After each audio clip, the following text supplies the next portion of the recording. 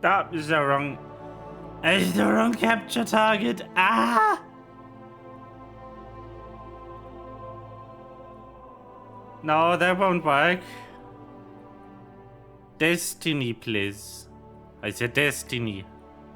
Yes, good. Hello. I am Snake, and as you can see, I am very prepared today. And by very prepared, I'm lying. Hello. How are you? We're playing Destiny today. Eventually.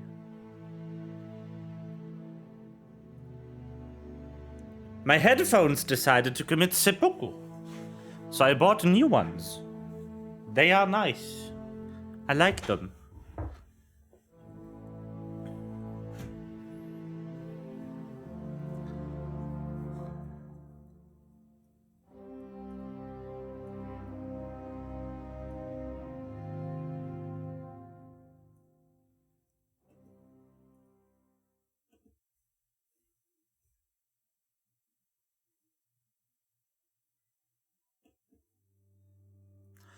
Let me in.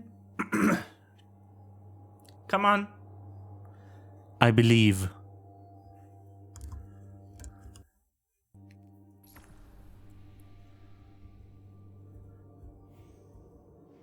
Ooh. Oh. Ooh. Do I, though?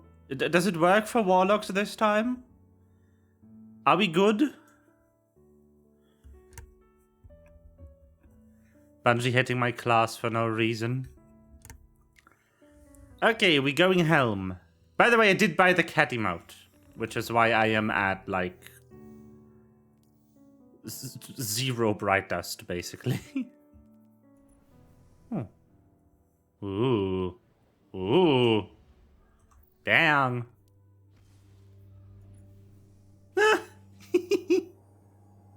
It's a ghost drone.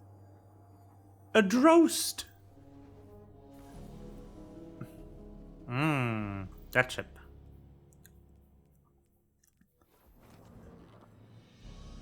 Story time. Greetings, Captain.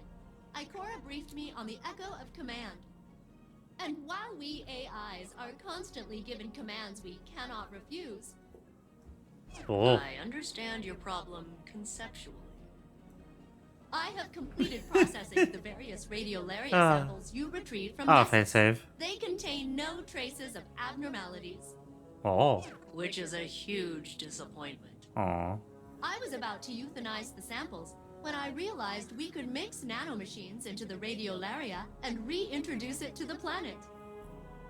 The nanomachines will get torn apart, but at least we can track them for a while. Maybe that'll help us figure out what's going on. Tell me when you are prepared, and I will have no choice but to assist you. Kidding. I'd help anyway. Ah.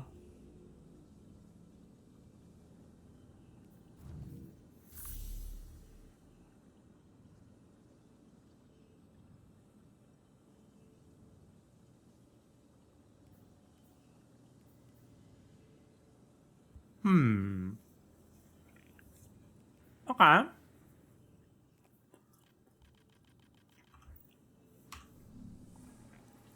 I would love to be able to do that, but I'm not, which is weird.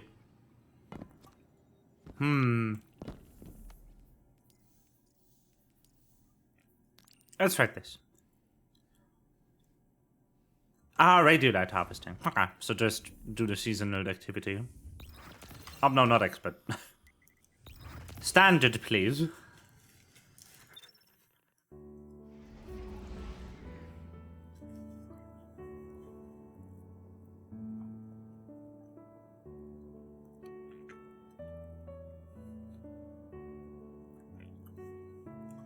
Here we go.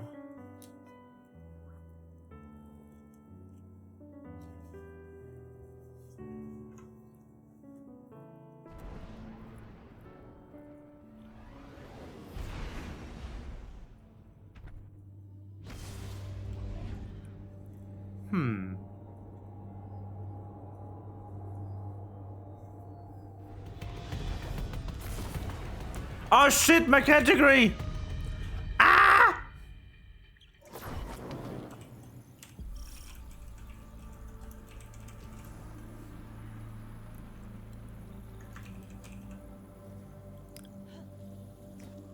Ah, this is gonna ruin the VOD. Hey, Laura, Flora.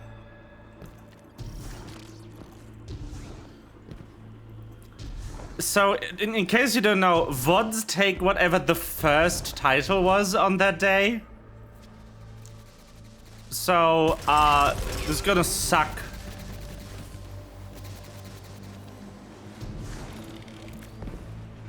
I'll have to manually rename it later. It's awful. I hate it. I'm using the new headphones right now. They have slightly different, like, passive noise cancelling characteristic. So they are a bit, they require getting used to, but they aren't bad.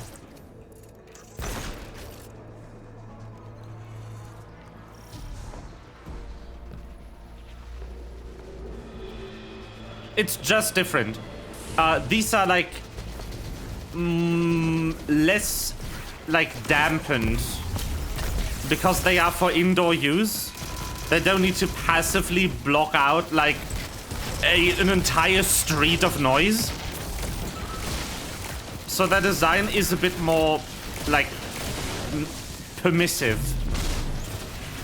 It's not open back by any stretch of the imagination, but it is also not like this dampened closed back sound you usually get.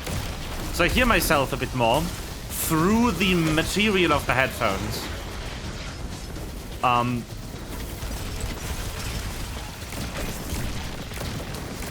Which will need getting used to, but they are not bad.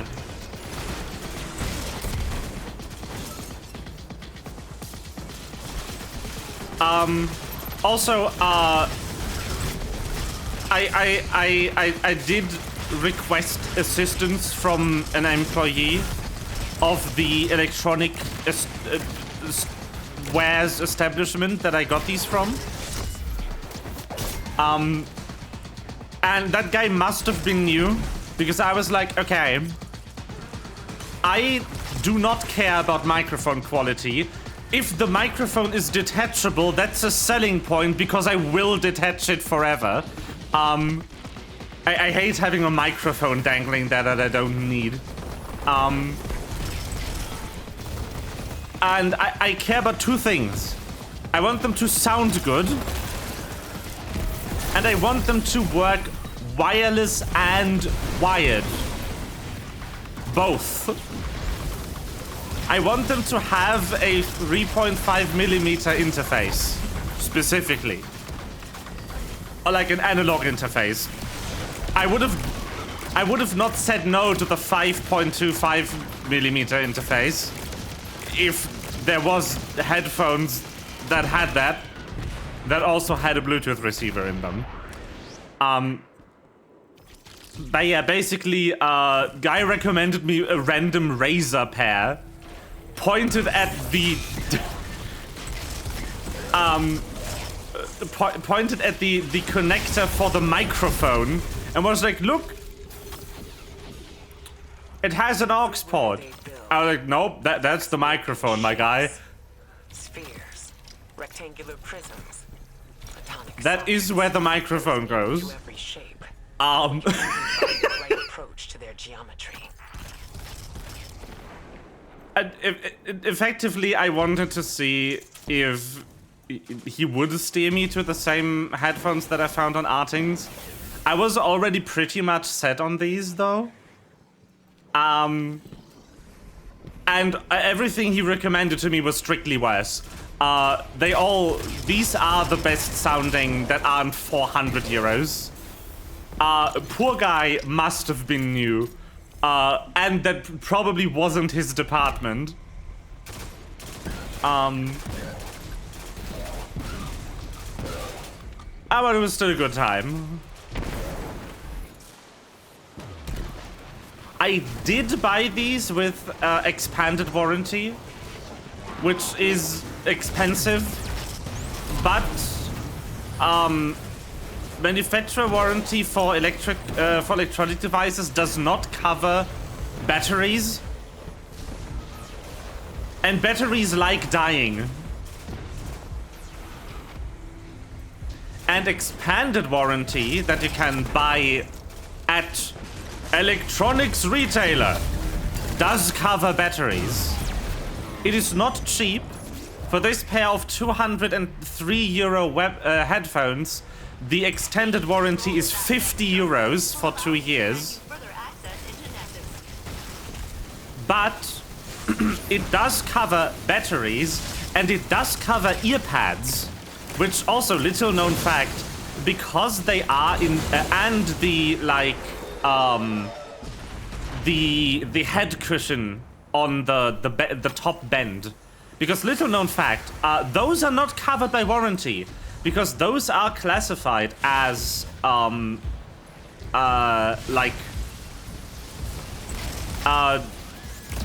I don't know the English right now. It's Verschleißteil in German. So warranty doesn't cover them. Something that is expected to break during normal use is not covered by warranty.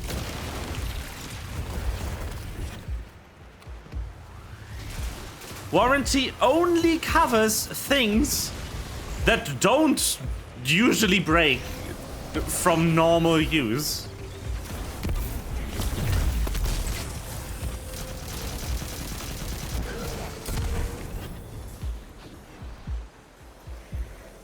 Because warranty says we guarantee that this item works. Maybe? Like, yeah, it's a part that has expected wear. I do not know if there is a technical legal term for it in English, because I'm not a lawyer.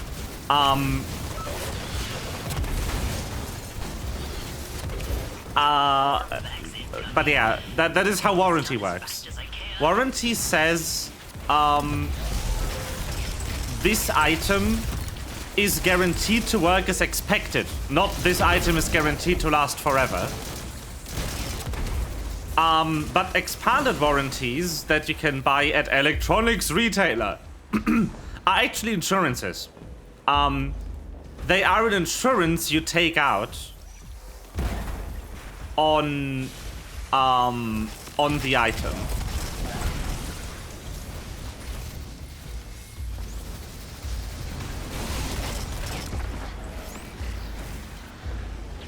And you have the option to pay a flat rate based on the item's price for the insurance. And usually, within 2 years of use, at least the ear pads are going to break on your headphones. They are going to wear down, and you will need they will need replacing. I can, after this activity, look for the pricing of genuine, like, manufacturer replacement parts for these ear pads and tell you right now I'm going to make the prediction that replacing the ear pads alone, which I will have to do in 2 years, is going to be more expensive than the 50 euros I paid for the warranty, or for the expanded insurance, I guess. You have descended so far and still I see no end. How deeply does this radiolaria flow? We'll find the answer. Soon.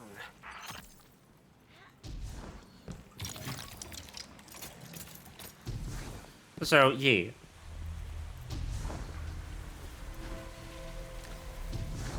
Expanded warranty technically is an insurance contract.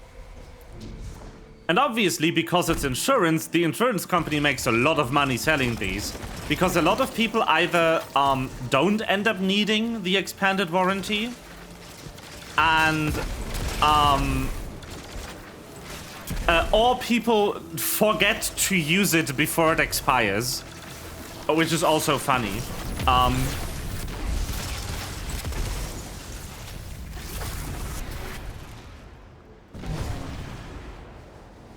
So, yeah.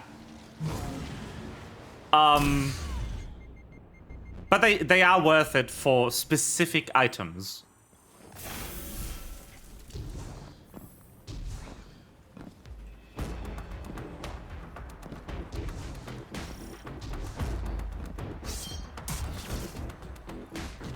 Like, you should buy insurance for anything that will cost a lot of money to replace if it breaks.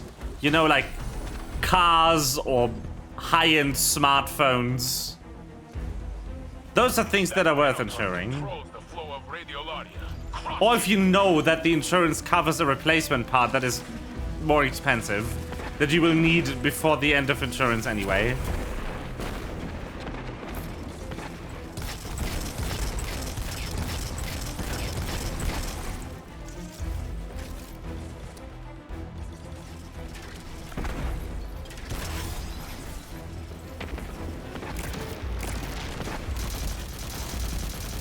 I will not be able to break the shield. Shit.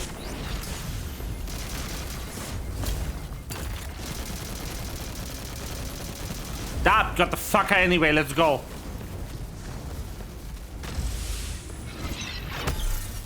But you do not need to buy extended warranty on like €100 pair of headphones. These weren't €100 though. I will not tell you what model headphones I bought because the company that makes them isn't paying me. No free advertisement in this house. But let me tell you, they were not like €50.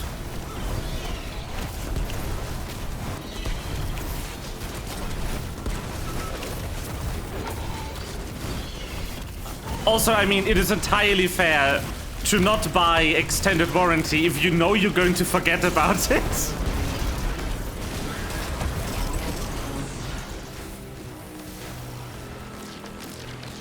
It is a mistake to see radiolaria as disease. It does not exist only for infection, assimilation. It is the medium in which all Vex simulations may take place. The I'm being minds pet. that work in Hello. tandem may calculate all possible outcomes in any It's the situation. Durgan. It is where the simulations are Durgan combined. has arrived. It reaches out for more data, folding everything it touches into itself. But no, they sound really good. They This sound is a really house fucking good. area. Like, It is being hoarded. the other headphones I have for my phone that also have a headphone jack that I've been using for streaming up until today, basically, they lose a bit of treble when you're powering them through the aux port exclusively. Yeah, the pets.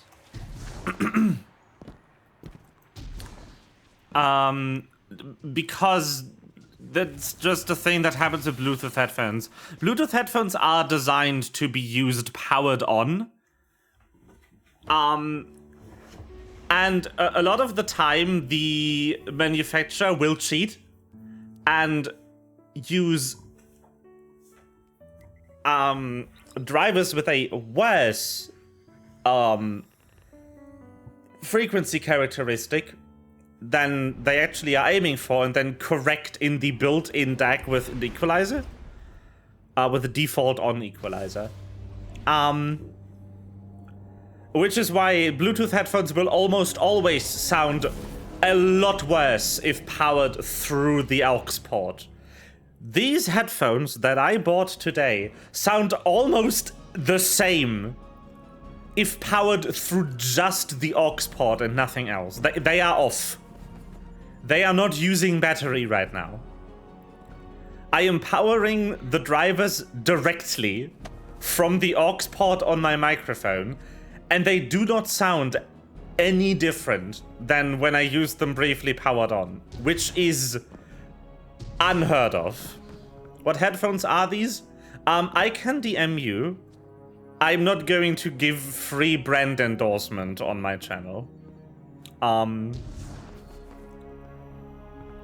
Unless I really love the brand and would do free advertisement for them. But I do not love this brand.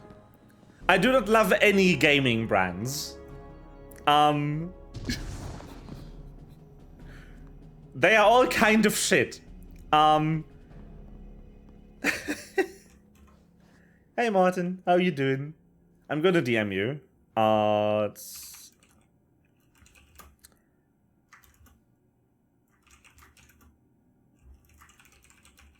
a horrible name, but that's the name of the headphones. Flora already knows what the headphones are. I linked them earlier in a DM. I have texted the Doug the model name of these headphones. They are pretty good.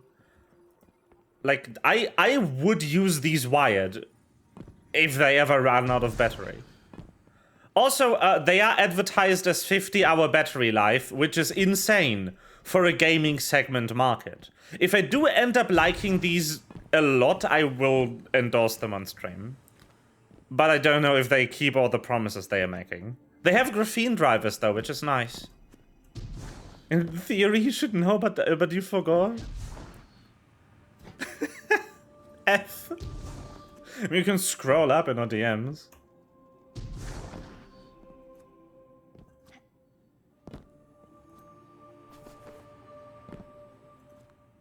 No? Okay, don't then.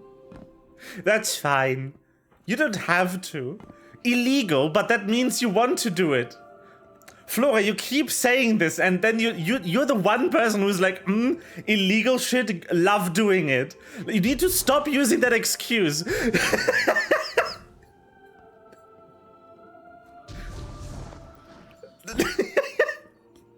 I keep catching you in this, which is really funny.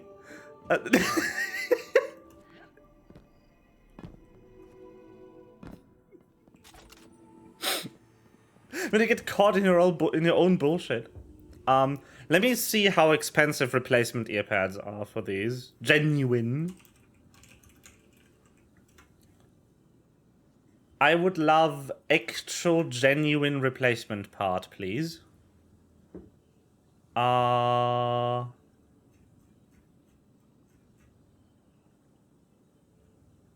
we need to go to the product page? Why is my store in Swiss francs? I'm not in Switzerland, dear storefront. What? Get exposed? Yes. It happens. A lot. I mean, there they are. God, they are 70 euros more expensive than anywhere else if you buy them from the manufacturer. The headphones. Not the replacement parts. But I would love to buy replacement parts, though. Hello?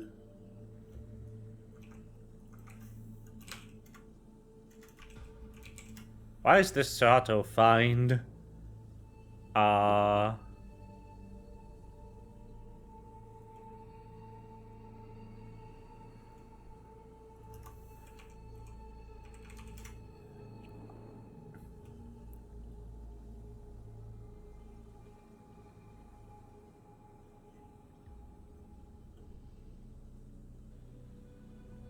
This is just impossible to find. This is another issue with genuine replacement parts. Finding them.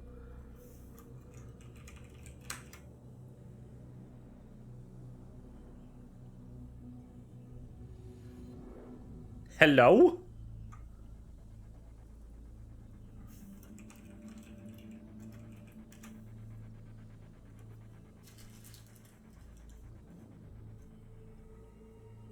A link to?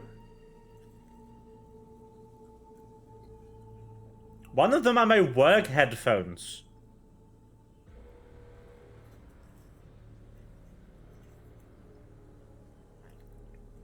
Which it says on the post.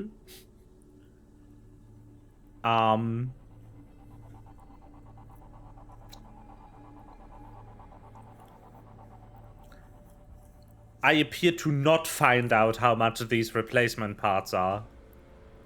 That's funny.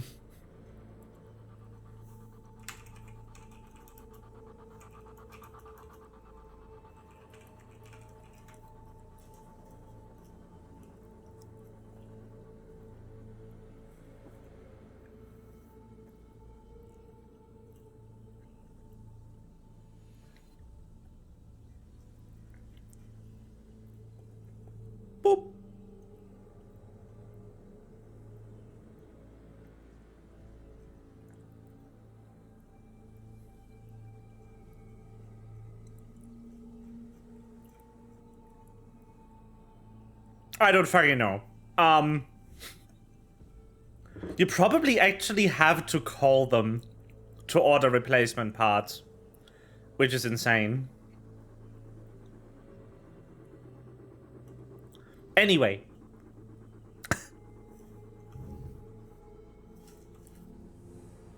This further illustrates my point.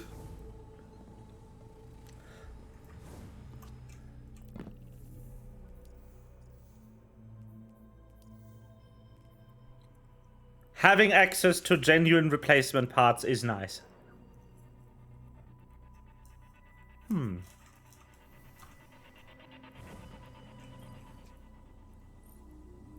Black. They didn't have pink.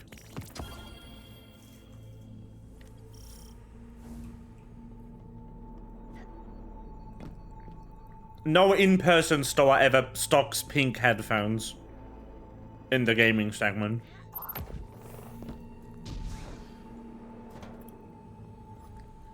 You will only find pastel-colored headphones in the casual consumer and budget segment. Huh? Oh, also black.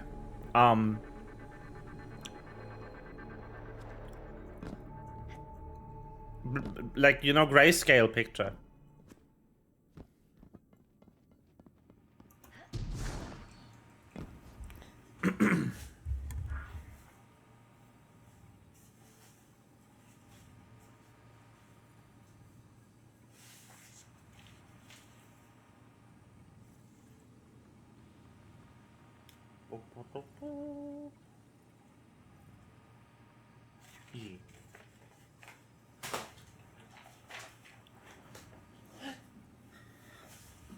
Wow.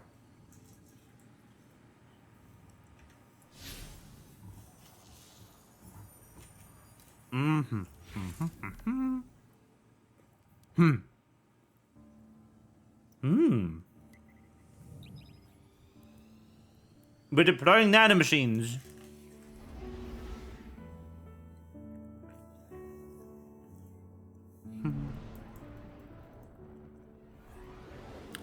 Oh, but I can reveal the result of yesterday's of yesterday's cliffhanger, everyone.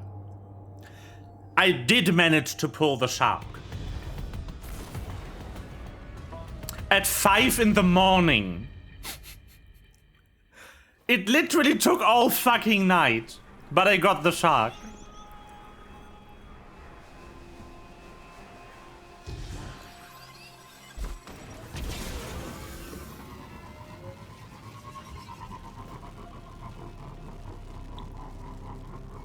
Whee!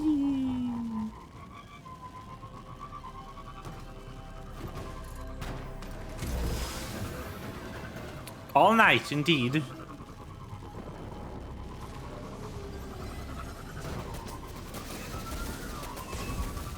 The advantage of home office is that you can be EP without anyone noticing. Oh. Oh boy. I was so EP all day.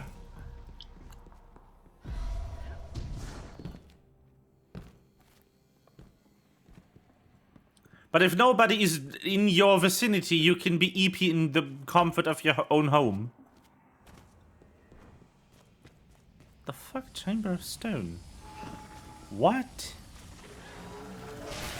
We're poking nanobots in the water to turn the frigging frogs gay or something.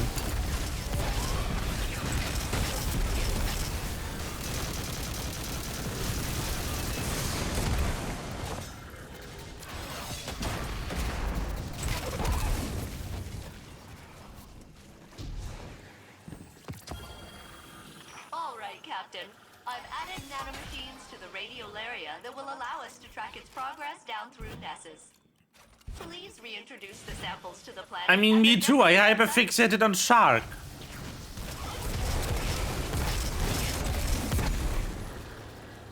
I was about to say, like, sharks are my favorite real animal. Not saying that I don't like snakes, but rather implying that snakes aren't real.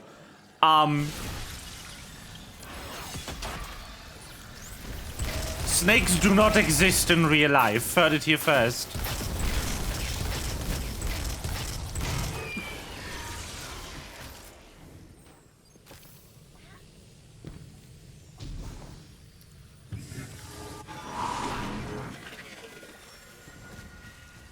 It reminds you?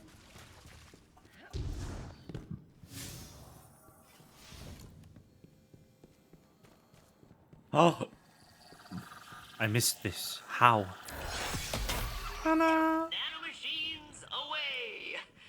I missed them already. The natural flow is being altered. Let me mark the next site for you.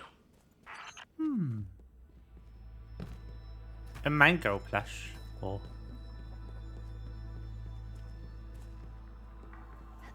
Like a mango? Like the fruit? Or the German streamer?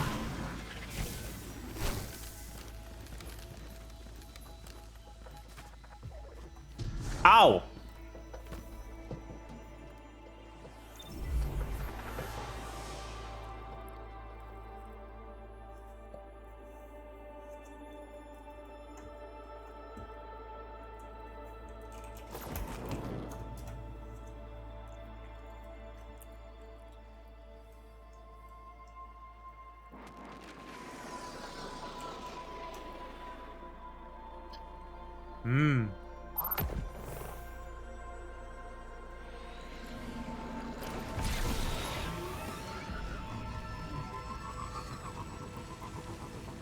I see. Oh, that thing! I did not know that thing had a name. To me, that's just the click shark.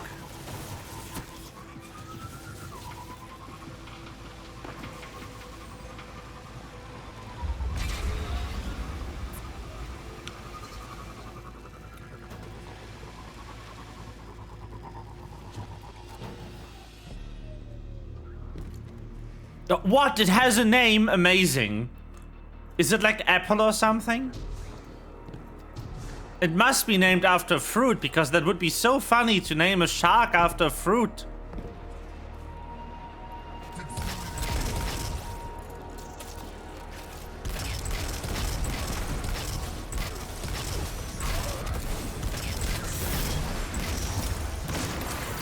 Handsome boy.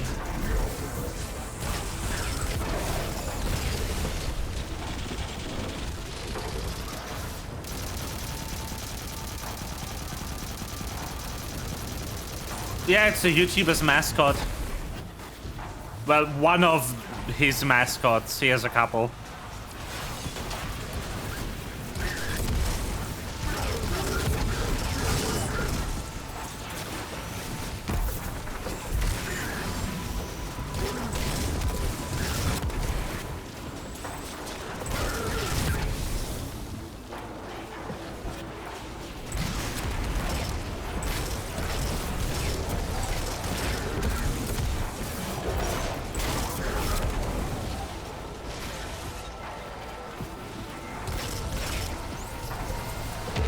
A chicken! What is wrong with this thing? I already killed the boss. He's dead. What's the spawns in here? Since when is there chicken in this lost sector? Who added the chicken? What the heck?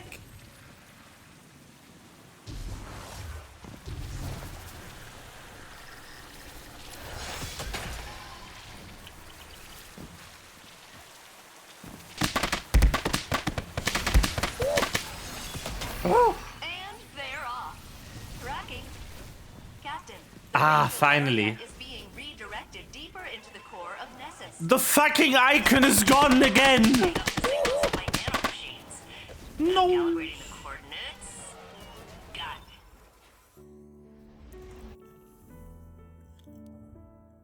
it. So, this blue thing should also have this icon on it, not just next to it. Next to it is correct, But on it is missing. There should be an icon here. There just isn't.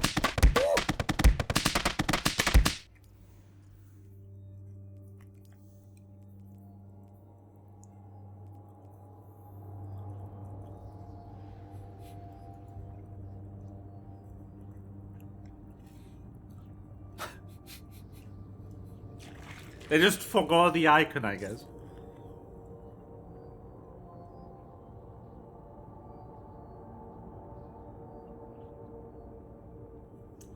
Wait, we're going to the core of Nessus? Shouldn't that be not here? Didn't the Leviathan eat the core of Nessus? When it was on Nessus? Back in the day?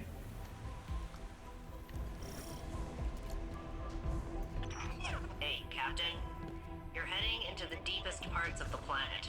Those nanobots could only tell me so much. You'll need to get down there yourself if I'm going to get any useful data. You are in unknown territory now, Guardian. Be ready. I have indeed not been here, you are correct. We've never been this deep inside Nessus. This map is entirely new. It was added for this episode alone.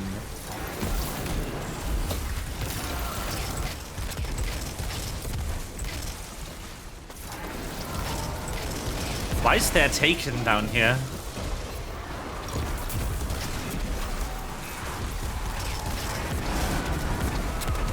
What are they down here? Why is there Taken? Is Ziva commanding them to go down here?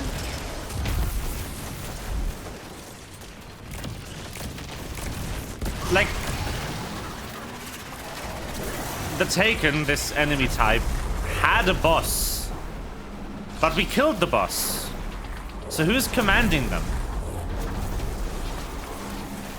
Taken are incapable of having their own will. So without direct commands, they are not doing anything. They shouldn't be here.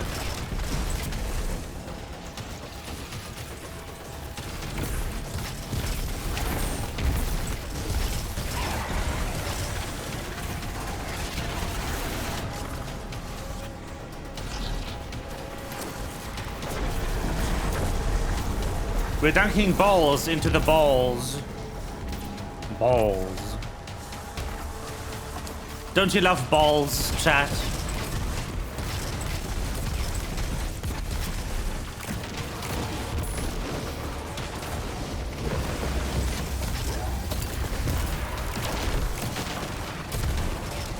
Balls.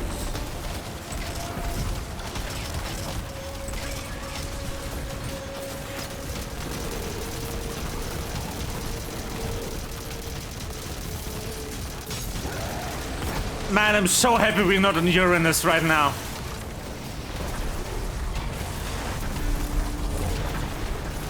That is actually so good that we're not on Uranus right now. I jumped into that hole. I aped onto that ammo brick right there. I just full on jumped down the hole.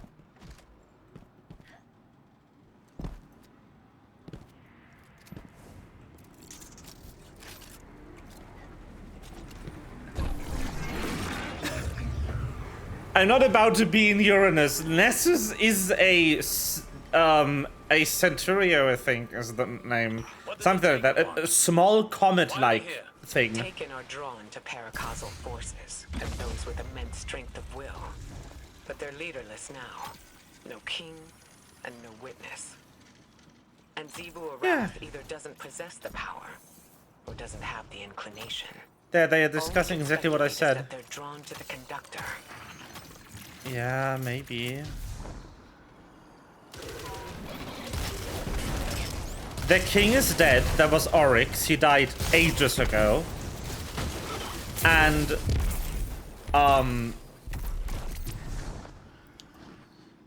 their true master, the Witness, is also dead. We killed it before this happens. This is canonically after the previous saga, and the Witness was the final boss. It is dead. So, I'm sure there's a wormhole somewhere. Yeah, see? And Zivor Arad, the only person who could control them, just kind of isn't.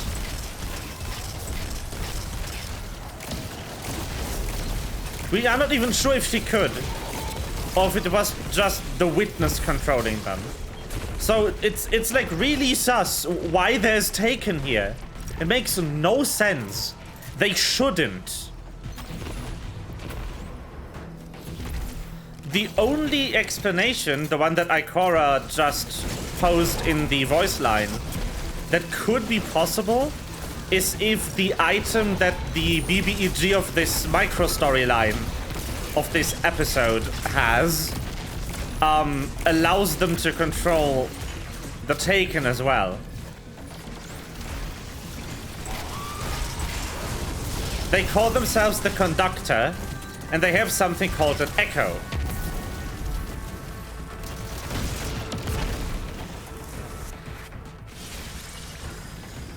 Yeah, that's the BBEG. We don't actually know who the Conductor is yet. We just know that they found this impossible, like, crazy artifact that allows them to kind of command people.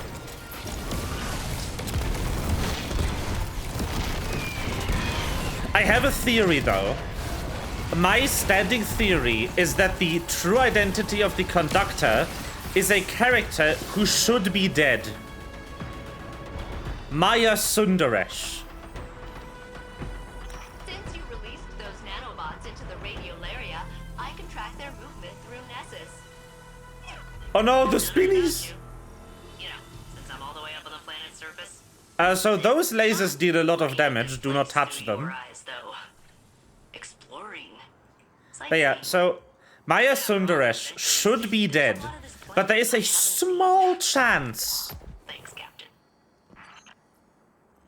No, Sundaresh. It's an Indian last name. The Vex mind is mounting a counterattack. Sundaresh. There's a small chance that her consciousness is in the Vex network. Not right now. I'm in the middle of a battle. I will drink after.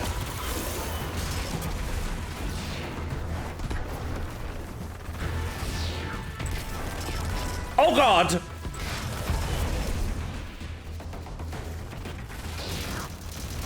Monkaes, the wall is coming.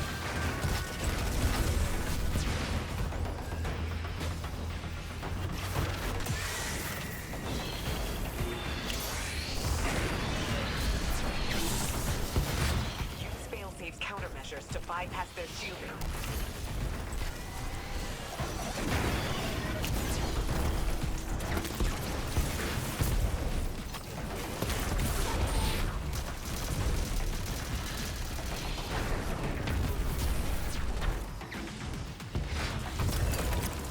That funny wall there that's joining us right now, by the way, is also deadly.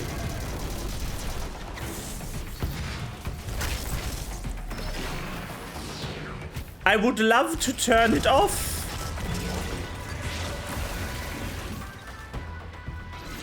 Oh, it's off.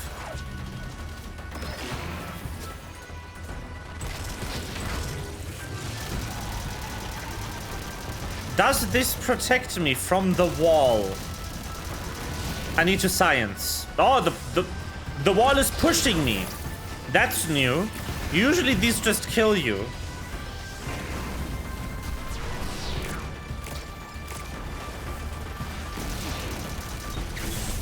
I'm not used to this graphic of wall being solid. I will be real with you.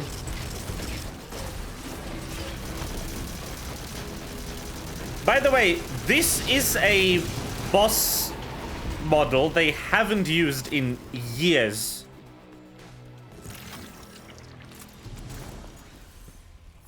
This was here the whole time? Failsafe did not know? Failsafe sensors couldn't reach this far beneath the surface of the planet. Now they can. Assimilating data. Wow. Wow. Nice. Wow. This was here the whole time. Maybe. Or it could be I love Failsafe so much. something the conductor built when they grasped the Echo's power. So, speaking of... Oh, by the way, I bought responding it to my signals, there's so a that pretty Flora high would chance not the murder me in my conductor sleep. hijacked them. It ends here, Captain. This cost almost all of my bright dust. It's I hope you're alright, happy. Failsafe. We can figure out another plan. Return to the helm, Guardian. Failsafe and I will coordinate and find out our next steps. This emote was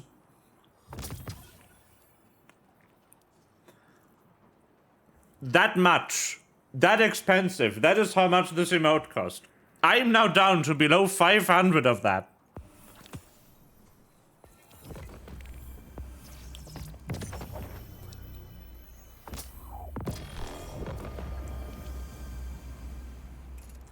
Okay, we should get our asses out of him.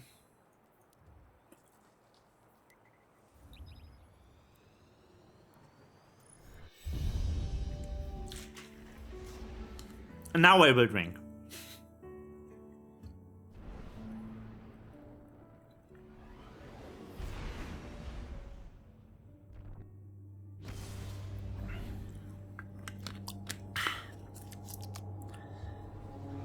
Damn, these headphones are comfy.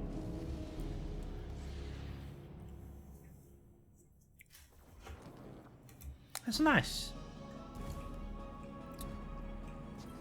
Oh.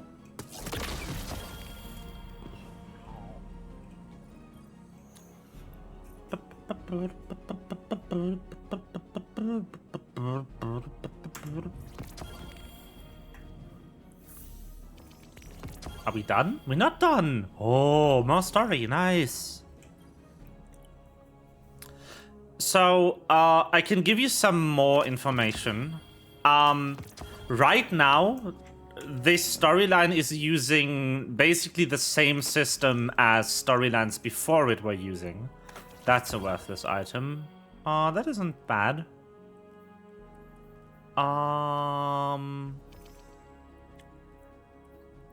I don't need to keep this. I would like to keep that one though. That's for the time being. So the storyline that we're playing right now is released in the same format as previous stories, where they called these seasons.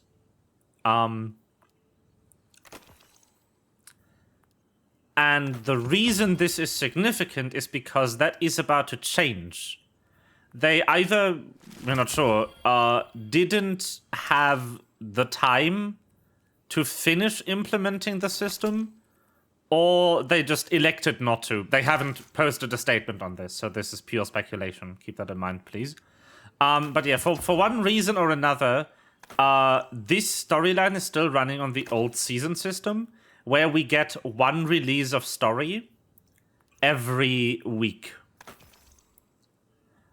Which is going to be like a section of the storyline, but not...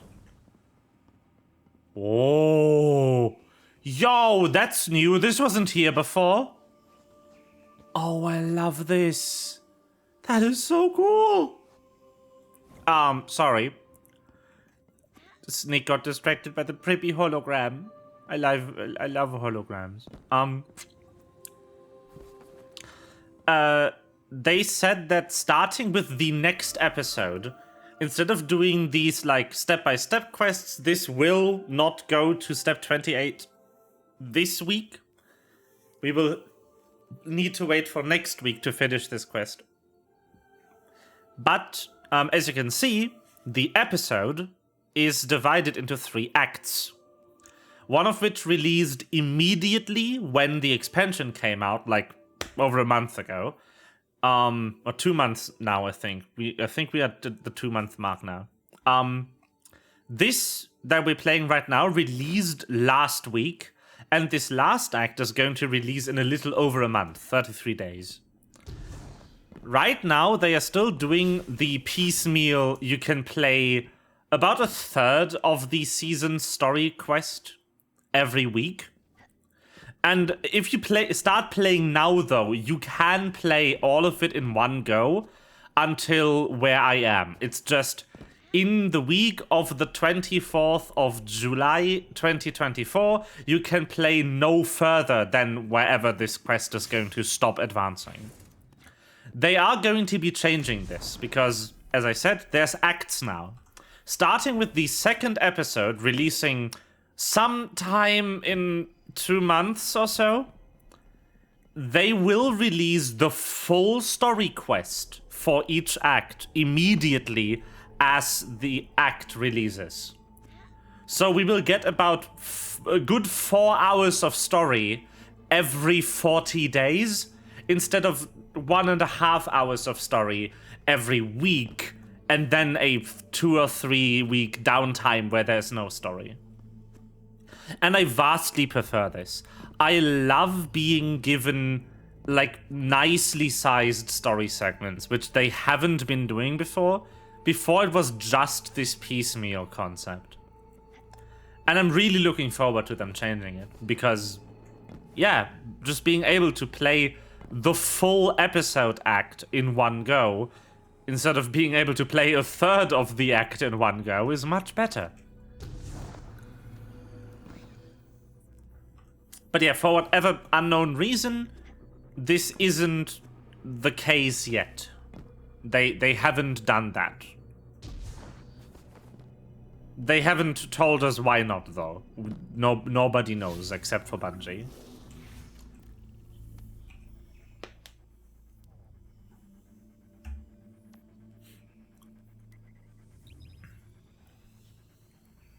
They've also promised us better content than they were doing. Before, we got one seasonal activity and like maybe an exotic mission, like a quest you can do to get a special weapon. This is already about 3 times the content we usually get in a season. And this episode isn't fully out yet. And Bungie has said that switching the release cycle to this act-based system allows them more time to develop and design updates and give us better, bigger content less frequently, which in my opinion is a good thing. Because I will gladly take really good content in a slightly larger package every 40 days than really shit content every week. I will re-engage my detection protocol. Yes! Location locked in. Please. No. Do the beep. Where is the specimen? It's supposed to be right here, I swear. Practicing. Heard me do the beat moves and everything.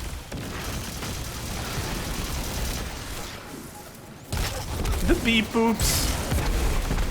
So, my favorite joke of all time, ever in all media, is a robot character or a machine character doing like beeping, but doing it with their voice instead of like not their voice. Like instead of an actual beep sound effect. I love a robot literally going beep, boop, beep, boop with the voice actor's voice. It is the funniest joke.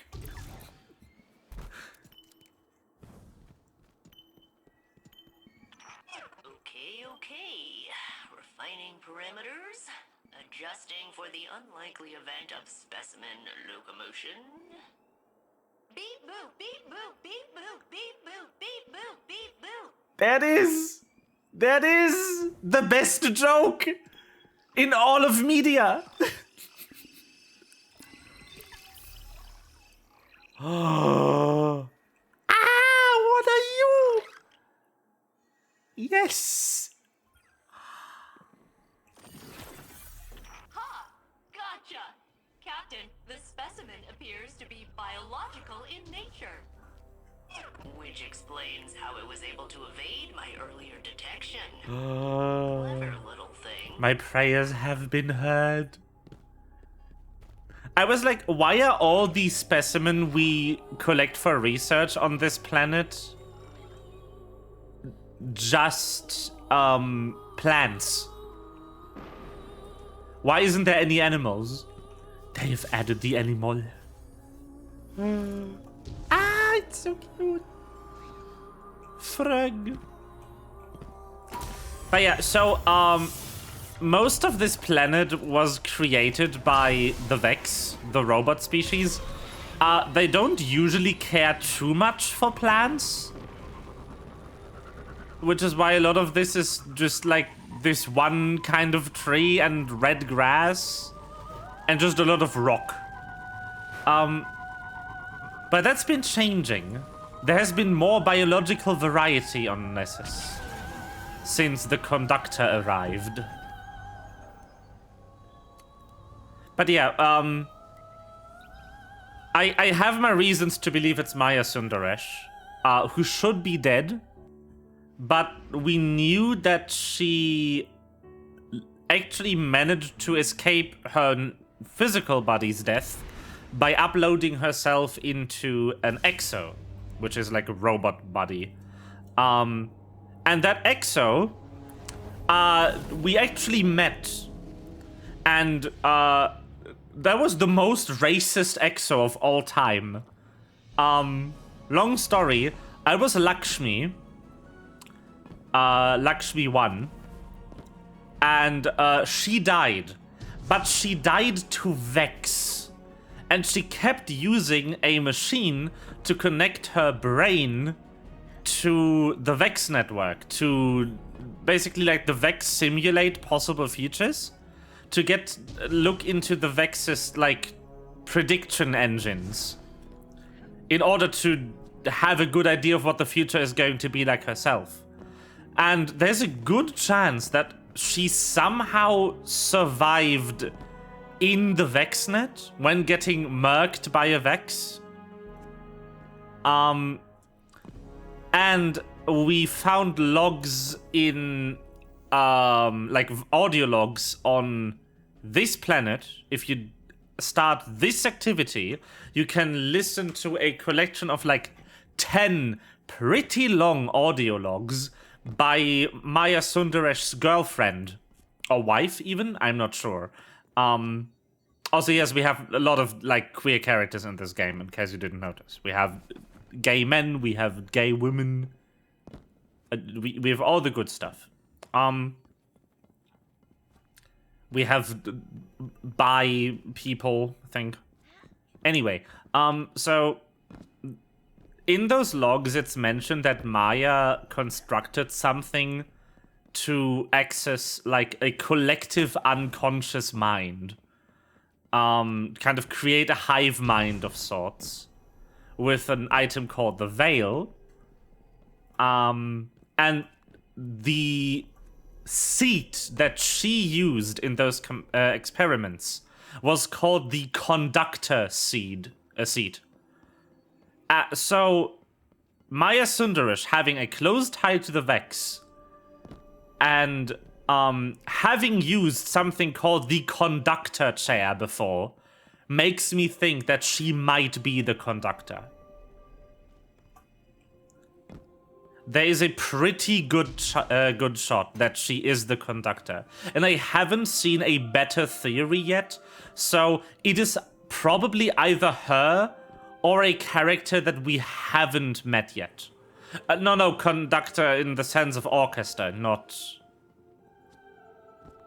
train. This game is very, very good lore, by the way. I can highly recommend watching the 17-hour lore video by My Name is Bife on YouTube. Captain, I am analyzing the latest research sample you brought me, and it is a frog. I also like trains. Technically, one of the Nessus They are cute. proto-amphibians that developed adjacent to the Vex, but yeah, pretty much a frog. I love him! Me too, failsafe. Of course, I don't really know him yet, but he seems likable. I can finally bring my nurturing subroutines online. He should have a name! In honor of my original commanding officer, Captain Jacobson, I will name the frog Captain Jacobson. Holy shit, this is the Don't best worry, dialogue. It's an honorary title. The frog will have no real authority. Oh, this brightens my day. Especially after Ikora's concerning response to my theory on how I could locate the conductor. She was aghast. It seemed to cause her emotional distress. She asked me not to mention it to anyone else. So I won't. Thanks again for the frog. Oh my god, this is so cute!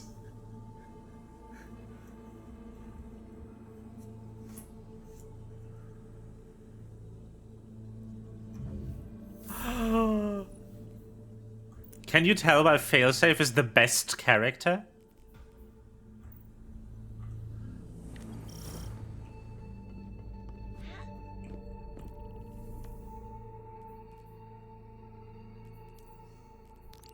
Have I lied? Are we just going to be going to the end of the quest line? Or is this the last step for today? Did I lie to my viewers? Is Destiny just going to make me a liar by having this release in 2 weeks instead of 1, instead of 3? I love when I explain games and then in the update that I'm playing, the game actively changes direction. It's the best. I love being wrong about things I try to explain to people because they change as I'm explaining. It's the greatest feeling. Oh yeah, I'm looking forward to this emote. This is so funny.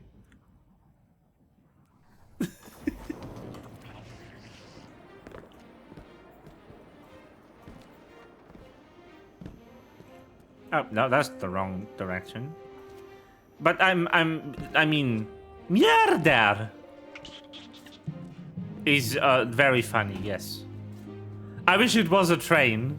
That would be way funnier, because then I would just be making non-stop Hat in Time jokes, but it ain't. It isn't a train. I'm sorry. Hello, Ikora. Guardian, there's something I should discuss with you. Something I'm reluctant to suggest to Saint and Osiris. I think you'll see why. Failsafe believes she could open a portal straight to the conductor. She says she could extrapolate the coordinates by combining the new Vex data you've been collecting with her years of observations of the Nessus Vex. But she would need to compare it against control data gathered from Vex isolated from the Nessus network. She'd need an enormous amount of data, centuries of it, captured with perfect clarity and preserved by the Vex themselves. Our options are limited and dangerous. There is only one accessible database with that kind of fidelity. The mind of Saint 14, the deceased Saint 14. Who is still laid to rest in the infinite forest. Oh no. Our future may depend on Saint. Again. Oh no.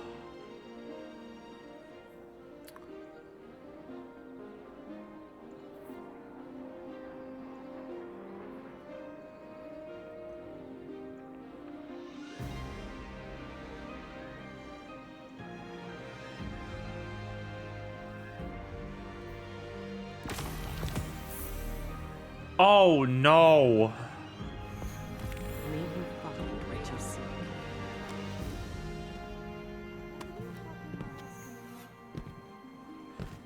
I mean, Failsafe isn't wrong, but no.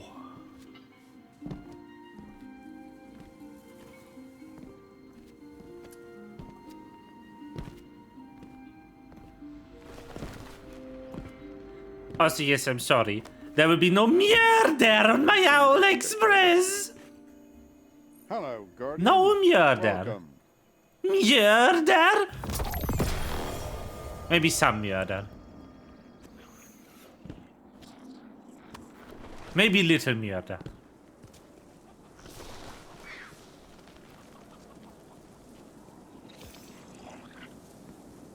We're going to feed the frog. Let's go.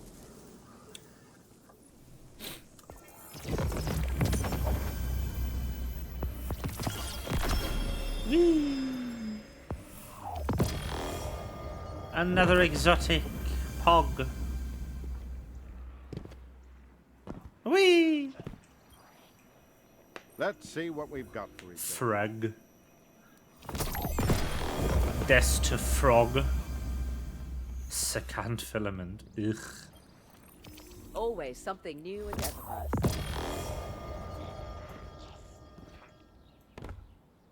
Rawr. Let's see what we've got for each other. Just open them. Thank you. Now stop glowing. Good. Why is this still lit up? What do you want from me? Stop blinking.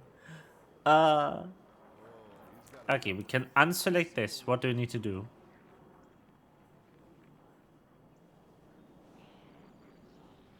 Huh. Neat. I just get to run more of this. Let's go.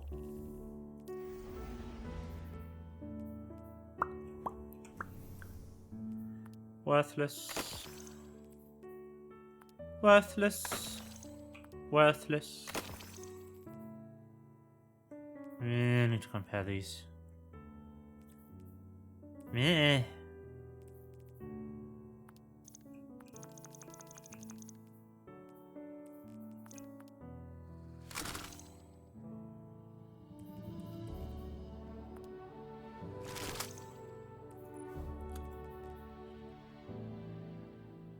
Oh yeah, God, this is fine. There it is. Slot this in.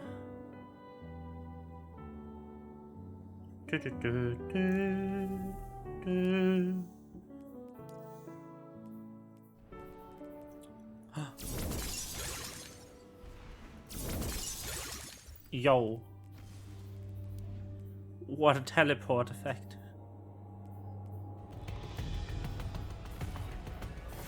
Oh, wait.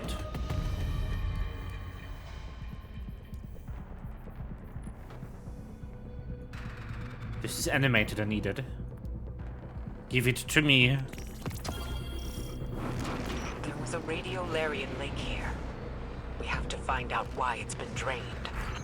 Whee!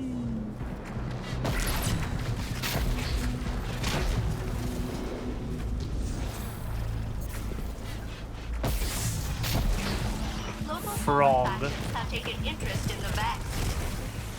Well, hello, bot. Why that's a bad idea. How are you? How is the viewer spam bot today? Dusk splicers Banned? have put Oh up a no. barrier. Use their data against them.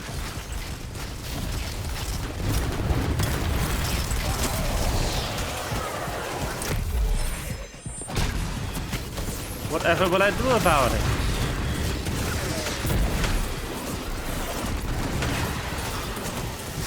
Amazing.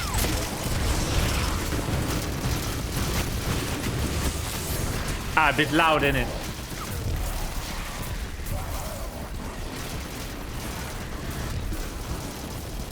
Banned?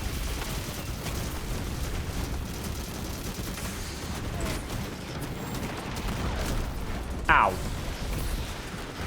Hey, wanna see a magic trick?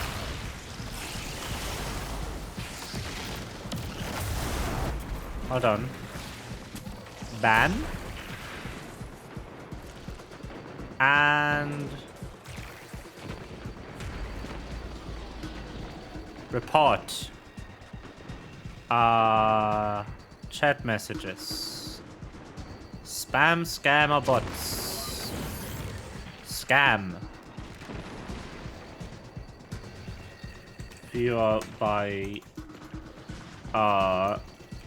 advert. Yes. Block this user. The account will stop existing in approximately 5 minutes.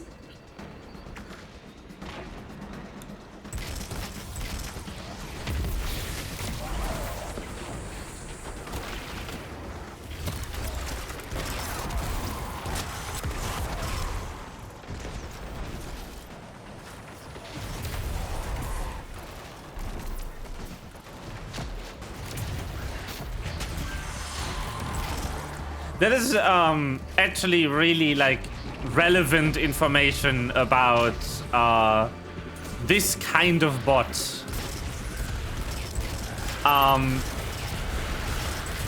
Twitch does have some kind of like quick moderation tool specifically for advertisement bots like this.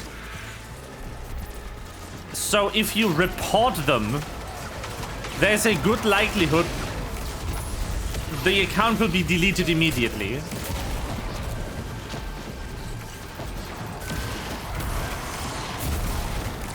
Where if you just ban them, there's a good chance that nothing will happen.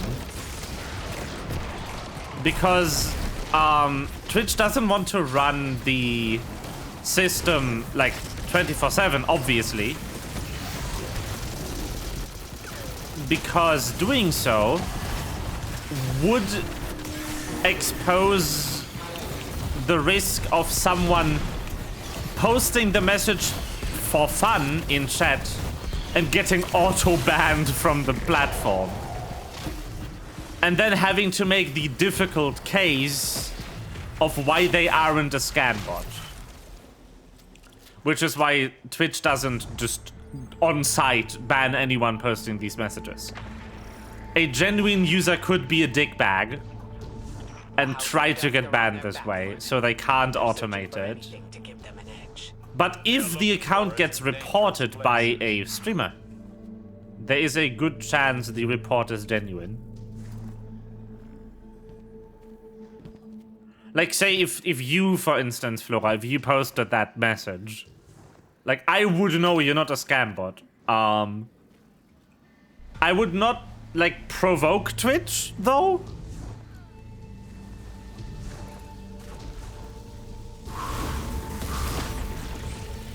Just to be safe.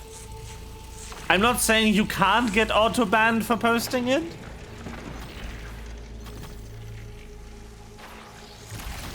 I'm just saying that Twitch has a good reason not to auto-ban bot messages on site.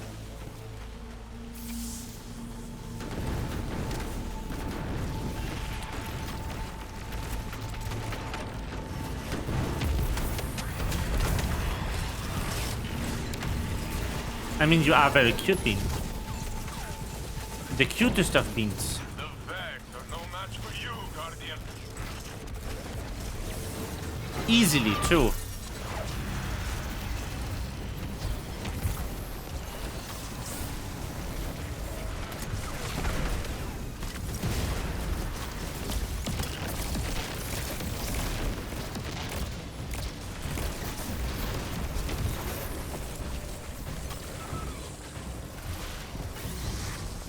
But what about all the other beams? They just aren't as cute. Or are they? I mean, except for a certain Durgan, who is very cute.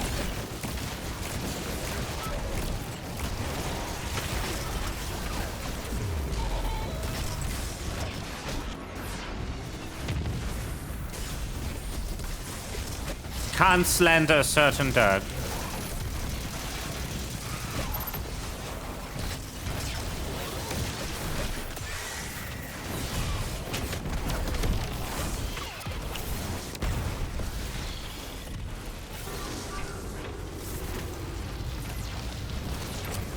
Hello. Yes, we're talking about you, how you are cute.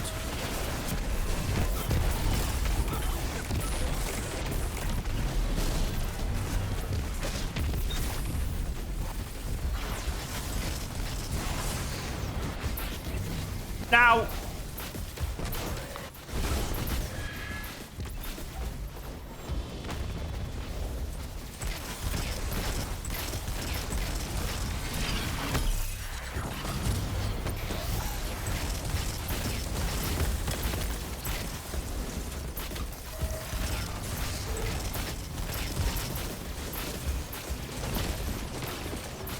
Could any of my teammates please deal meaningful damage to these enemies? No. You're standing on the furthest ledge with a fucking graviton lance. You're dealing no damage whatsoever. Very good. It is time to open the hole. Are you ready?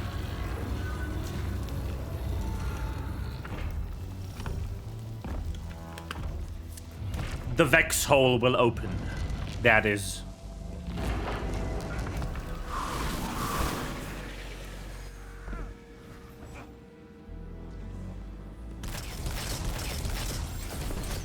Pursue the captive guardian. Removing their leader will scatter the fallen.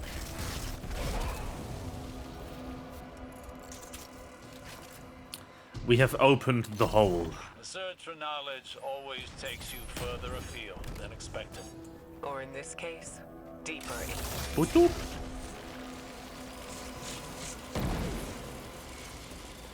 Planetary annihilation beacon. Assimilation, actually. Oops.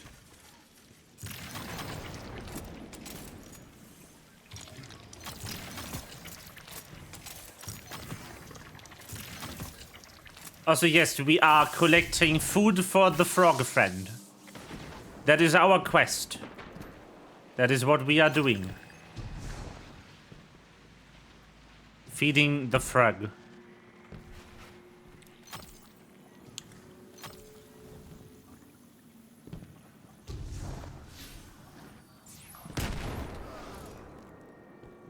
I'm unsure if I need to collect them myself, which is a bit annoying.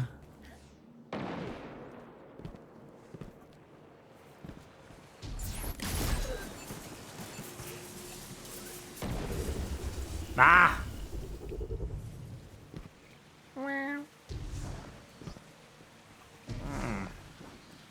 Meh.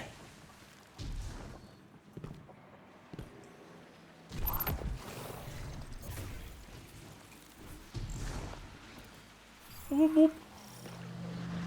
Looks like House Dusk managed to imprison a Vex Hydra. You'll need to take care of both. Da, da, da, da, da, da.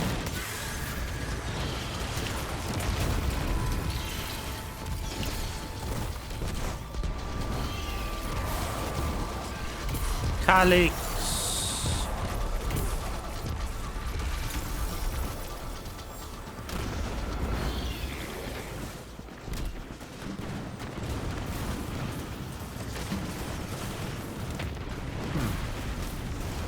I fell.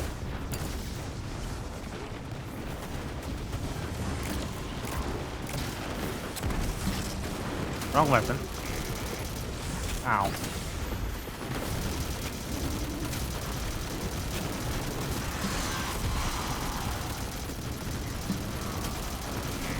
Anyway. Dead. Do I have an ammo mag mod on this weapon? I do. Good. That would be awkward.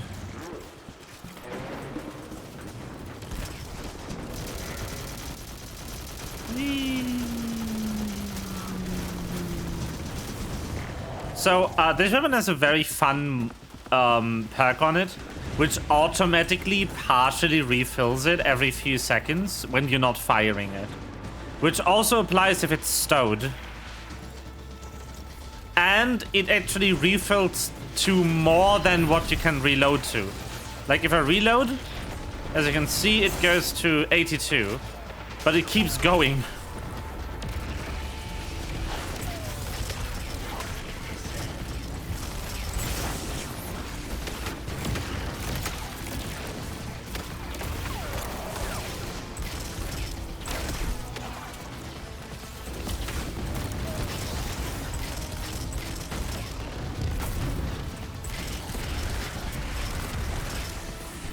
And not just a little bit either. Like my magazine size on this weapon is 82. It is at 164 rounds in the magazine. after like 20 seconds Down. Finish this, Guardian. post reload.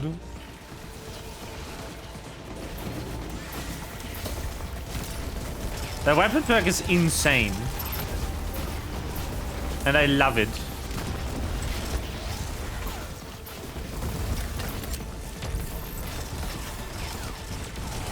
Because having that many shots available to you without having to reload is really good.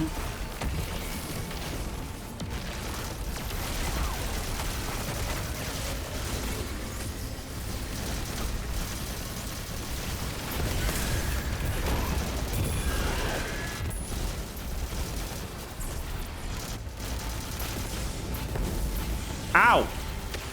Dickhead! Kill the boss! Oh my god.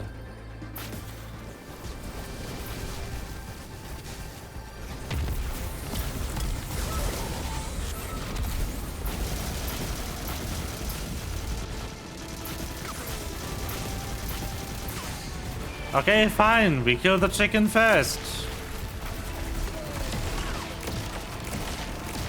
I mean, the enemy type isn't actually called a chicken. We just call it that because, I mean, look at them.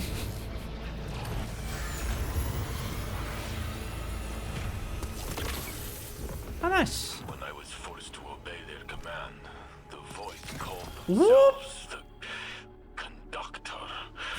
My favorite glitch. Choose that name. I can speculate. This entity is controlling the Vex, but That was, as you can probably guess, not intentional, but it is very funny when it a happens. conductor uses the multiplicity of voices to a singular goal. A chorus isn't one voice, but dozens, hundreds. Without that range of perspectives and tactics, they're vulnerable. The witness collapsed itself into one being, destroying any dissenting voice. The conductor won't be undermined in the same way. I can only assume that tactic is deliberate. Huh.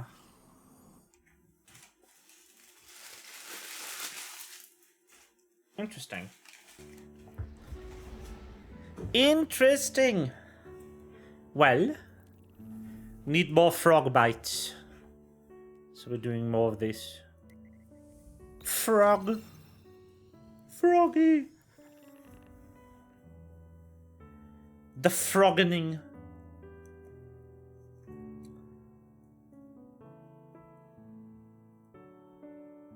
Ba ba ba.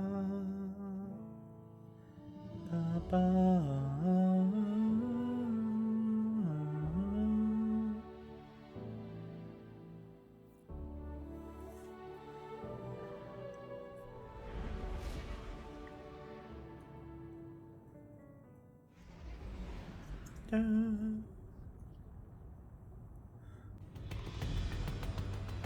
Ta-da!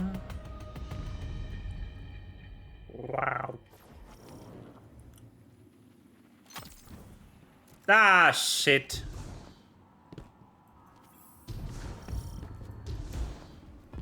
Oh, that's a problem.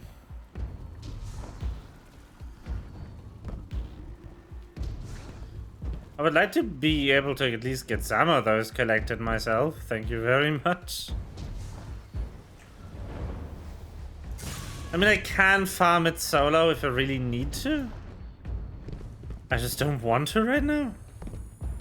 There is a way to get your hand on these without having to do a match-made activity.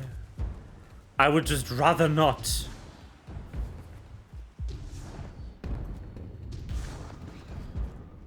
Fuck. Boop, boop.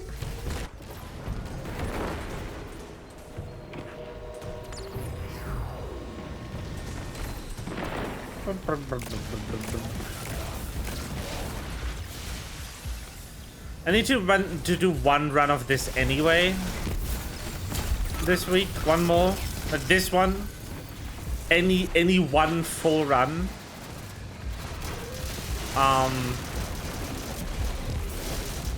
Because I'm still not 2,000. Yay.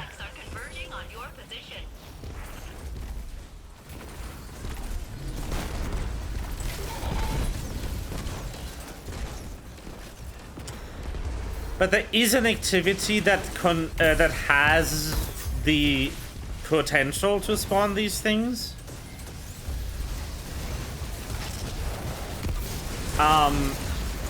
Without being interrupted. Do I have enough charges though? I have 4 charges. Okay, I'm fine.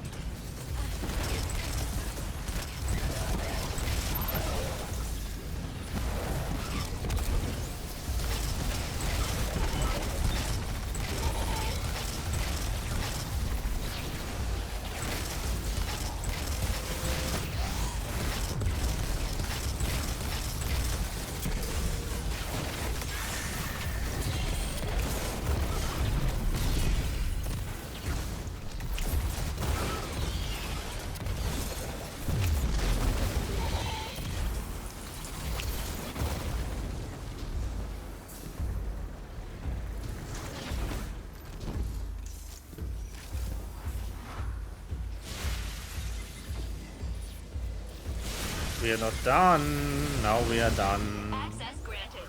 Good luck, Captain. Gonna activate it? You're gonna activate it. Nice.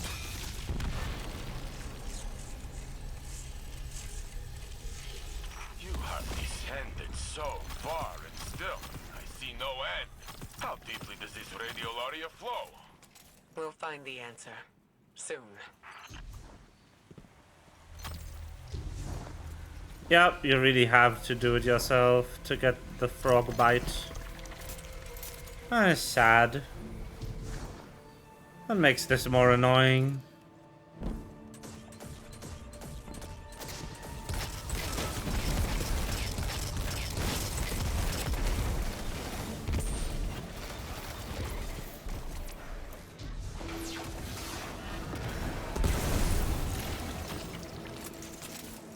What?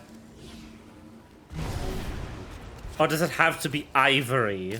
And that's why it's not working. It might be the type of radiolite being wrong, honestly. I don't know. I don't know the rules.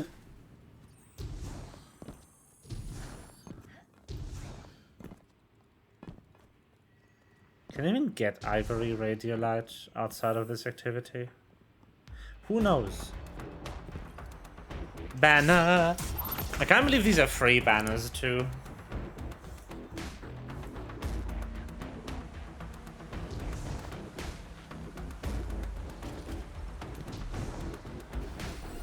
The thickest beat.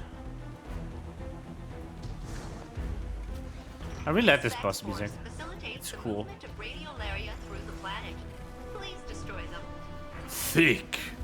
Yes.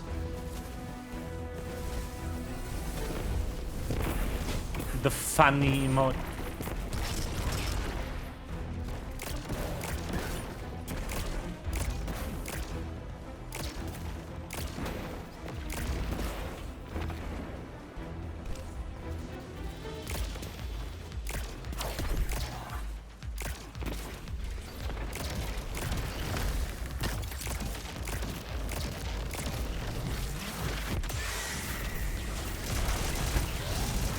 When you're old, just to be able to bury a Pierce, you're playing Destiny 2 Electric Boogaloo.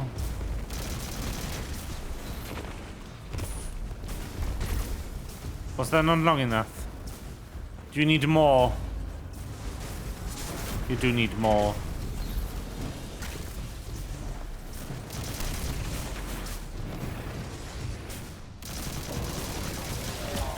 Thank you for leaving. I still love that he has balls. Who designed this? Who was like, you know what the boss would, should spawn in?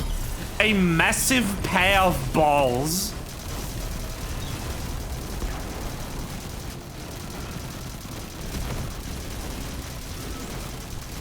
Yee. As you can see, this weapon can fire insanely long. If it's full. Or just not long enough at all if it isn't. Ikora, met with Kate Siggs in the Pale Heart. Spoke to him after you had put your grief behind you. He was brought back close enough to a simulation. How did you... I was grateful. I got the chance to say goodbye to a friend. A friend I was worried never knew how much I cared about him. You coming back didn't open any old wounds, Saint. It healed them. And not just for Osiris. Man! The dialogue in this game is so good. How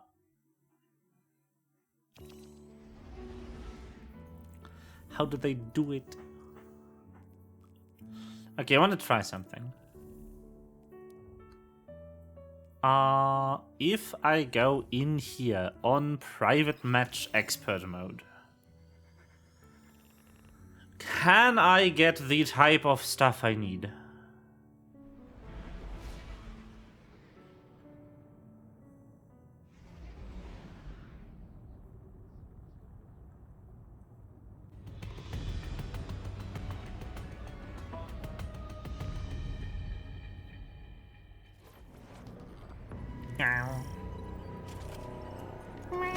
Greetings, Guardians. You are all captains to be. Please do not compete with each other to establish Sounds. dominance. Failsafe. Have you pinpointed our first target? Working on it.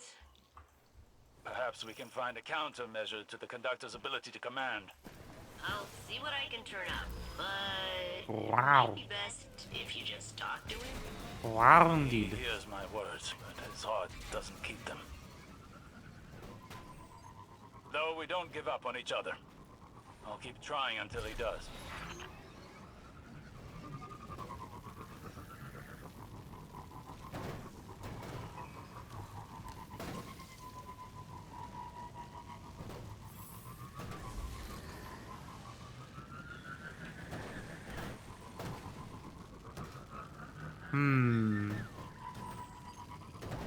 Where's the thing?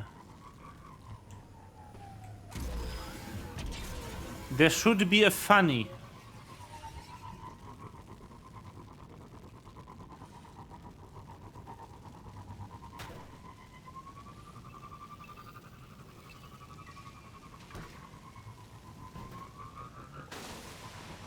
There should be a device.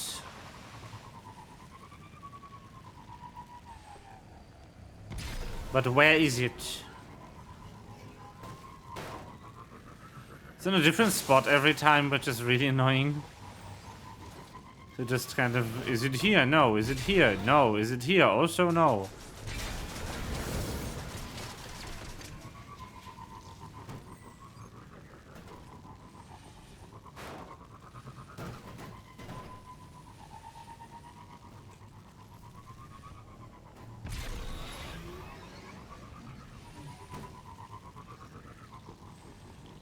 The device is missing.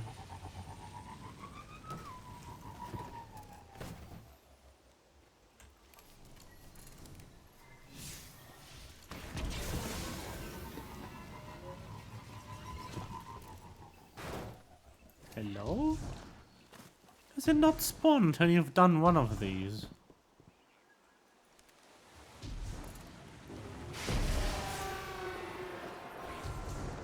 Or is it like in the hole for some reason?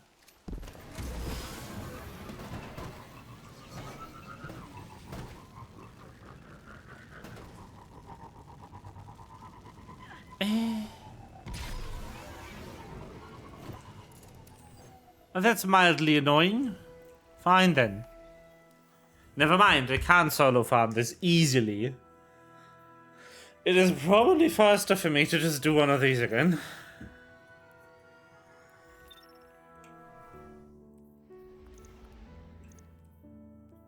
Are you shitting me? All I need to do is, all I need to get is a level 2000 item on this slot, and it just never happens. I mean, granted, likelihood of that happening, not the highest in the world. But like, come on.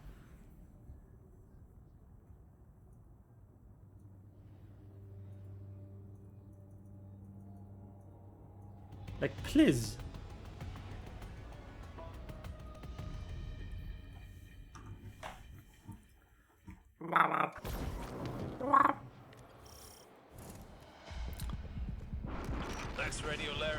begun to seep beneath the planet's crust. Beep, beep, beep, beep. We must follow it.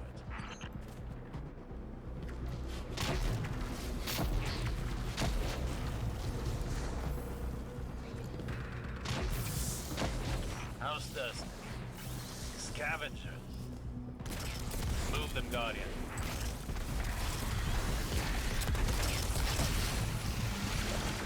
Retrieving fallen intelligence will allow me to disengage their barrier.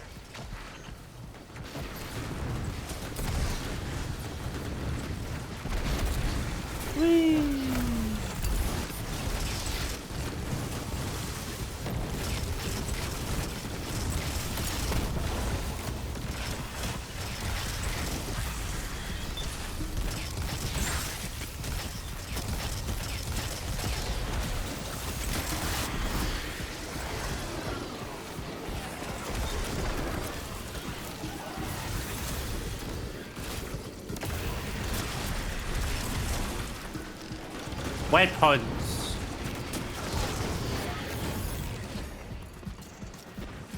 No, no, no, no. I'm probably done with it, with what I want to do in Destiny very soon. So I need to figure out what we're gonna do after.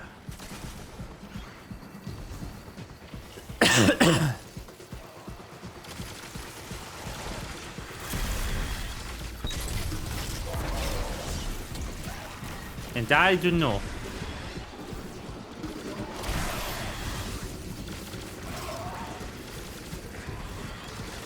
I would need to do re-clears of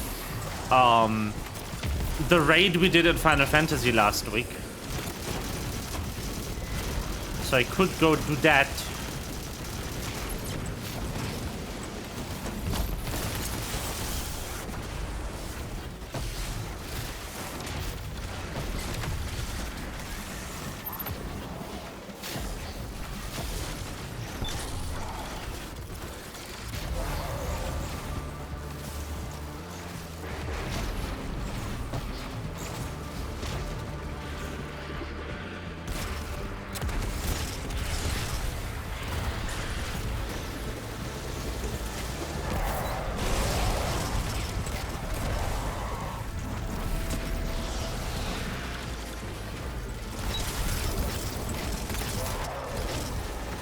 And then, I don't know, maybe after that, level my last two crafters.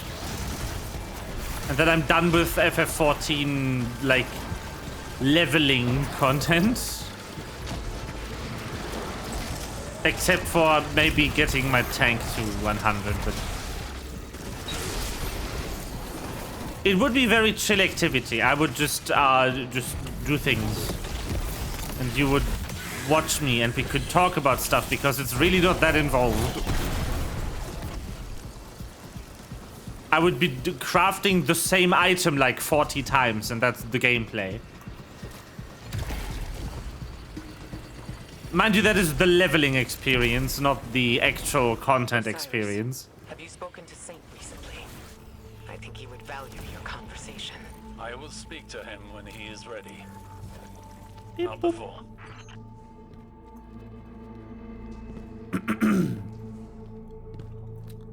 Because on the patch next week, next things, there will be release for items that I can craft.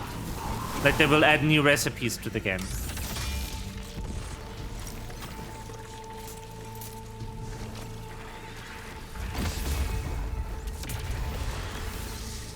I would love to know if the constraint is... Okay. The constraint is finding the correct type. Not that I need to pick it up. I was wrong. That is good, though. I need, like, what, one more? Two more. Two more of the correct type, please. Wrong type.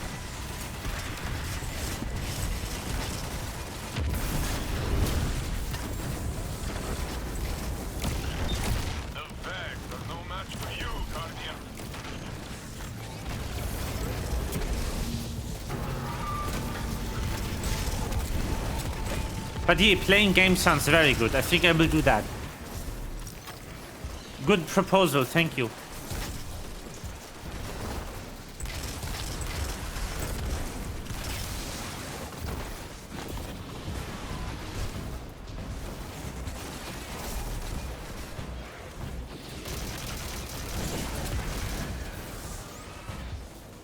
I will play a game. Just one though. As a treat. As your...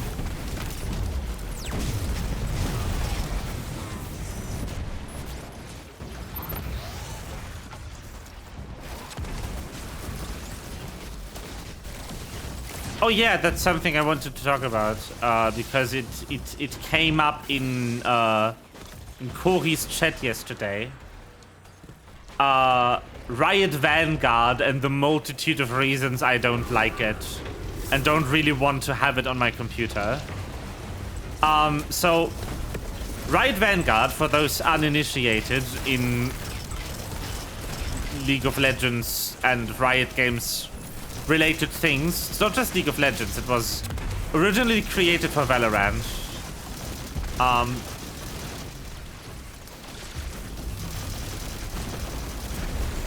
Vanguard is a an anti-cheat software created by Riot Games. Well, as I said, for Valorant initially, which is now also employed for League of Legends. It is, like most modern anti-cheat, a kernel mode anti-cheat, which means it runs with the highest level of privilege of your system. It can see everything on your computer all the time, and because it has the highest privilege, there is nothing that can make it not so. There is no higher privileged process that could prevent it from seeing everything on your computer. Because it is running with the same level of privilege as your system core. We're done. Let's go.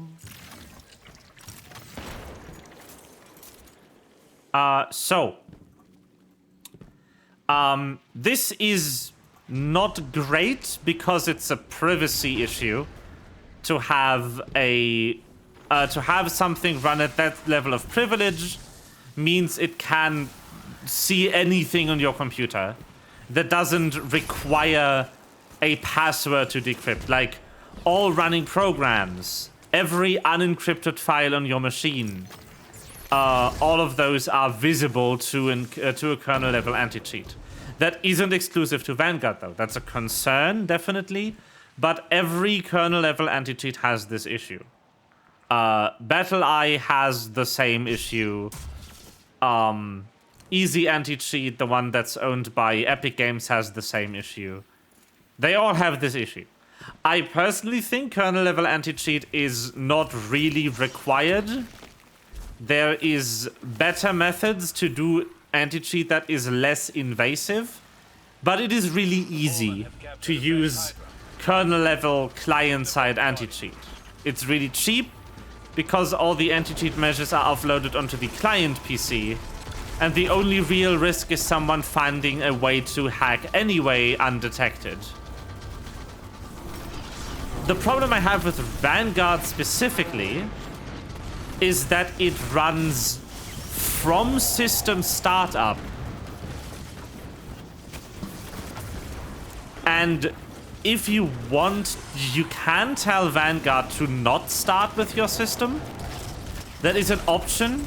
You can turn it off, and you can kick it from auto start. But if Vanguard isn't running when your system boots, there's no way to start it. Which means if you want to then play something like League of Legends with Vanguard turned off, you need to reboot your entire computer.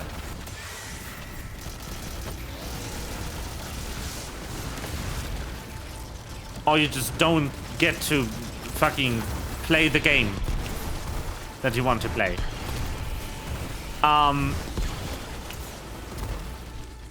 That's a move which has granted them some success.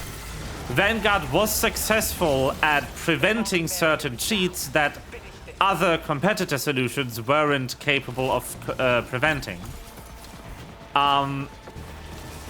But first of all, in my opinion, the benefits don't really outweigh the issues. But also, I linked a video the other day to Flora, which I'm going to talk about briefly, which is a video where the guy who programmed Windows Task Manager kind of explains the CloudStrike outage that happened last week. And the reason why this outage happened is because CloudStrike is running an application in kernel mode. Exos are uniquely susceptible, but there has to be something more. Our Saint 14 was part of a Vex simulation before he was rescued.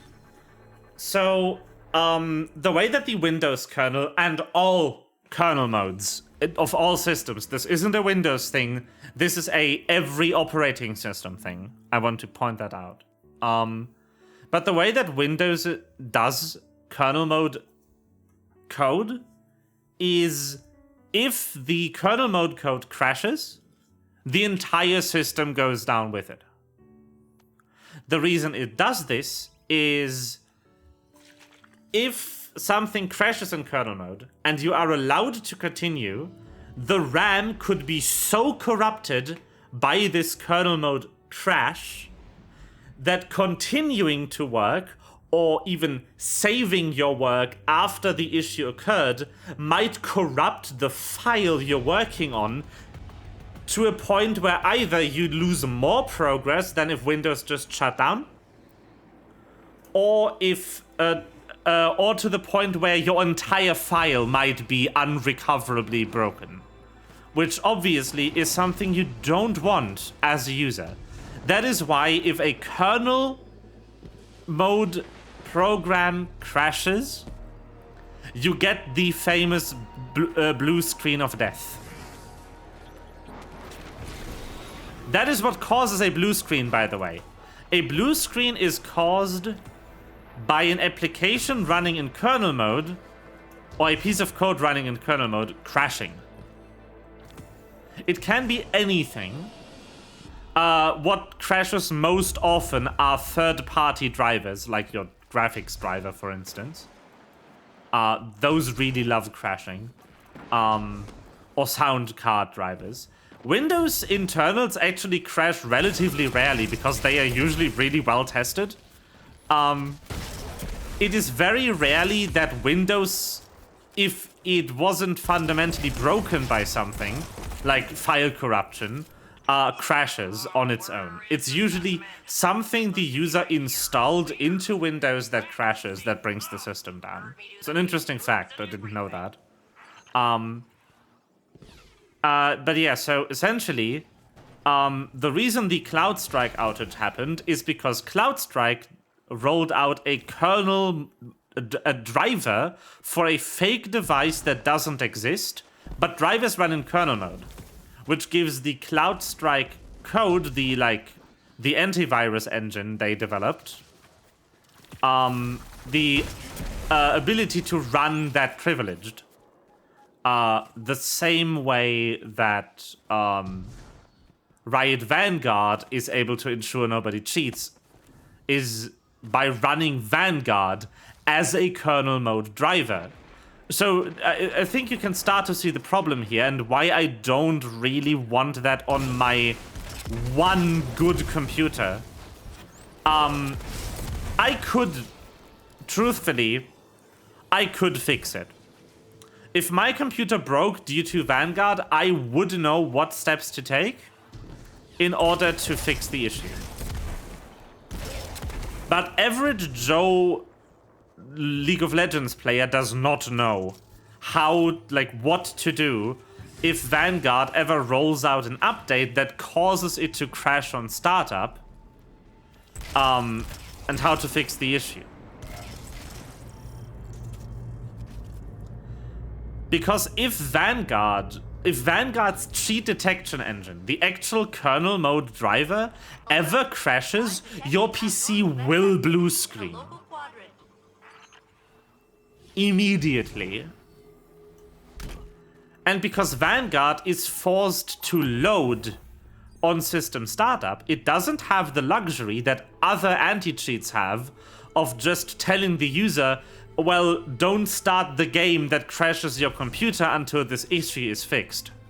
If you have Vanguard set to auto start, your PC will crash the moment it starts, which is really not good. And that is my main concern I have with Vanguard, specifically over other kernel mode anti-cheats. There's also some like valid concerns I've heard online that I share at least partially. Riot Games is owned by Tencent, and having something running with full privilege that was developed by a company owned entirely by Tencent does not feel good.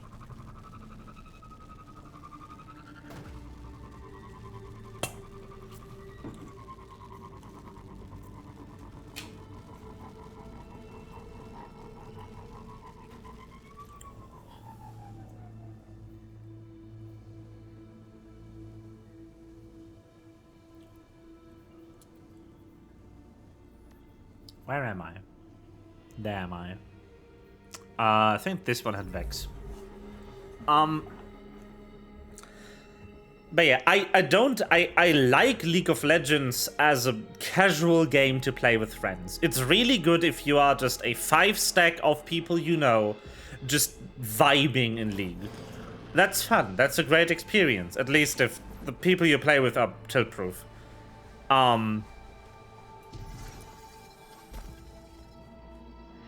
But I don't want to put Vanguard on my computer, if I can help it.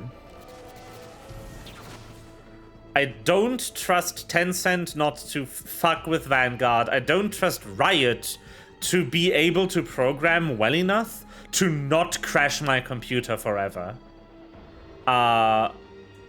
Which is sad because this ultimately prevents me from playing a really fun game with my friends.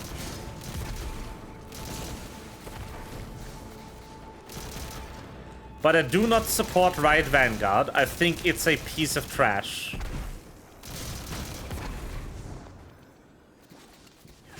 And unless Riot walks back on the concerns I have with it, I will not be installing it to my computer.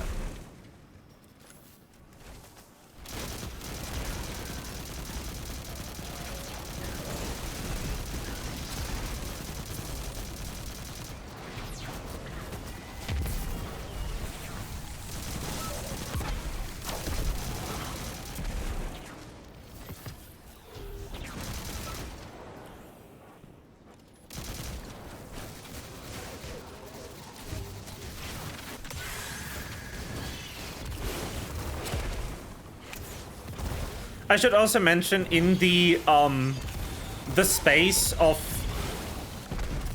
programmers who also stream on Twitch, who have like backgrounds and stuff, like my position on Vanguard is actually, and my position on kernel level entities is actually pretty tame. There's a couple of people on here, well, one person predominantly, who just, like, due to having a background that concerns offensive security more than what I do for a living, hates Riot Vanguard and all kernel-level anti-cheat even more. There's one concern that if you work as an offensive security specialist, you probably have on your mind more prevalently than I do, which is, obviously, if Riot Vanguard has a backdoor, which happens, there has been backdoors in a BattleEye and stuff. If anything running in Ring Zero, in kernel mode, has a backdoor, not only can it be used to cheat, it can also be used to hack your ass. If there's an arbitrary code execution bug in Vanguard, any computer with League of Legends on it now has an arbitrary code execution vulnerability caused by Riot Games. Not good.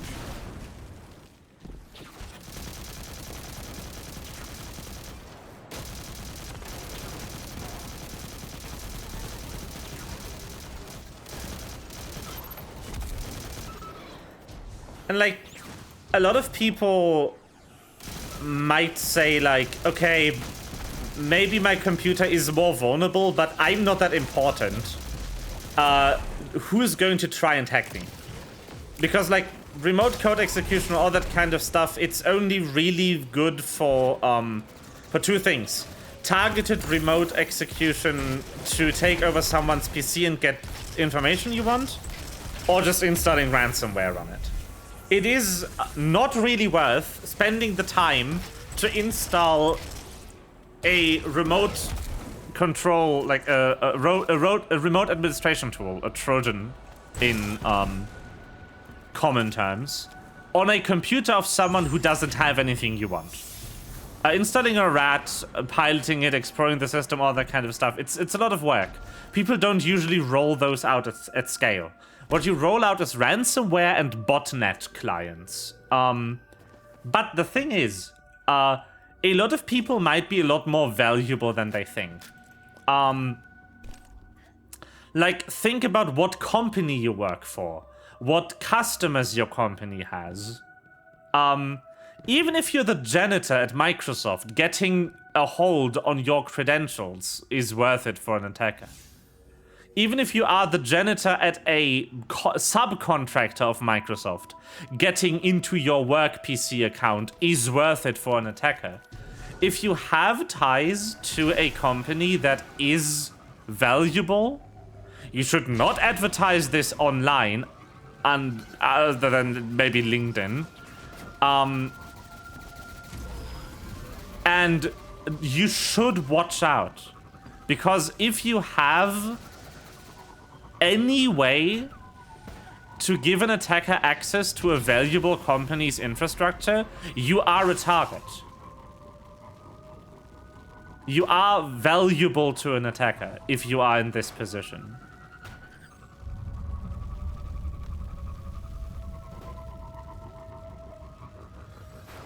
And a lot of people are in this position without realizing. A lot of people work low-level jobs at like large companies that subcontract a Fortune 500, because Fortune 500 outsource a lot.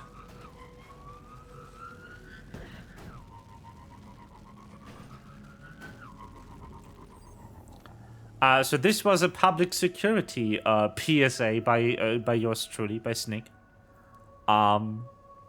Yeah. Now you know.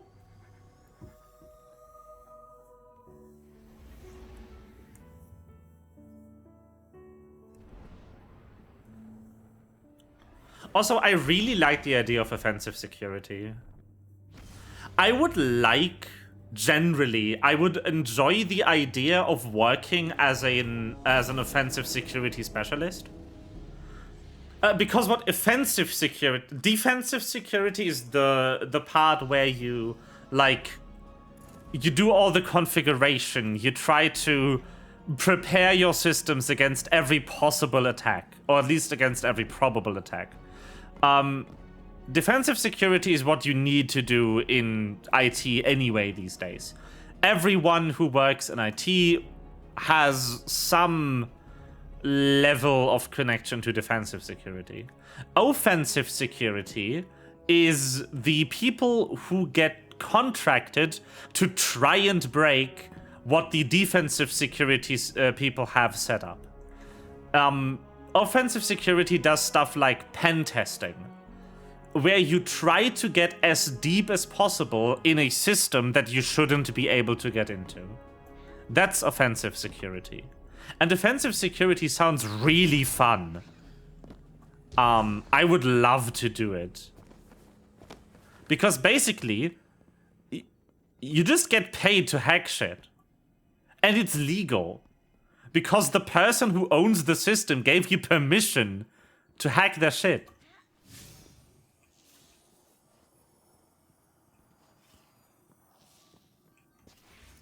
Like, I love it. Since you found me, I have only doubted who I was once. When Mithrax recounted how his people, their children, feared me, it shook me. Osiris says that I am Saint 14. My hands raised the wall. I walked with the Pilgrim Guard. How can I be a shadow of the saint who truly walked the city when I remember the smells of the streets and the faces that smile? I met you on Mercury as I speak to you now. We fought together. I shattered the Vags for centuries, but I lived where he died. Because we showed the Vags that our fate could not be calculated. Even in simulation, we surprised them, you and I. That is true. The conductor claims I am a man out of time, an approximation of reality. Was I not this already? Hard metal and brittle memory, spark and code 14 times. Oh, shit. Only my heart's carried through. I know what it means to find myself again. But the conductor claims had Osiris not created the sundial, had I remained forgotten, Sagira would live still. How could these things be connected? If it is true, I will not take my love from him as well, for it is strong, and he will need it. You would not be afraid. You would know what to do. I am still trying, but I will find myself again. Why are these dialogues so good? Oh. So, Saint 14 is an exo. Exos, as I briefly mentioned earlier, are kind of like robot humans. There's a lot of lore about exos. But what you need to know for this specific voice line is exos are created from transferring a scan of a human brain into the exo body, in the process of which I believe the human dies. So there's no ship of Theseus going on here. There isn't two of the person suddenly running around. There's only ever one. But in this universe, human minds do not take well to being in an artificial body. There's something about the mind that requires something that only a real human body can give it. And if an exo runs too long, they will go insane. To prevent this from happening, to prevent an exo from living too long, they regularly get reset to the original copy of their personality data. Which is also wiped of all memories, by the way. An exo does not really remember who they were before they became an exo, which means they also don't really remember who they were before the reset. The number next to their name is the amount of resets an exo has had happened to them. It starts with 1 because 0 is the human. So Saint 0 was the actual human, and Saint 1 was the first exo iteration. Saint 14 has been reset 13 times after he was exoed. And each time, he was reset to a state with no memories. Just his personality. Which is really interesting. Also, this process, because exos are machines, over time resets kind of deteriorate the exo machinery's ability to store memories. So exos start to grow senile after a certain number of resets.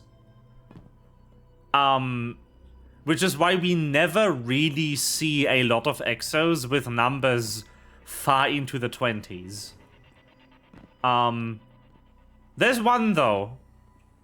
There's one exo. The frogs are saved, and you brought a new crew member. I will show aboard. them in a second. Thank you, Captain. I suspect this little guy's toxic secretions insulated it from Vex radiolaria. Impressive. The Vex will adapt to assimilate this species along with the rest of Nessus. But we can protect them with violence. Frog. Yay! Can I? Yes. I can finally focus the weapon I actually want. Let's go. Okay. So I need to put the frog in the frog place.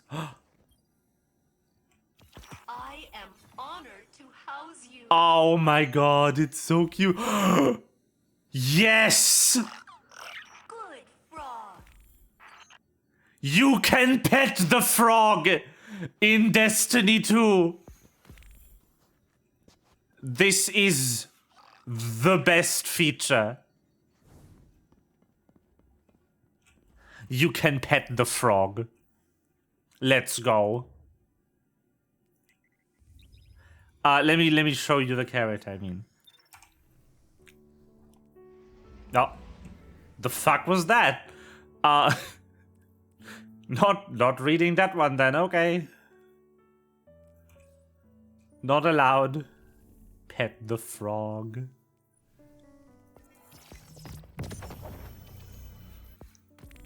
Frog.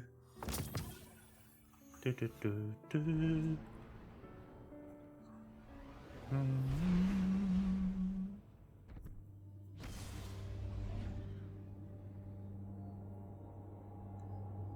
We are landing.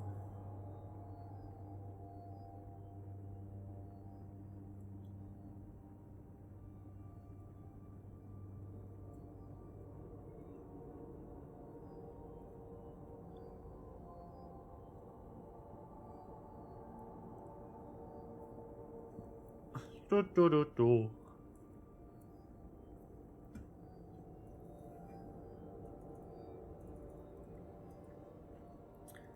Beep boop. Beep boop. Beep boop.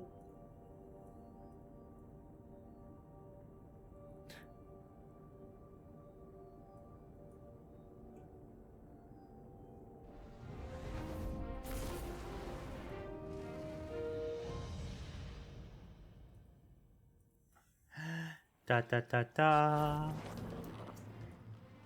Aqui.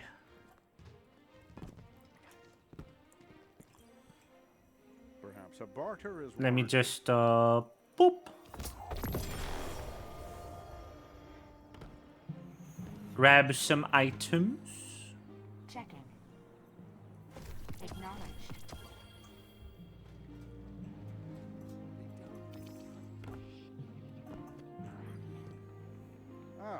Shall we begin then? May I present to you Banshee 44.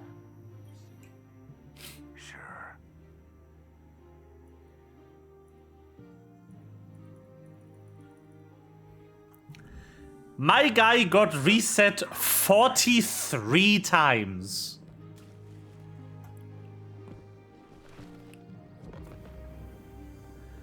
Yeah, nah.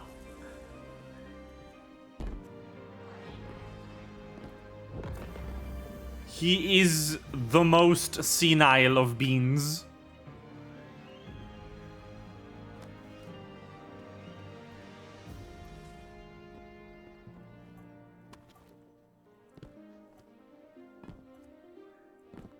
Ha.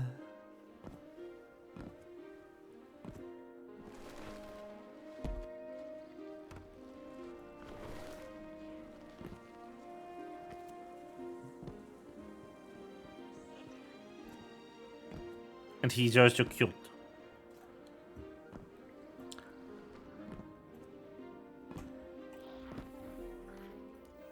But yeah, that is about all I wanted to do today completed. We will return once more next week to play the final part of this storyline. Oh, well, not this final part of this storyline. The final part of this part of the storyline. See why it's stupid that they released them piecemeal? Despite having the acts. But yeah, we'll finish this storyline part thing, this act next week. And then there will be another, like, 3-week wait or something until we can continue with the finale. I wouldn't be surprised if we see the conductor at the end of this quest. At the end of this act. Would be a good climax to show off, like... A good, like, act climax to show off the BBG.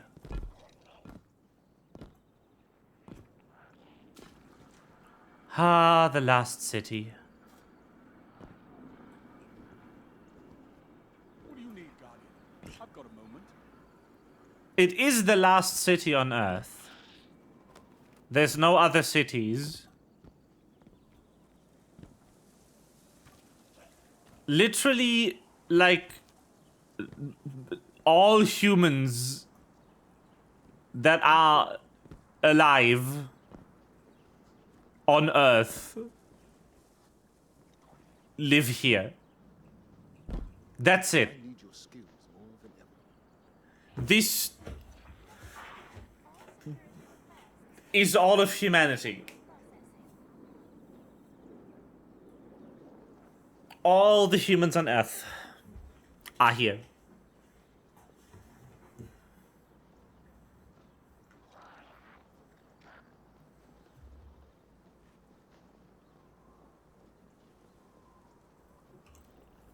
Let's get to work. Except for like 5 who are... But, like, all the humans on Earth live here. They call this their home.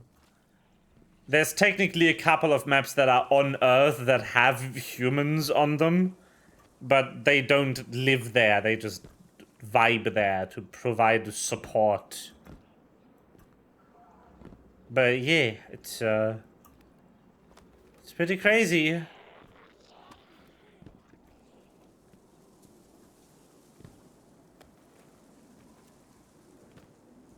To consider that, like, this is a big city, don't get me wrong, but that's like, what, maybe 4 million people worth of buildings?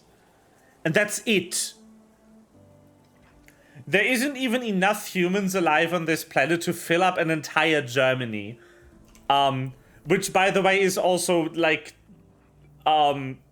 the location of the last city is somewhere between the Cosmodrome, which is in Russia, and the EDZ, which is basically just Switzerland. So it is somewhere in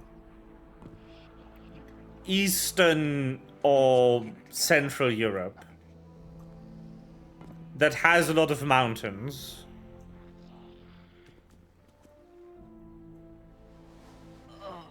I died.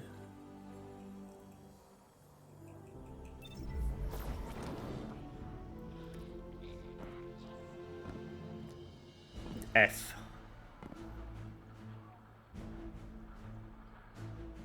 Rip. Kate's gone. Holy shit!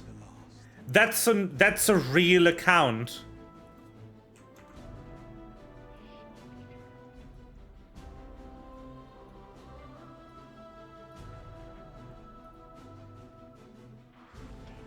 That's an actual account.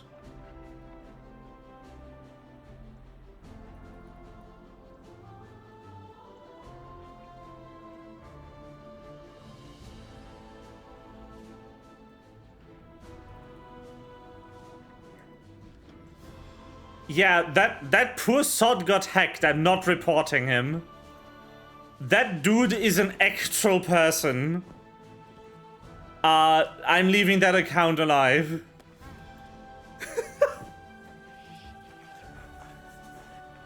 That poor sod got hacked. That is so tragic. Please use two-factor authentication on all your accounts. Thank you very much. If you're not using two-factor authentication and you own a smartphone, why? Oh, also, word of advice from the one guy I mentioned earlier, the one who has background in public security, in offensive security, which is pirate software, aka Thor.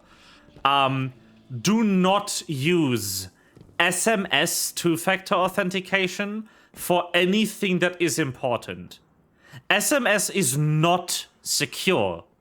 It is very possible to hack an SMS if you know the phone number it's going to, and to receive the two-factor code that would go to your phone. Use app authentication for every account that is valuable to you. Because SMS is really, really fucking hard to update. An app authenticator isn't. An app authenticator also isn't online. The way that the way that two-factor authentication apps work that aren't like your bank's TAN app. The TAN app actually connects to your bank's server and gets a one-time code from the server through a secure connection, through an encrypted connection. Because that's not an authentication code, that's an authorization code. It's a transaction authorization number, which is tied to the specific transaction and is not there to prove that you are you. It is there to prove that you are willing to make this exact payment right now. And you're not using a hacked bank account website. Which is why the TAN app also reiterates all the transaction details that you are confirming with this TAN. Two-factor authentication works by storing a very long string of characters on your device. This string of characters is then appended the current time rounded to the nearest 30 seconds. So if it's 12:50 and 12 seconds, it is rounded down to 12:50 and 0 seconds. If it's 12:50 and 33 seconds, it's rounded down to 12:50 and 30 seconds. It is always rounded down. So if it's 12:50 and 55 seconds, it's still rounded down to 30 seconds. This is just appended to this very long string of characters, and then something called a hash function is executed on it. A hash is a cryptographic function that is designed to destructively generate a static length number from a variable length input.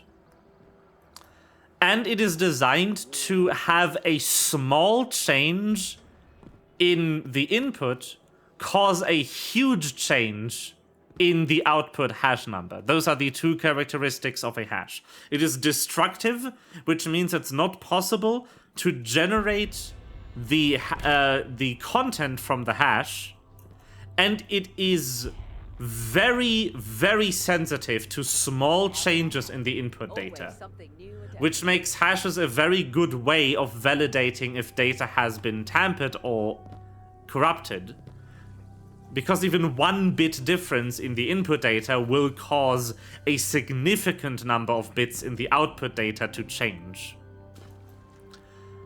This function is executed on this long string of characters plus the rounded down to the nearest 60-second time and date. And this is out, and then the last 3, the last 6 digits of the output hash number are displayed on screen. That's what your OTP is. Those 6 numbers are not random. They are the last 6 numbers of the hash of your secret value and the current time. And that's what you enter into the form when you do two-factor authentication, because the server also knows the secret character combination that's stored in your authenticator app.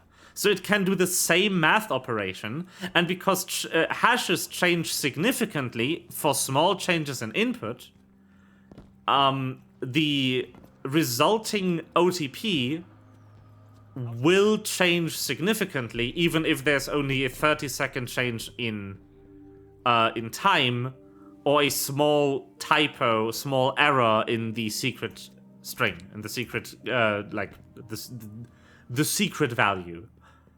So the server can then, if your input matches what it calculated for the current time interval, be pretty sure that you know the real secret code, because your phone calculated the same one-time password. But this also means you need to be very careful with devices that have these on them.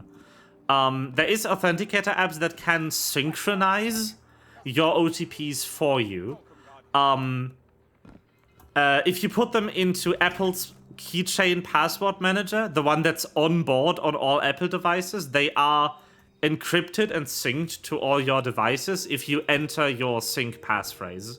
There's also apps like Authy that, or Microsoft Authenticator that are also capable of doing this. Just keep in mind that you need to make sure the password you're using for this synchronization service is sufficiently secure, and you should only trust a service that end-to-end encrypts these. End-to-end encryption meaning that it isn't possible for the service provider to know the password you used to encrypt your data, so they can't decrypt your one-time password secrets on their server. Apple does this. Apple keychain is indeed end-to-end encrypted. And I believe Authy and Microsoft Authenticator also do this, but don't quote me on this, please. Check for yourself if the Authenticator app you use for syncing does have end-to-end encryption, and make sure that your sync passphrase is secure, is not easily brute forced. But yeah, password, great. Two-factor authentication, even better. You should use this. You should use 2FA wherever you can. I can spare a minute or two. Because 2FA means that the person who's trying to access your account needs to also have access to a device that has your 2FA keys, which is not every device in the world. It's like maybe 3. Good shit. Highly recommend.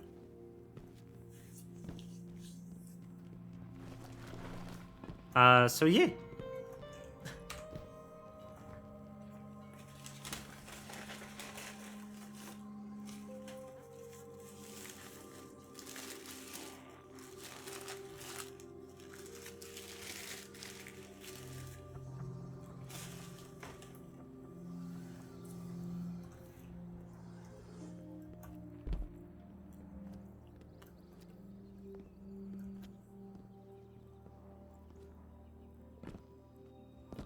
And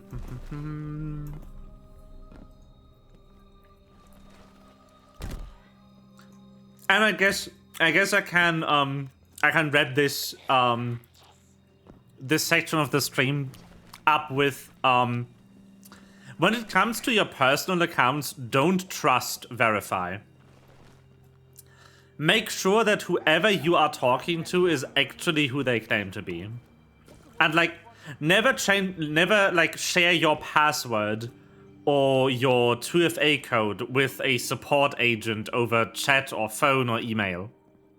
Someone who is actually working for the support of any company should have access to your account without your help.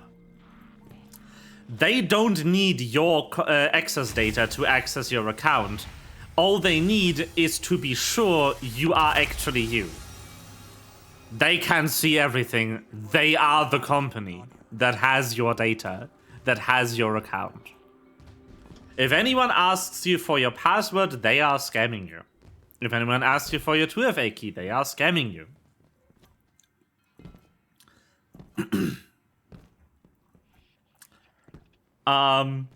What else? What else is good advice I can pack in this segment? The police will never call you to tell you there's an arrest warrant out against you. They will, if it's an arrest warrant, show up at your door to arrest you. They will not warn you that there's an arrest warrant against you so you can fucking leave. And if a misdemeanor has been reported, something like, I don't know, speeding, they will also not call you. They will send you a bill. And maybe if you live in a country that is not shit, they will send you a bill and a way to, like, fight this ticket. Fight this misdemeanor. Be like, I didn't do this, or that wasn't me. You know? They will not call you. Ever. Neither will the tax office. They will not call you if you owe them money. They will send you the bill.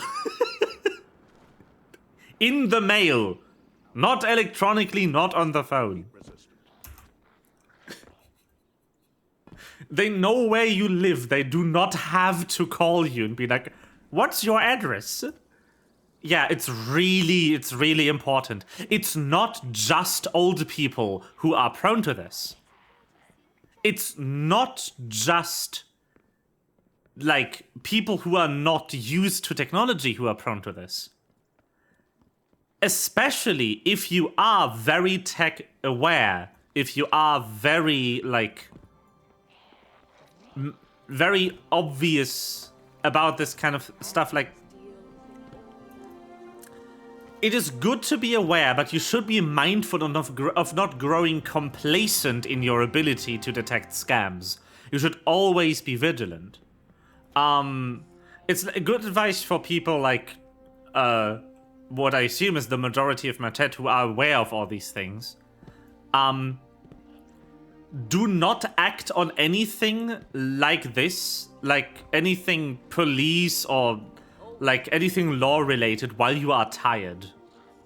If you receive like a speeding ticket in the mail and you grabbed your mail at like 10 p.m., deal with it in the morning.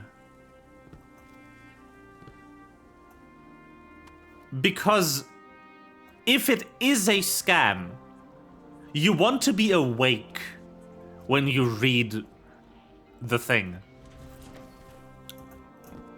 Also, you can verify these things. If you get mail like this, if you get a speeding ticket, there is a case number on it.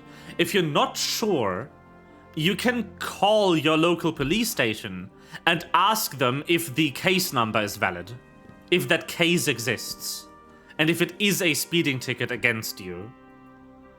And if they say yes, then, well, pay it. You know?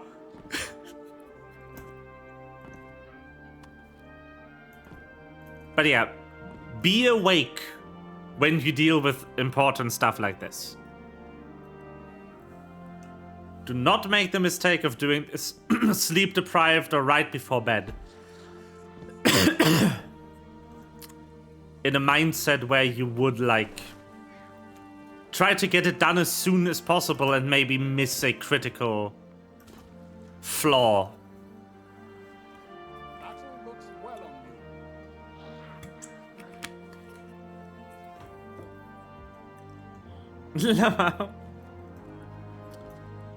I mean, have you ever gotten a speeding ticket? I don't think you will procrastinate a speeding ticket. You'll be like, oh fuck. That's a speeding ticket. Yes, you have? Amazing. Congratulations on having a speeding ticket. Did you have to pay late fees because you procrastinated it instead of paying it immediately? I mean, I guess depending on when this was and how good your local authorities are with digitalizing their stuff.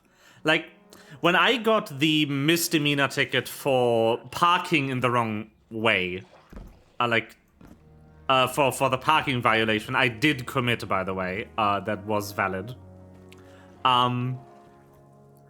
Like my city, my municipality allows me to both easily pay the ticket by providing a QR code you can scan with a you could just scan a QR code with your banking app and pay the ticket without having to do anything. And they also provide a QR code to fight the ticket online. So, like, on the letter you get with the parking misdemeanor, there's a QR code and a password, and you can do the you can just, instead of having to go to a judge or whatever, you can just type in your position online into a form, articulate yourself, and then a couple days later you will get back, like, you can provide them photos in the form as well. You can provide, like, all the materials to make your case, and then the city will just send you another piece of mail and be like, hey, either we drop the charges against you or what you provided isn't good enough, please pay. And it's really nice. You don't need to talk to anyone. You can just do all of it online or with your banking app. It's very cool. I really like this. And I think more cities in Germany should have as many things as possible be doable online. Do not require people to come in unless, like, there is a federal law that says they have to.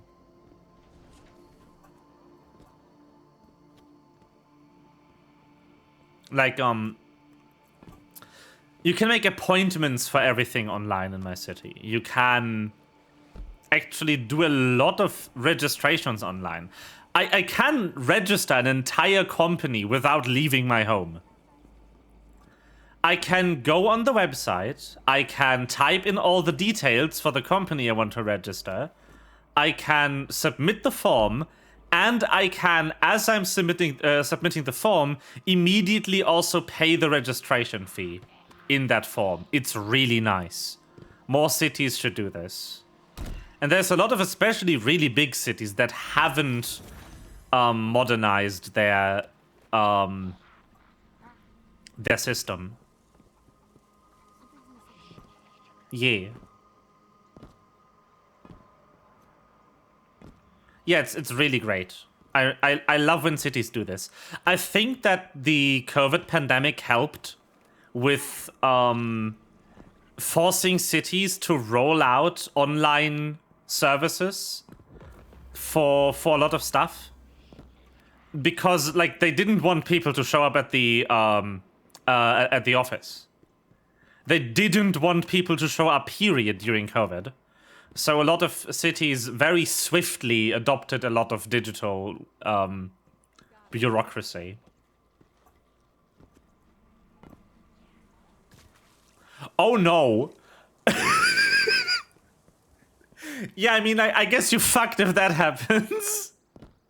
If you get, like, the rural speeding ticket.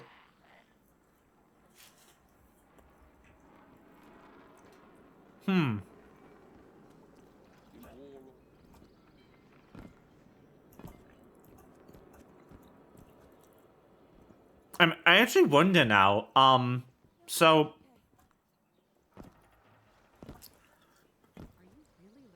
If you get a speeding ticket on the highway, on the Autobahn, who is sending you the ticket?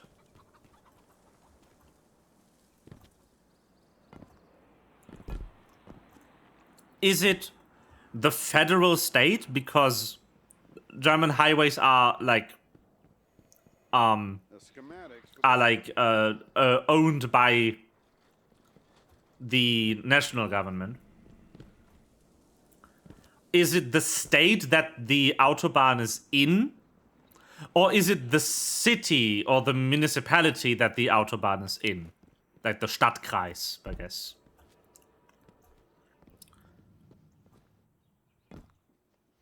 Who would send you a speeding ticket if you got were caught speeding on the Autobahn? That is a good question. I would actually love to know that. My guess is you would probably get something from like the from the federal government.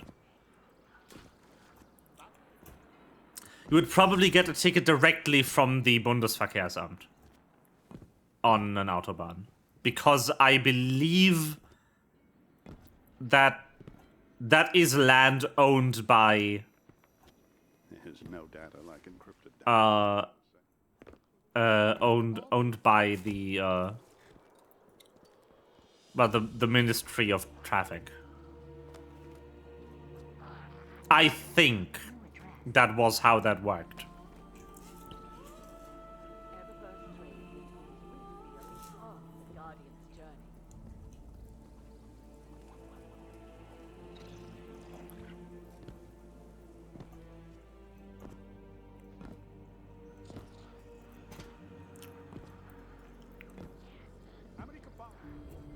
Oh, that is so fucking mean.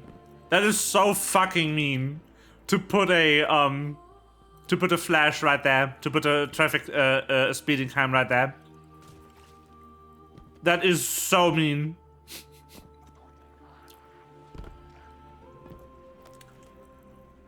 You know what I hate passionately?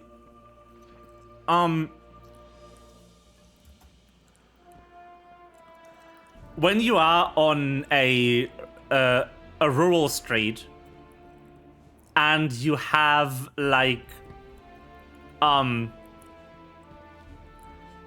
you like turn a corner and then buried half in a fucking tree there is a there's a fucking a town entry sign or a city entry sign that you first of all barely see because it is half covered by greenery, and then also it's around a corner you've never taken in your life, and you're like, I'm on a fucking rural road. I can go like 100 here if there's no speed limits.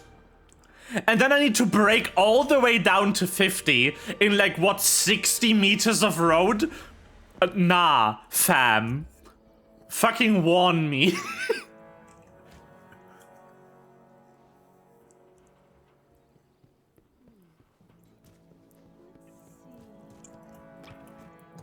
That is just so stupid. I hate every time that happens. And then you have those fucking dickheads who just ignore it. Like, I understand why they put speed cams there. Because there's so many fuckheads who don't slow down. It's a bit mean to put it directly after the entry sign. I would personally put it like 10, 20, 30 meters behind it. if it's a situation just like I just described, if it's a straight road, like fucking brake, idiot. But like, you know, there's so many people who just drive 70 through a fucking village, and they're like, bruh.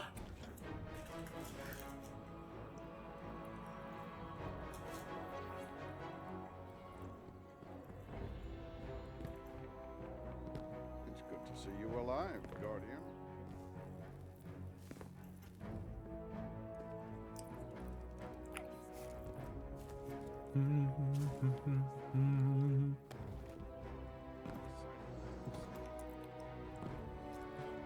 Oh, also, they do what I described. Like, they warn you sometimes.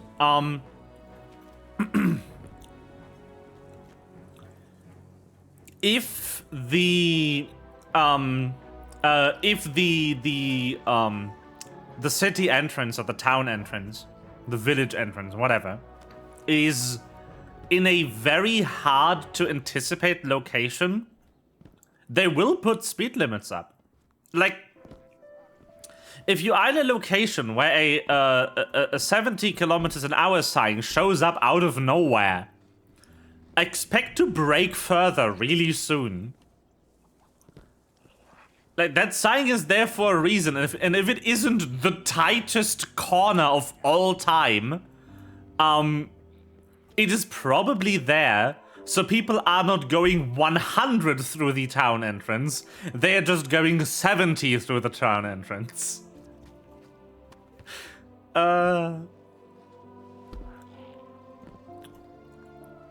Which is really funny. I mean, I will probably also have a bit, like, fewer issues when I go driving to Munich next time. Because one thing I did notice when I got my new glasses is that my ability to read at the distance that, like, some speed limit signs isn't actually good enough to safely go like 130 on the Autobahn in certain areas and be able to decelerate in time. I can see signs in like city traffic way ahead of time, but on the Autobahn I sometimes did struggle seeing the sign in time to brake softly into the new speed limit. So I did have to do a few like hard brake maneuvers in my time. But the new glasses did fix that, so I don't have that issue anymore.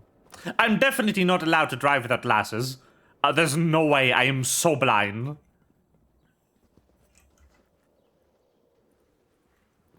The biggest issue I have, though, is seeing if it's a 130 or a 120, and seeing if it's an 80 or a 60. All the other number shapes are different enough. But those two signs, they required further inspection. Because I live in astigmatism city, population snake. What astigmatism does is it's like I described this some time already. Astigmatism is a vaguely cylindrical distortion of light, which means that you will see these like streaks come out of lettering, which can on black on white sometimes cause strokes of letters to bleed into each other.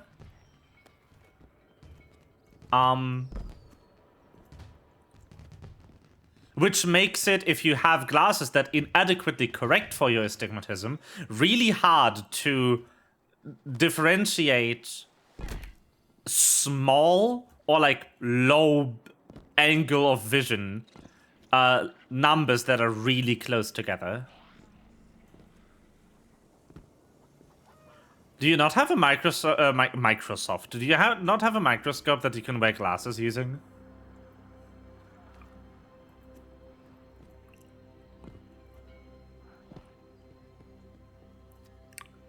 Because that's sad.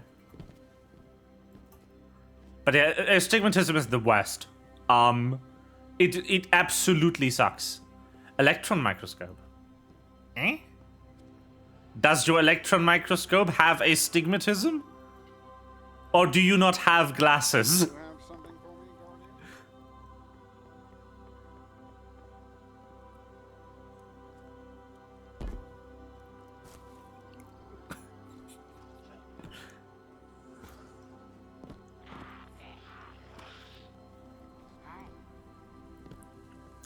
Because like, you can fully correct for astigmatism. It's just not the most cheap of lenses.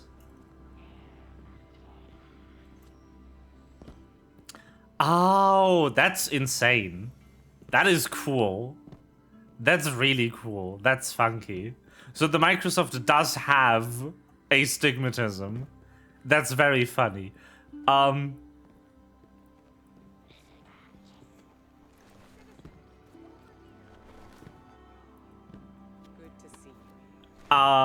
But yeah, no, you can correct for this. It's not the cheapest of lens configurations though. And if you are like Snick and your flesh prism also has a prism-like like vision error, where basically things are further to the left than they should be. And this isn't the same on both eyes. You get to double up those two specialized modifications of the lens. Which is why one of my glasses lenses is a solid 180 euros. That is one lens, not both. Yeah, nah.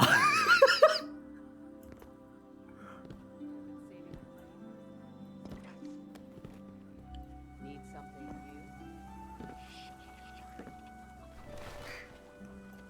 That is a singular lens, not both. I mean, these are good lenses. I did opt because I'm pretty well off. I make a lot of money at my job. And I do have insurance. So I had enough insurance to just immediately cover 450 euros in glasses value. So I did opt to go with a very good glass manufacturer. The glasses in my glasses, the lenses in my glasses are manufactured by Zeiss. Like, the #1 glass manufacturer in the world made the lenses that are in my glasses. They are pretty nice.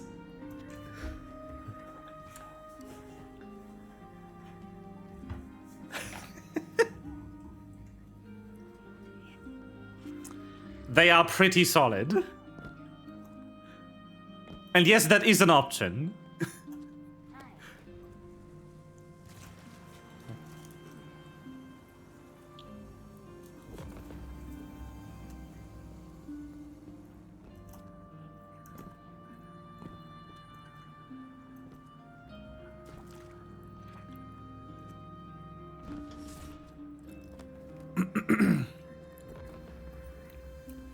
And I mean, considering that is a company that makes mirrors and lenses for two of the most high precision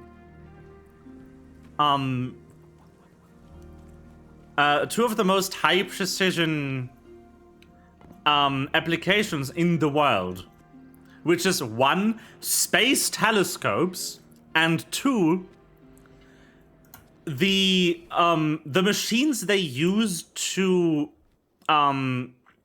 like photo map transistors for processor manufacturing, for microprocessor manufacturing. That's a photometric system where they kind of focus a light stencil onto stuff. Like, Zeiss makes the lenses and mirrors for both of those applications. I don't think the precision required for just fucking glasses is going to make them sweat. If they can make the lenses and mirrors for that.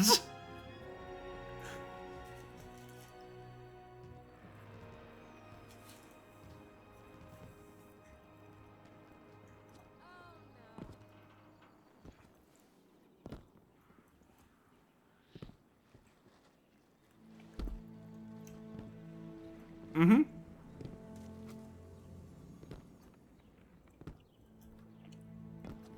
Recording data is easy, but recording data that can only be opened by... Casual space telescope, yes. I honestly couldn't tell you what is more impressive, though. Space telescope or microprocessor manufacturing.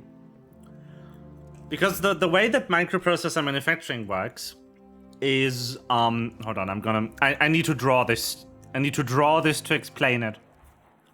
We're going to Clip Studio, everyone. I would nerd out about shit while Destiny's in the background. That is my stream today.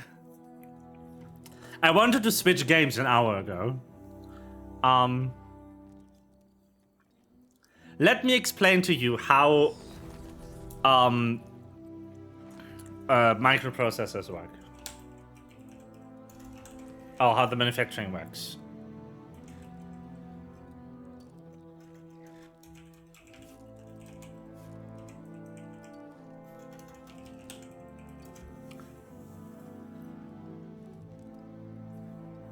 So, microprocessors are manufactured using a process called photolithography. Let me use window capture for this and hope that any of these Clip Studios is working. The answer is no. Can this game capture?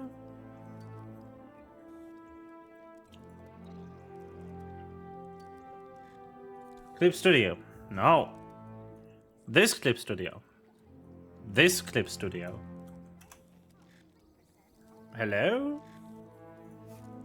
Would you capture, please?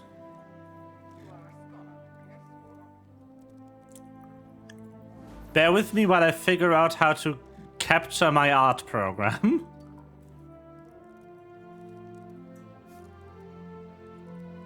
It is not like this. That's display capture.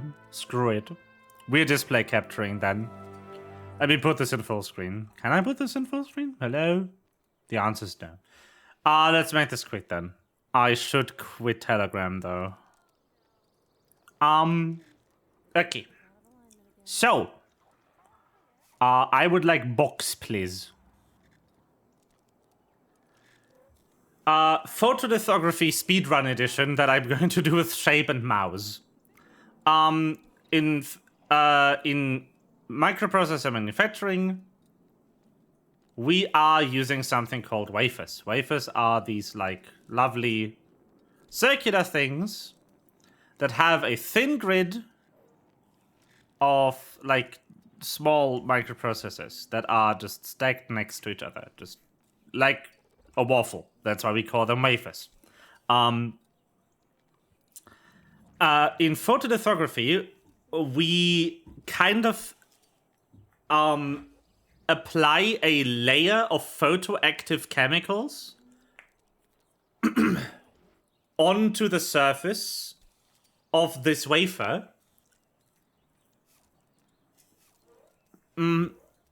which is like put flat. With the chemicals on it, and then you have a projector. And this projector sits in the chamber together with the wafer, And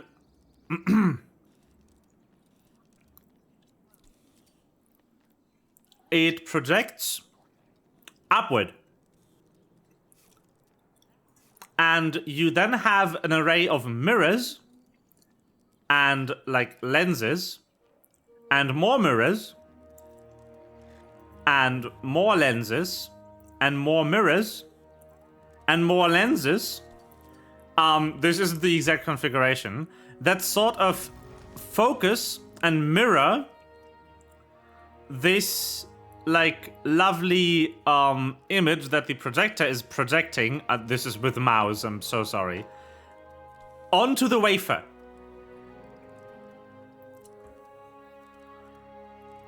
And the reason we do it this way is because the projector can't actually project in a resolution high enough for all the components to be visible at the projected size of the wafer. So we make the projector use an insanely big target size of the projection. That's like several times bigger at the wafer, so that all the details of the transistors are in the image at the resolution the projector can output. And then we use this insane array of lenses and mirrors to slowly focus down the light the projector is outputting onto the size of the wafer. And because we are talking about microprocessors here, which have a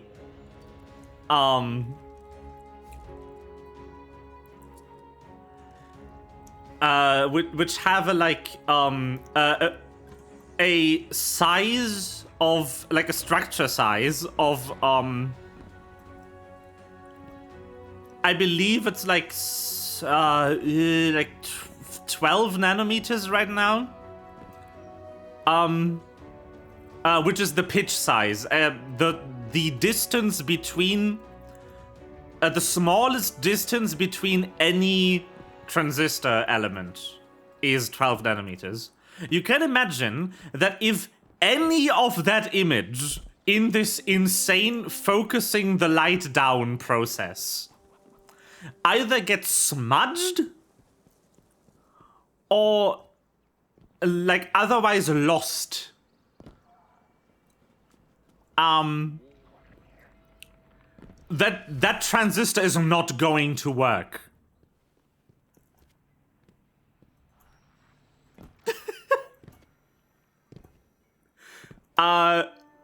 So yeah, the hardware we use for microprocessor manufacturing is insanely precise.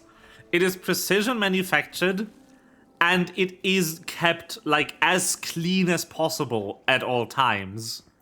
Because like a speck of dust on the wrong component can ruin an entire processor of transistors. And Zeiss makes these. Zeiss makes the lenses and mirrors that go into those photolithography machines. And it's insane. And it's so cool.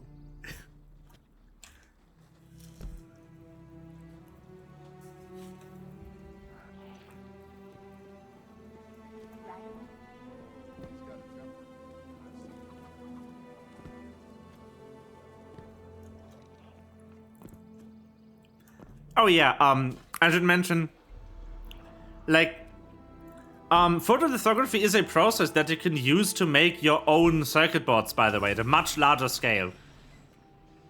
And it works the exact same. You have a photoactive chemical on a coated sheet of metal. You use the light to change the chemical composition of this sheet, of this coating, in the spots where the light hits, and then you use another chemical for custom-made circuit boards. It's water, or acid, depending on the process, to remove in circuit boards or modify the material for microprocessors where the light didn't hit it. So you're projecting a negative of the structure you want onto the substrate, onto this film of photolithography material. And in microprocessing, we don't remove material, but we do something called doping. Basically, a specific type of atom is introduced into the silicon wafer to modify the electron gaps to make it slightly positive or slightly negatively charged at that location. So this process, the photolithographic process, is also done twice. Once for the positively doped and once for the negatively doped parts of the wafer. It's a whole ordeal, and it's really cool, and I really like it. But that's how microprocessor manufacturing works.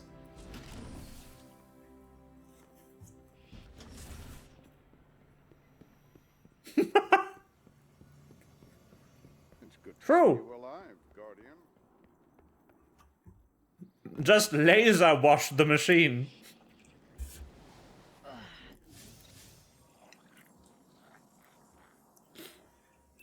Yay.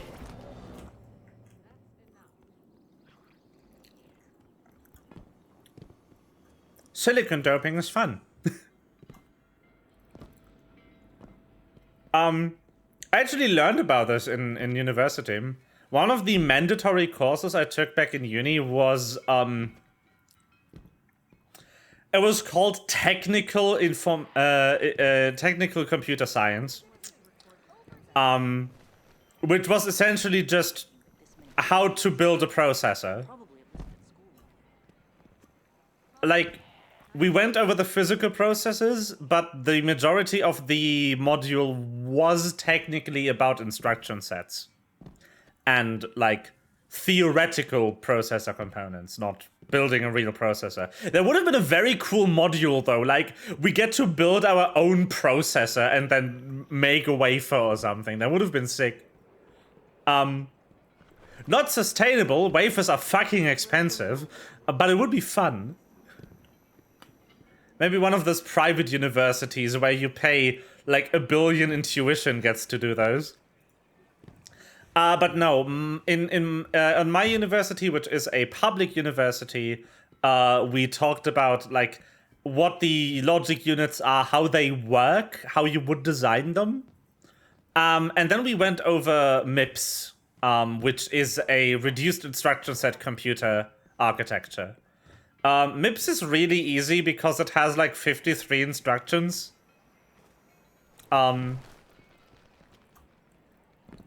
Which compared to x86, which most of your computers are running on, which has like, depending on the extensions, in the ballpark of 500 instructions, which are a bit harder to memorize.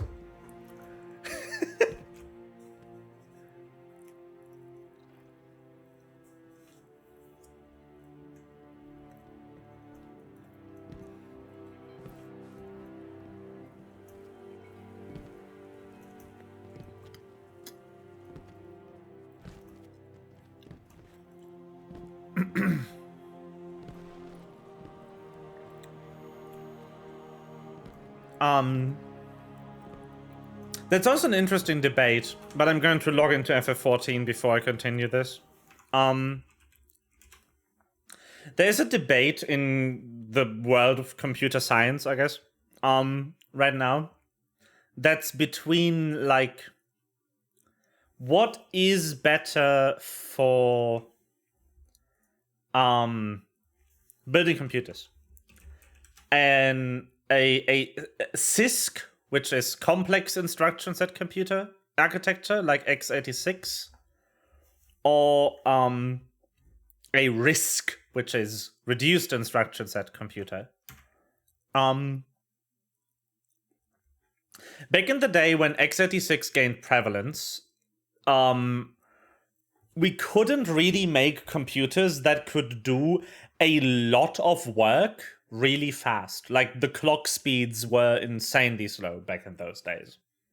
Like, we're talking about a 133 megahertz processor being, like, top of the line 30 years ago.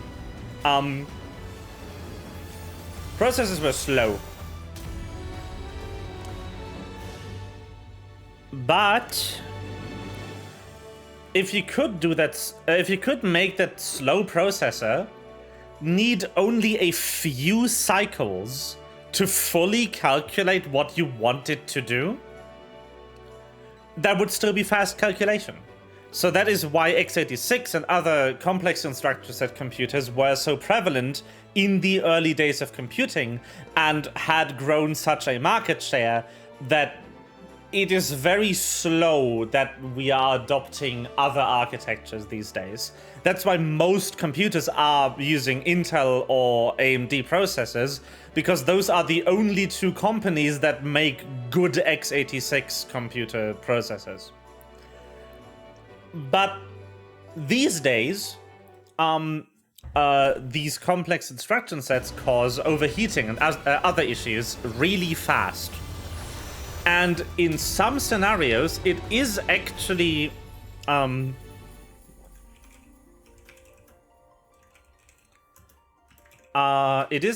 better to have fewer built-in instructions, but the instructions themselves can be run a lot faster or are really efficient. So you don't need a specialized instruction if general instructions can get the same work done in just twice or three times the clock cycles if your computer is running at 5,000 megahertz or like 5 gigahertz. What is giga? Million? No, mega is million. 5 billion clock cycles per second. You don't really care if the instruction you're executing, if the thing you have in the computer do takes 10 or 20 cycles to complete, if you get 50 billion of those, or 5 billion of those per second.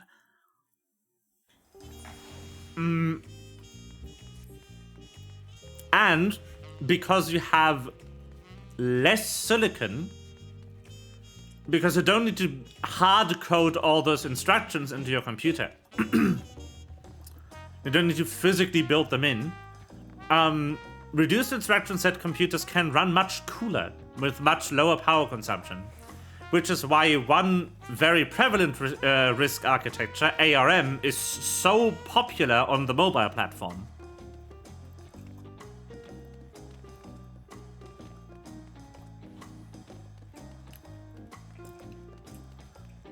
Simpler silicon means colder processor. A colder processor means less power consumption, and less power consumption means your battery lives longer. Which is what you want if the phone isn't connected to a power line the whole time. So, here we are.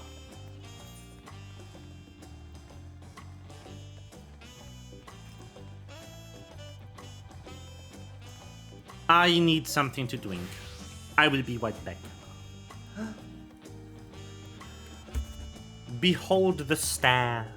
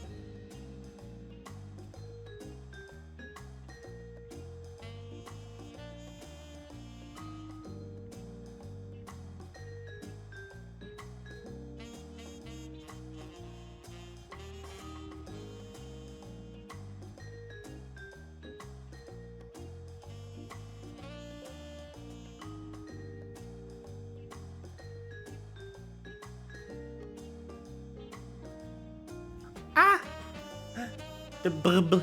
No. Okay, what I want to do today is finish leveling my crafters and then I guess I'm done. I don't feel like doing stuff.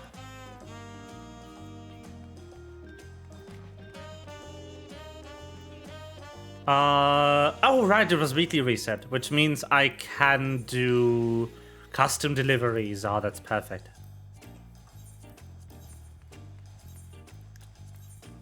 Margaret.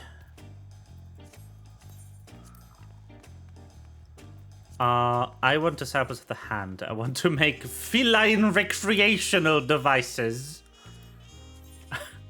It's toy mouse is what it is. That is so funny. I love Charlie.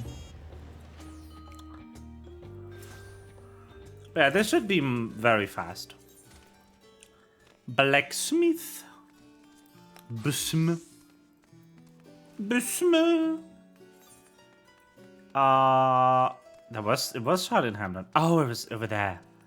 Man, I should clean these quests up. Not today.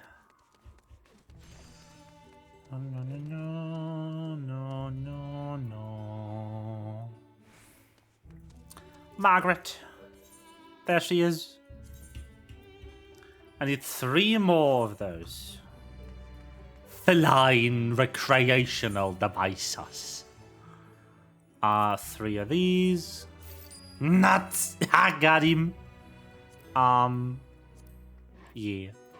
And then I guess I'm making 3 mesmerizing miniatures as well. Ta-da!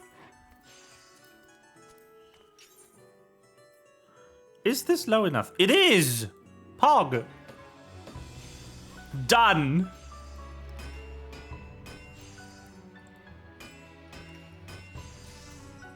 Easy.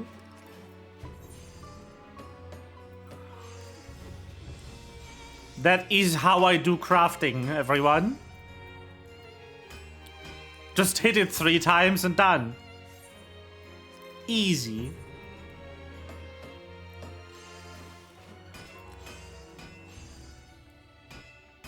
Ding, ding, ding. Done. Doner. Take the item, dear Margaret. Da, da, da, da, da. Oh, I need to be careful with those scripts. Take another. And another.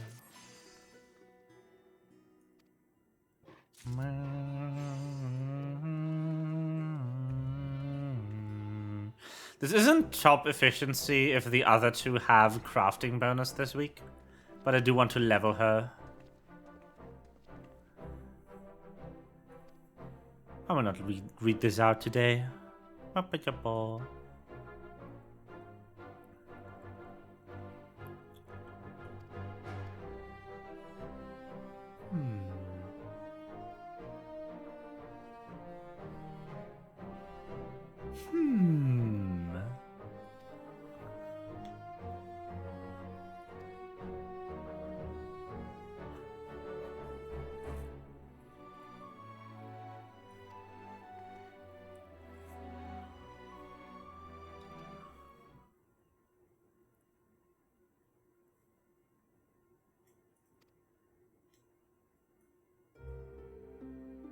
Why is the music suddenly... We're talking about cats. Why is the music suddenly so tense?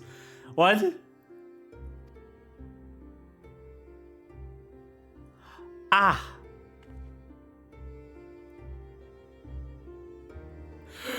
No.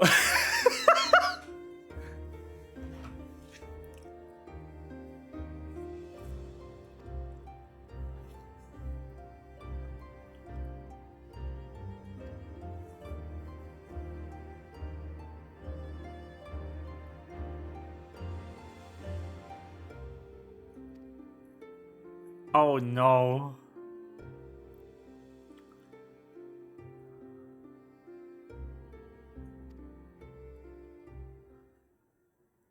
Is it Gera cats? Oh my god! Behold.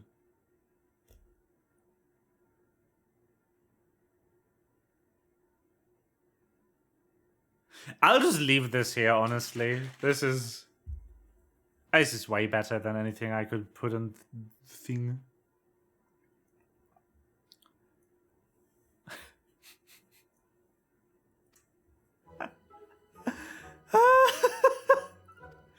This is fantastic.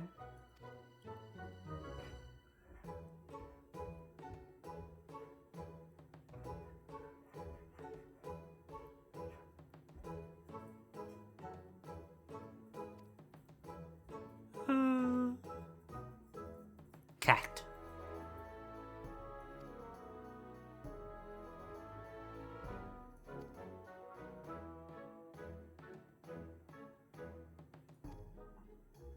Da, da, da, da, da. Hello. It's me, one of the Scions. Yes, you have in fact been commissioning cat toys from the hero who saved the entire world. You're welcome for the cat toys, by the way.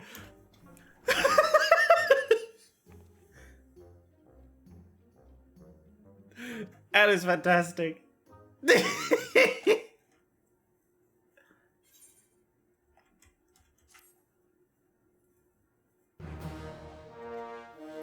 Facilitator of feline felicity. That is funny.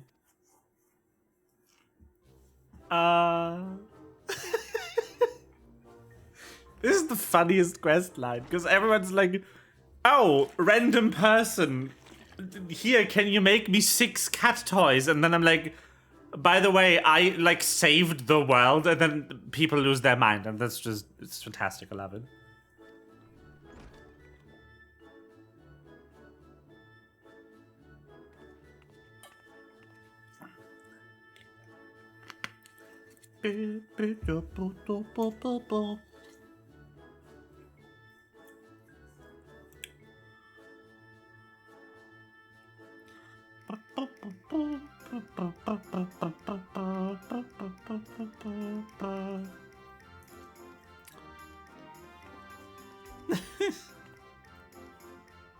Your personal fun. Good one.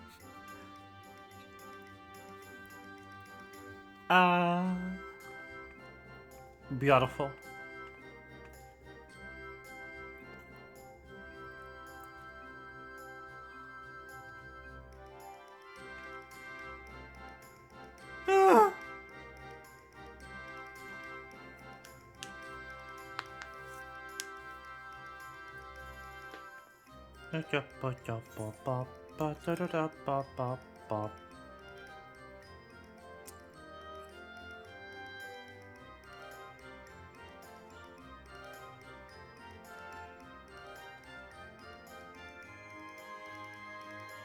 Exclusive cleaner.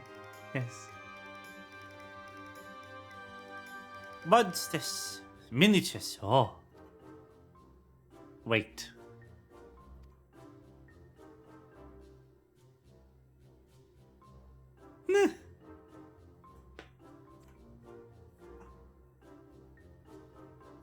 Nice.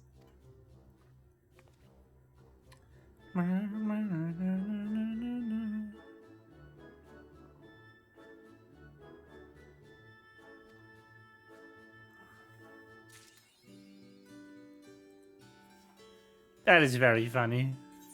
We are making monster miniatures. That's fantastic. I'm just making D&D minis. That's my quest. That's perfect. I would love nothing more. Ding,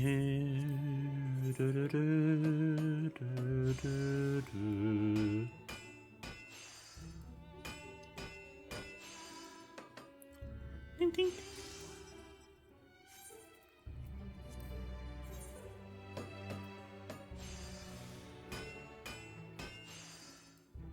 Bonk, bonk, bonk.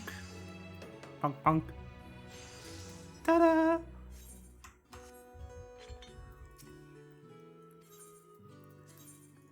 Behold. Item.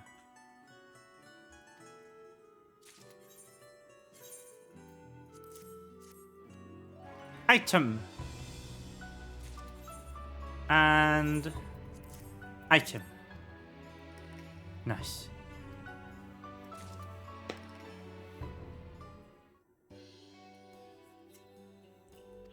Do do do do do do do do do do do.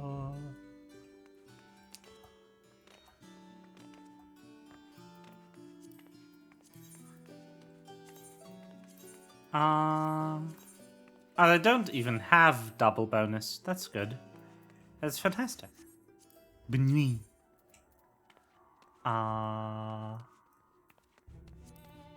And Lidaran. Liadlran. I do not. Lidadran. I do not speak the language this is from. I believe it to be Irish. Maybe Welsh. Who knows? Could be any of them. Ah, shit. No. Not what I want. Not what I want either. Wrong menu.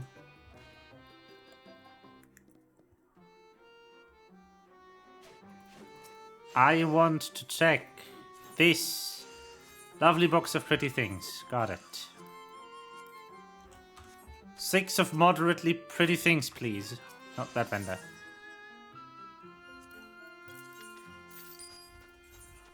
Let's make some boxes of pretty things.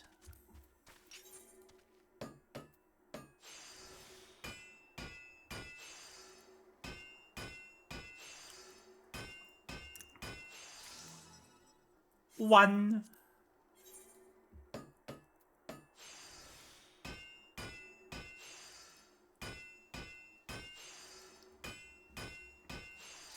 Jagen. Boop. Hello. I'm making boxes of pretty things. Boop, boop. Boop, boop, boop, boop.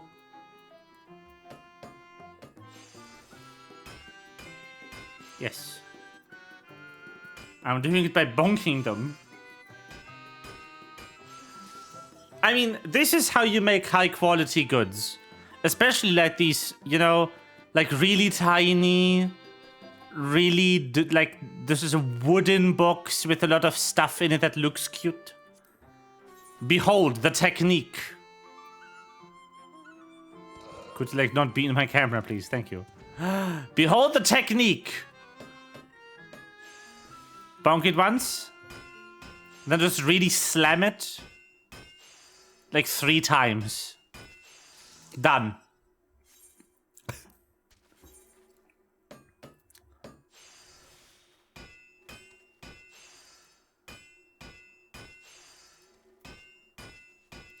Easy.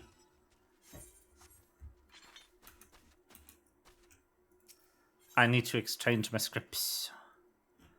I need CP material. There we go. No, wrong character. Yeah, that is just how you do it. I'm so bad at menuing these days, holy shit. Nice. That saves me so much time. You can only do like 12 of these items per week. But as you can see, my experience bar down there, speedrun. Like a full level. In just 5 of these. Very worth it.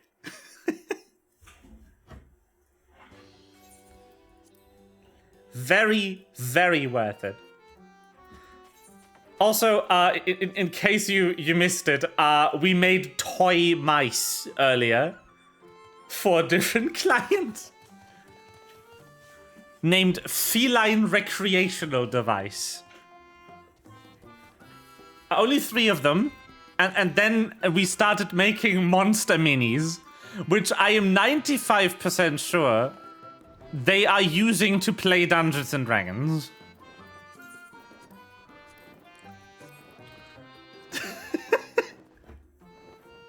Drive to my house right now and give them to me? Start playing this game.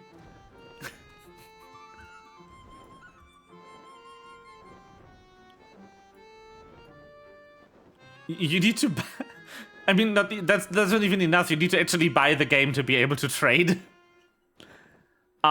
Trading isn't available in the free trial, so that free trial accounts can't be used to farm Gil and sell it. Because Gil selling is against terms of service. Understandably so. Anyway, let's go to the lo-fi hip-hop dimension. Or the vaporwave dimension, I'm still not sure. You tell me, is this more of the vaporwave dimension or more of the lo-fi hip-hop dimension?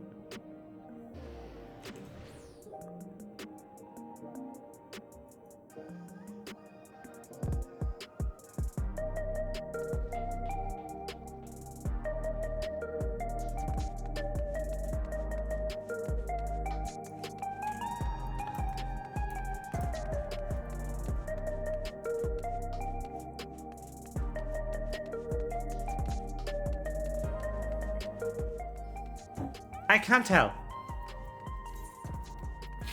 I'm undecided. Also, they decided to just put the funniest languages in this game. People are complaining about the new areas like Wachinpelo or like Miwaetsoan, Shishinewezi, Husatawi. But like, those are like handleable. You can pronounce these. How the fuck do you pronounce this?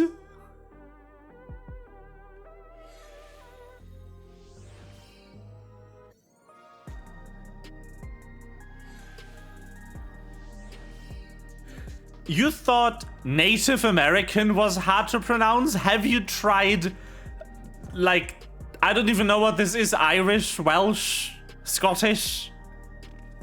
And who knows? One of them.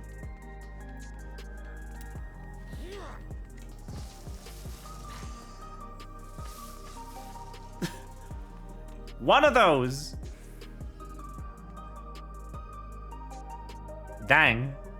Mikota using this tail. It's just Gaelic, just one of them. Who knows, honestly? Could be any of them.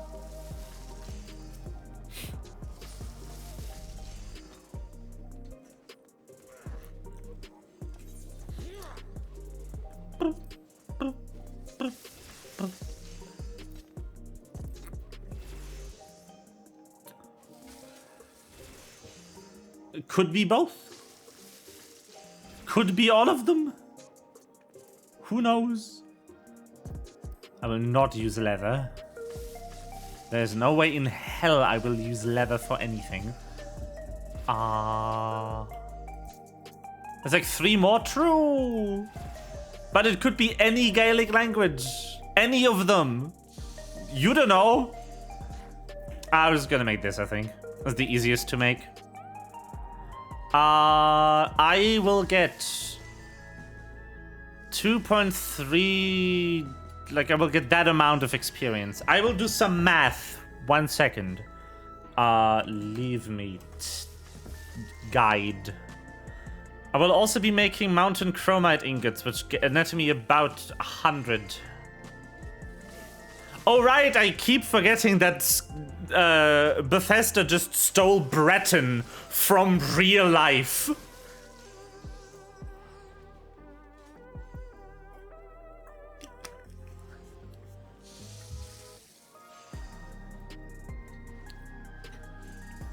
They just deadass put an entire, like, people into their game and pretended it was a fantasy race.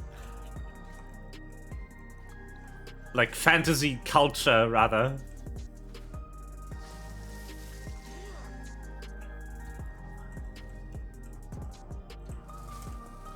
Okay. I will divide this by 2, 3, 3, 5, 6, 8, 9. 6, 8, 9. Like 10-ish? Because I will get this level probably more like 300k per craft. And then like another 100k-ish to make the required materials. So I need to make 10 of these. As that is doable. That is very handleable. We can do that. Raw material list. I don't even need a team craft list for this. Yeah, that is fine.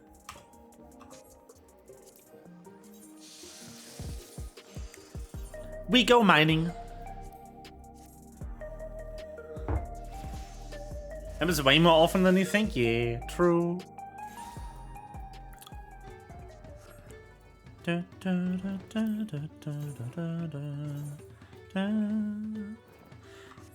I mean,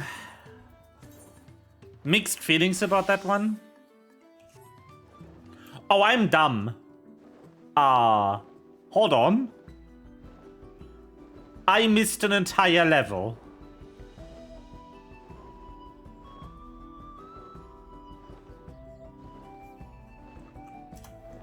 I need 18 of this. No, I'm out of wind crystals!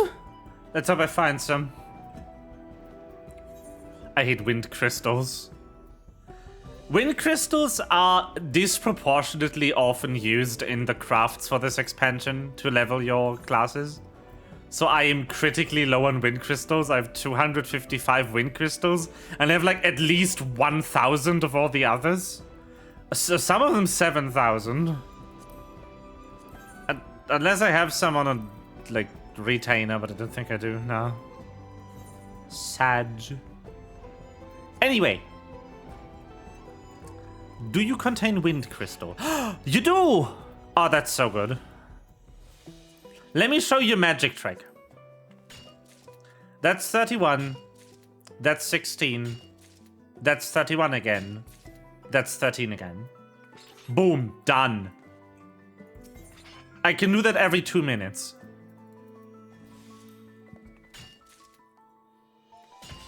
And I can do that to every type of crystal in the game. You need this ability that unlocks at 74 and this ability that unlocks at 20. And then you're just rich.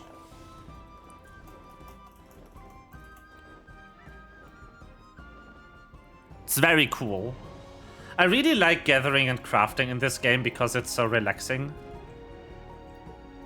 Because you really just vibe and dig up ore.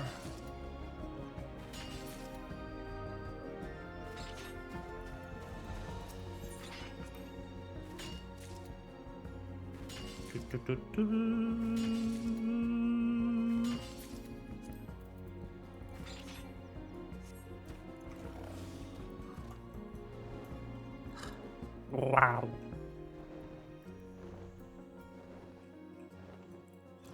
The gathering experience. I'm really enjoying these headphones, I'll be honest. Very good first day experience so far. They're also remarkably light. Unlike a lot of rather cheap gaming headsets, these are actually made from metal. I believe it's aluminum frame. So they are very sturdy and they are very, very nice.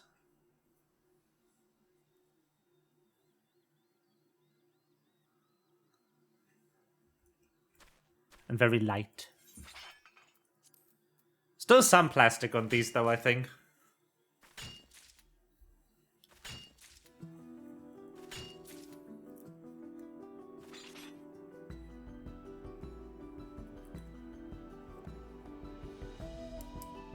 Yeah.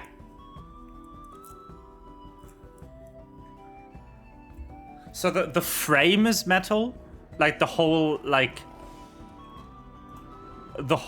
headband assembly, but the ear the ear cups are still plastic, which is fine because I believe that affects sound characteristic.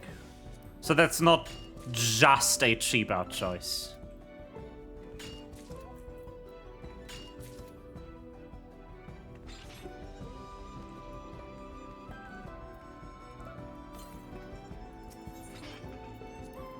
But also, just not just.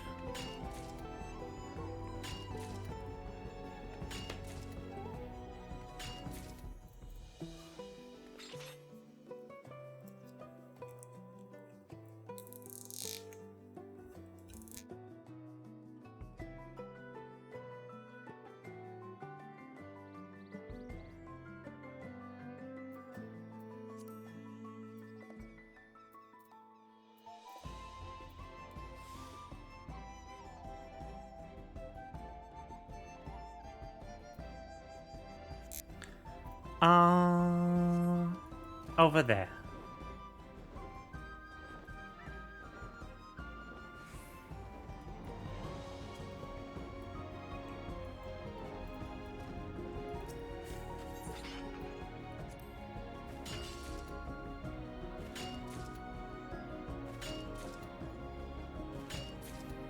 Dun, dun, dun.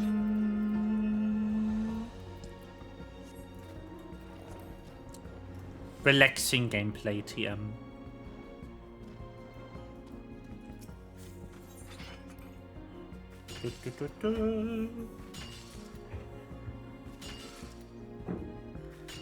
It's also nice to be self-sufficient in this game. It really pays off.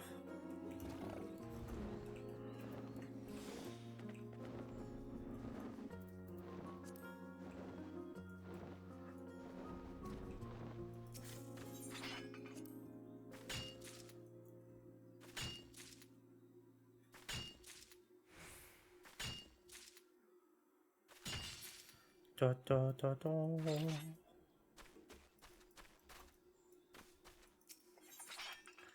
Wow.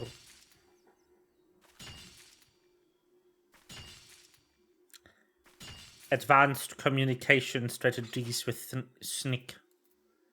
Wow.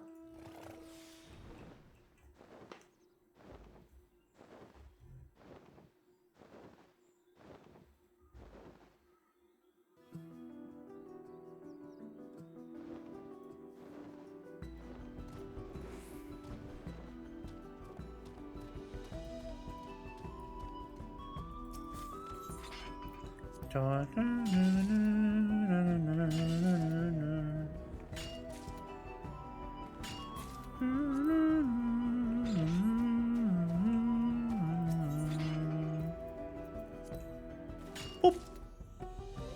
Boop.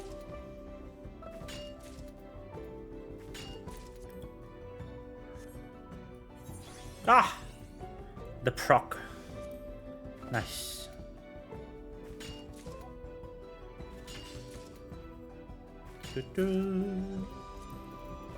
There's just a random chance for me to be able to gather the same thing again, the same spot, and for this bar down here to be filled up at the same time. It's very good. Kind of OP actually, but I like it.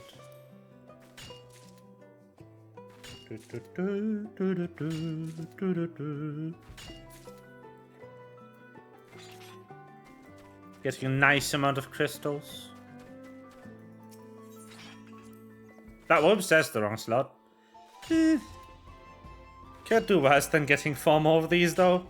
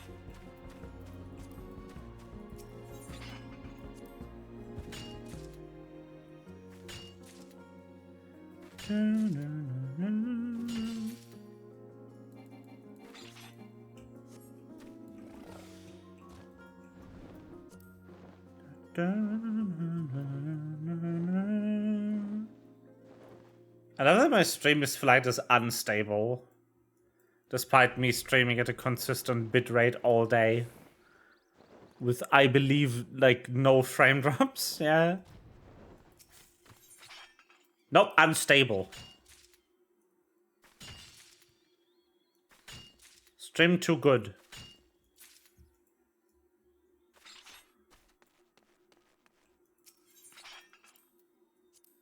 Just like me. But are you also streaming at a constant bitrate, which makes you unstable?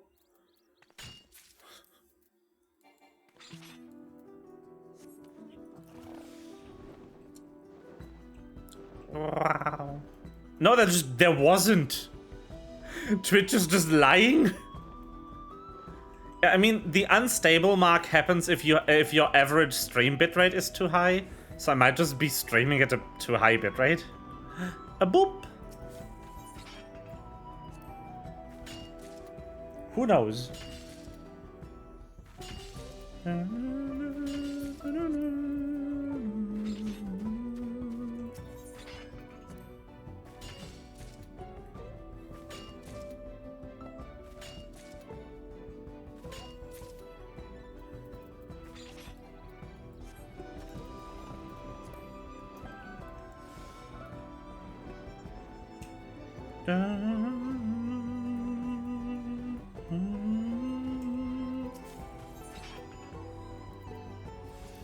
I shouldn't have done that. Whatever.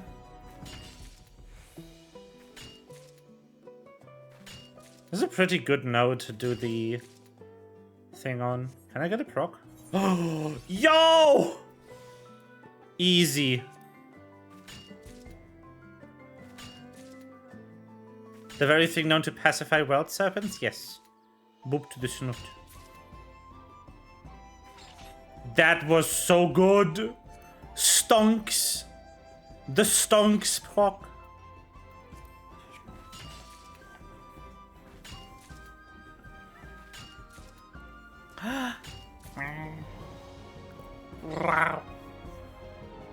Yes. Pet good. Laor.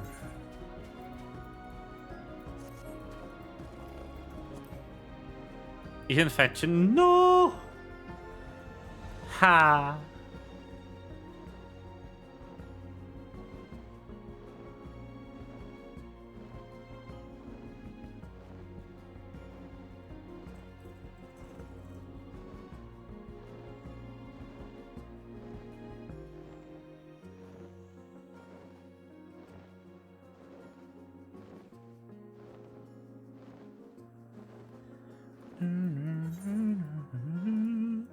Oh, I can show you one of my favorite things about this area.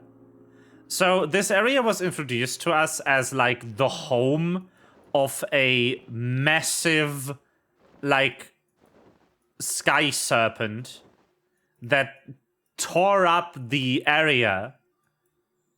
And there is these massive just claw marks everywhere that are literally on fire. That is so cool. Literally me.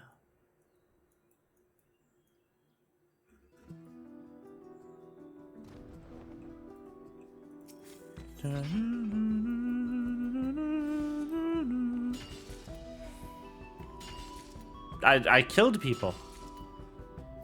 Which is why I got imprisoned. Apparently that also accounts for word serpents.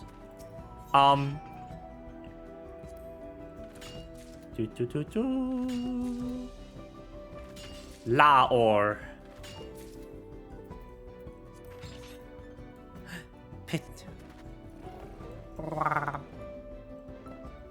Pet good. Oh yeah, so this fire will never go out, apparently.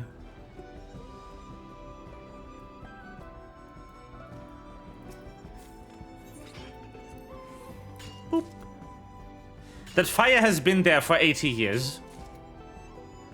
And it's still burning.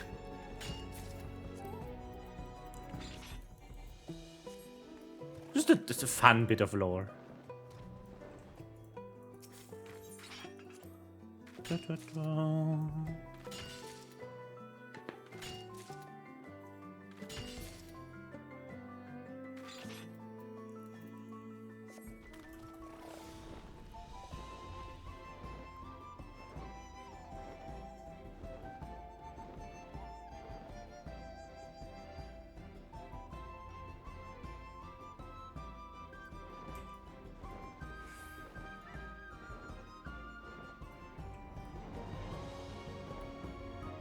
Wow. Yay. Patch for the snake. Yay. But yeah. Orb.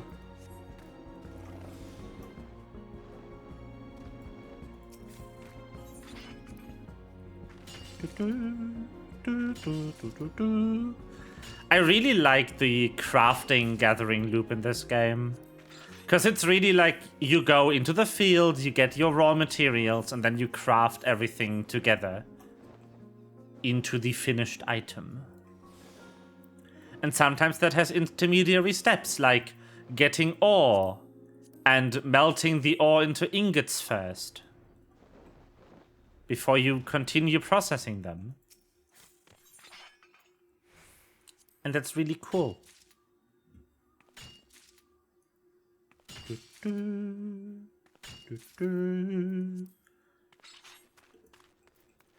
even the crafting has like proper gameplay. It's not just watching a progress bar go up.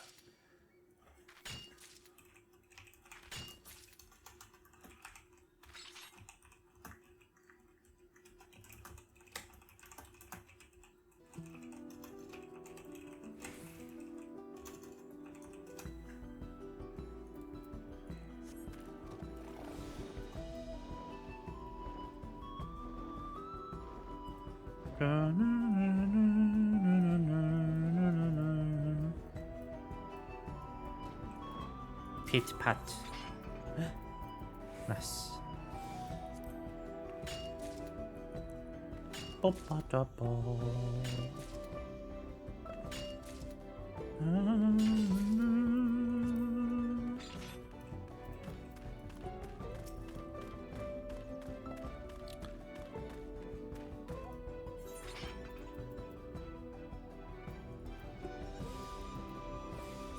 Boop.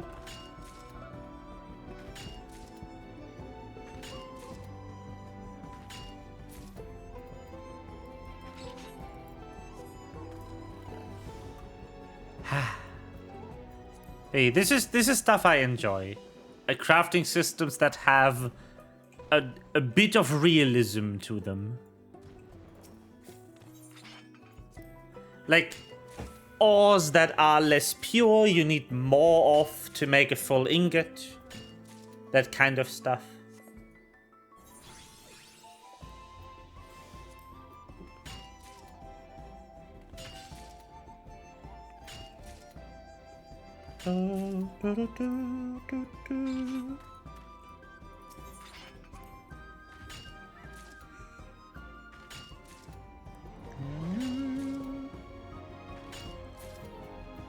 Yeah, at some point, but it isn't. This is a very nice abstraction of crafting. Which is why I said some realism and not full. Because nobody actually wants that. You want a nice abstraction of stuff.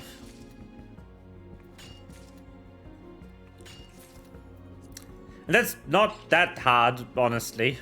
You just need to buckle down and do it, you know?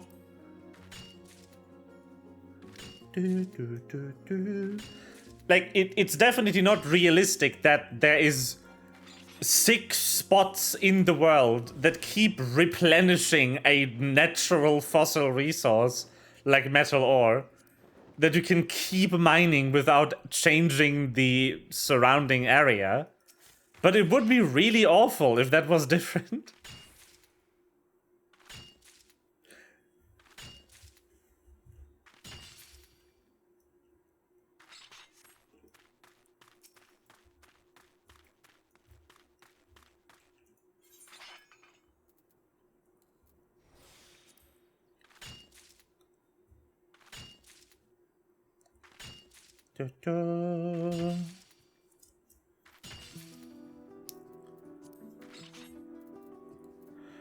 Yeah, in this expansion, they added a passive ability for gatherers, which is really cool. It is this one, Revisit, which has a low chance, they don't specify how much, that if you have fully finished gathering one of those gathering spots, that the gathering spot is fully replenished, like this bar up here goes back up, and your gathering points, this resource, is also fully replenished. And that's really nice.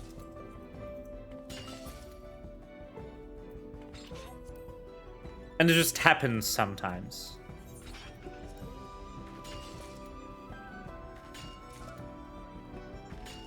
And that can happen on any gathering spot in the game. There's a couple of gathering spots in the game that are only available once every like, what's the interval? Like every 16-ish minutes. Basically, you have this time up here, this ET, that's Eorzea time. Eorzea is one of the continents in the world, and Eorzea is the continent you start on, hence Eorzea time. It just was never renamed when we expanded to other continents. Eorzea time, as you can see, progresses much faster than real time. And there's certain gathering spots that are only available every 12 hours of Eorzea time. For about 2 hours of Eorzea time. So the spot is available from 4 p.m.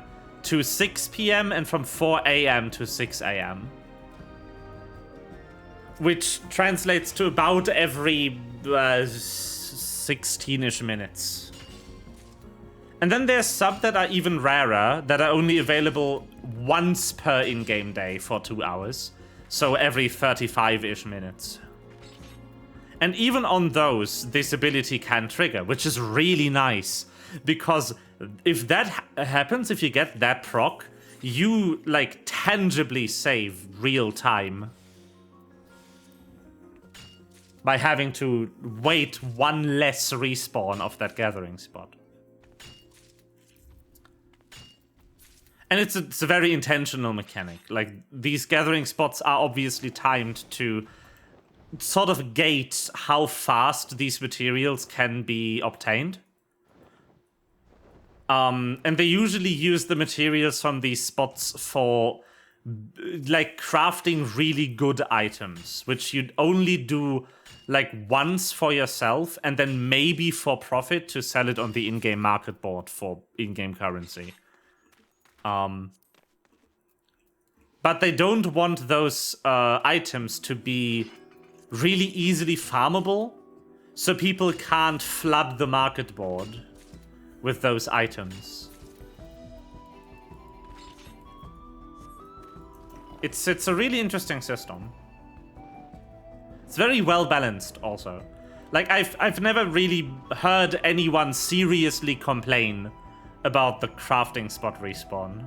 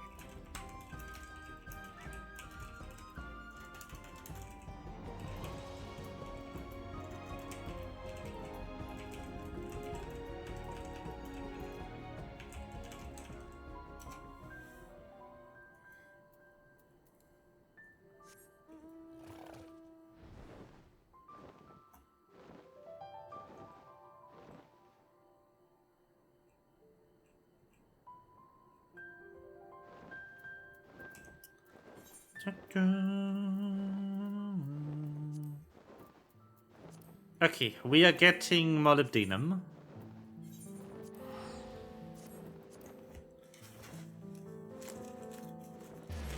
From the locks. Loch.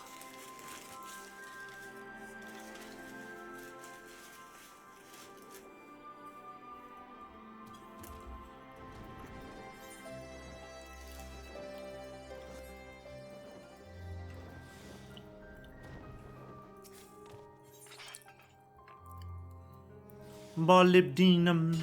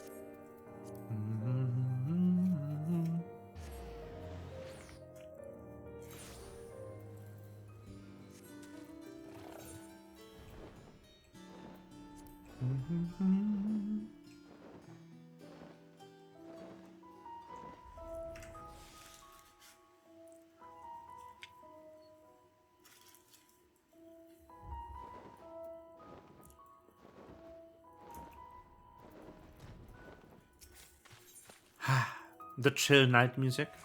So calm.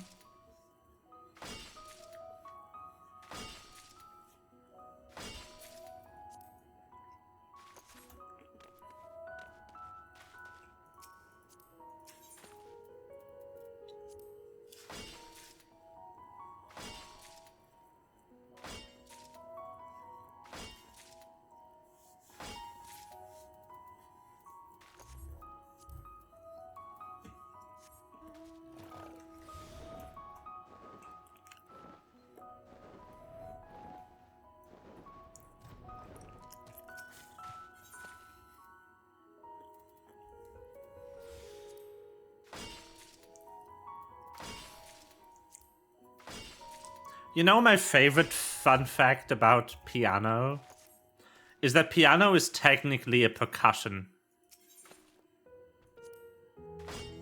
Because the sound is produced by striking.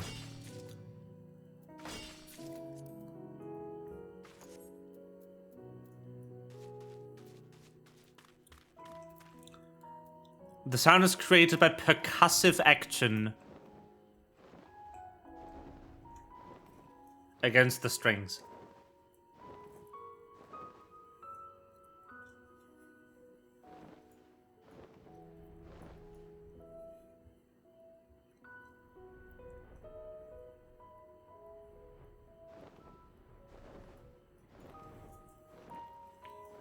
And it's a fitting category. There is more than just piano. That's a percussive instrument that makes, like,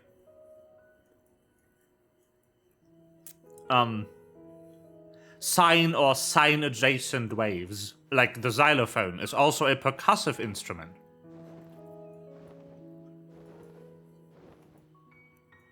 No.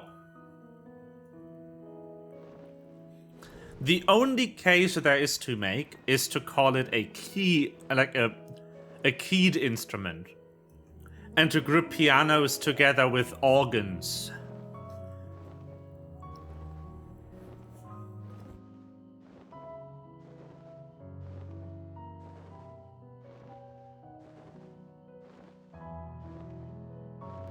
Also, an accordion and an organ are very similar. They are both air instruments that use keys.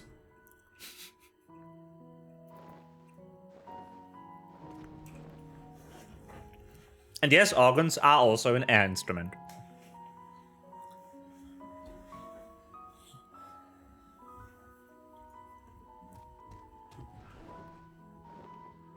Yeah. You can group instruments in a lot of ways. I mean, like even in clear-cut categories, you make differences. We are dividing between brass and wood when it comes to air instruments. And the division there isn't what the body is manufactured of, but what the leaf is manufactured of, what the component that creates the sound is. Which is why a, what's this in English?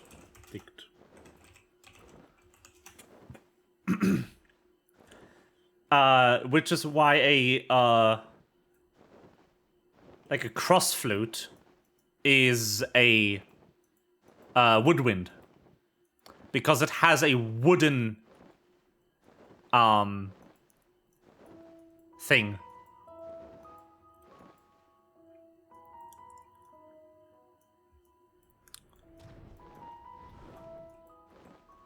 A concert flute. This thing has so many names. Querflöte. Sax too, yeah. That's also woodwind. Even though the body is manufactured from metal, it is not a brass.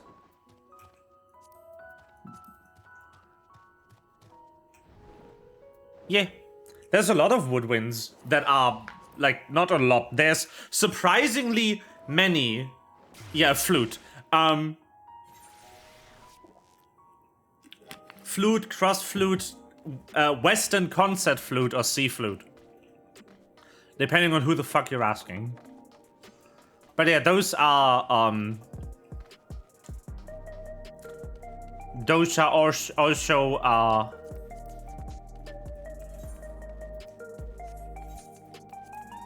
wood instruments, despite the body being metal.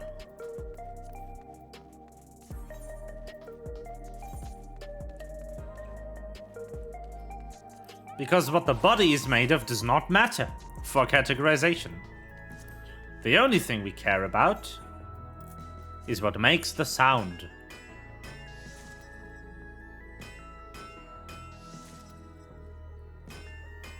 That's true.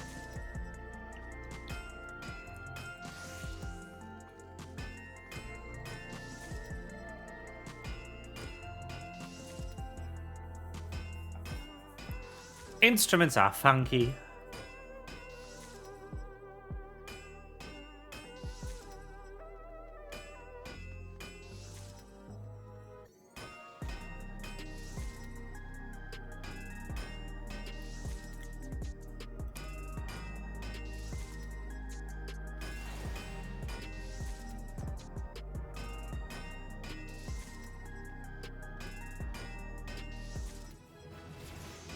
Ding, ding, ding.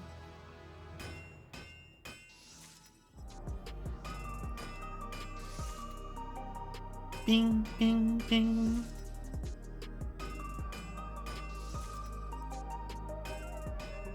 Wow. RIP.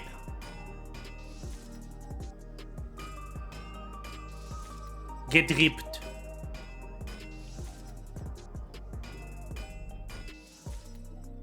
Trumpets are weird.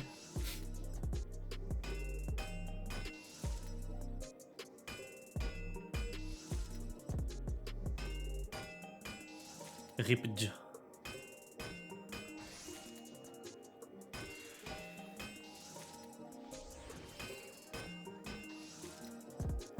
Ding, ding, ding. Ding, ding, ding. So this is quick synthesis, where you don't care about the quality of the item. You only care that it gets done. That is very much just watching a progress bar. We're getting to the good part once this is done. This is just if you need 36 of something and you don't care what they do. If they are good quality or normal quality, that is when you use quick synthesis.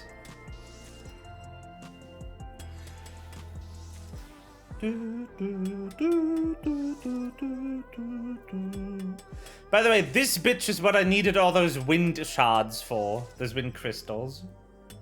Because those fuckers take way too much wind crystal.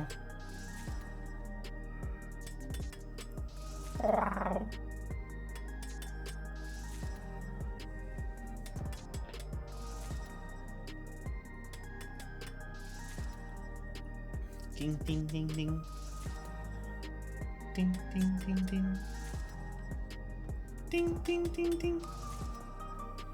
Ding ding ding ding. Do not tell me how an entire fucking ingot of metal requires a wind crystal to make. But here we are.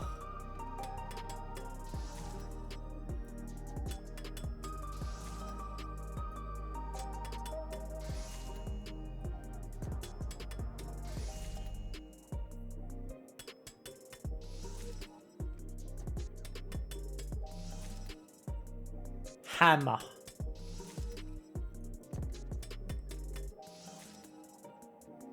Doop, doop, doop, doop. Doop, doop, doop, doop.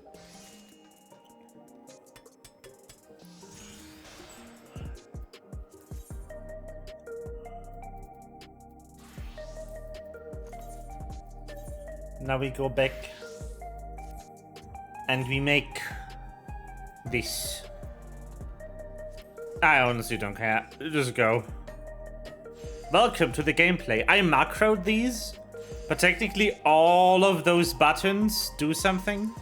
And I am using them just via macro. Like this.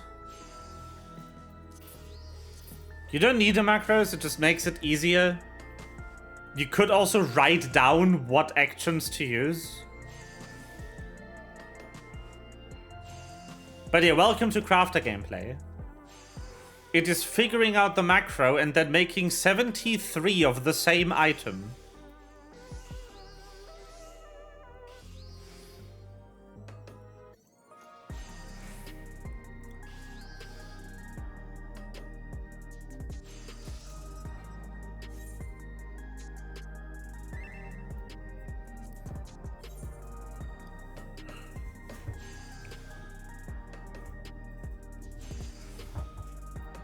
And sometimes you even get to make cute outfits. They actually do tell you, like every item in the game has a little tag down, all the way down in this description box for the name of the player character who made the item.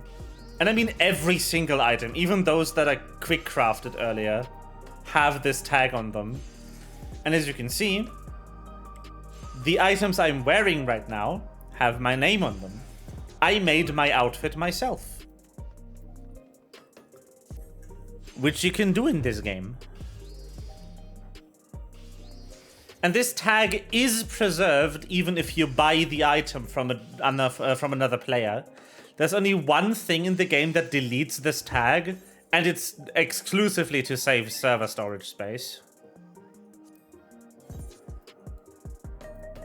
Which is the glamour plates, which I can't open right now because I'm crafting. But basically you can do like outfit sets that you can apply onto your items so that what you're wearing looks different. And if you put it in that system, then the tag gets deleted. And that's just to save server storage.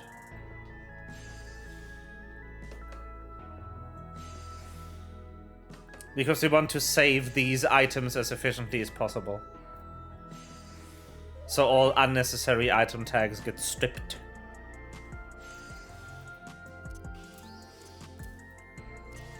I don't need those macros.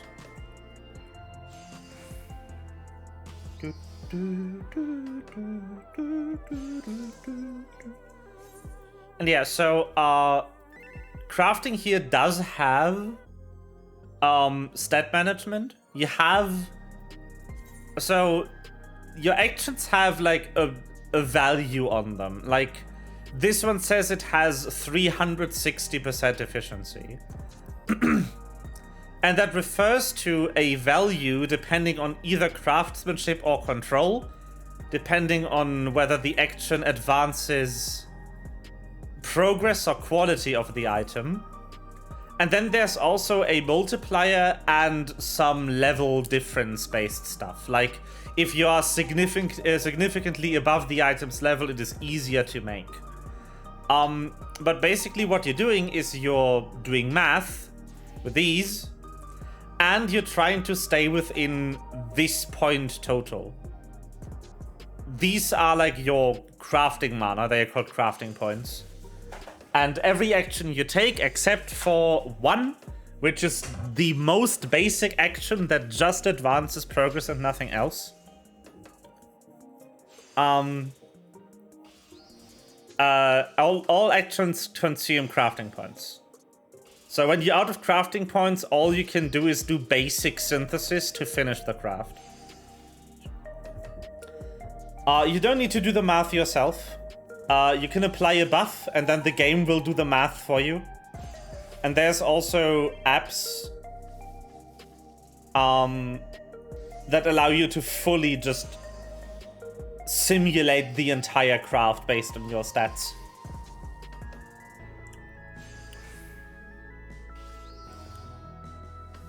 So you don't even need to do the simple adding of like, okay, this is 4,000 difficulty, 8,200 quality, what do I need to do to add those? And there's durability, which goes down. If durability hits 0 before progress hits 100%, the craft will fail. It is fine, however, if both happens at the same time.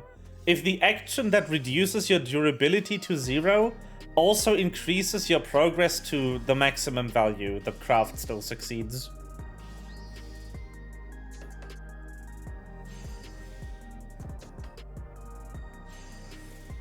Which is very cute.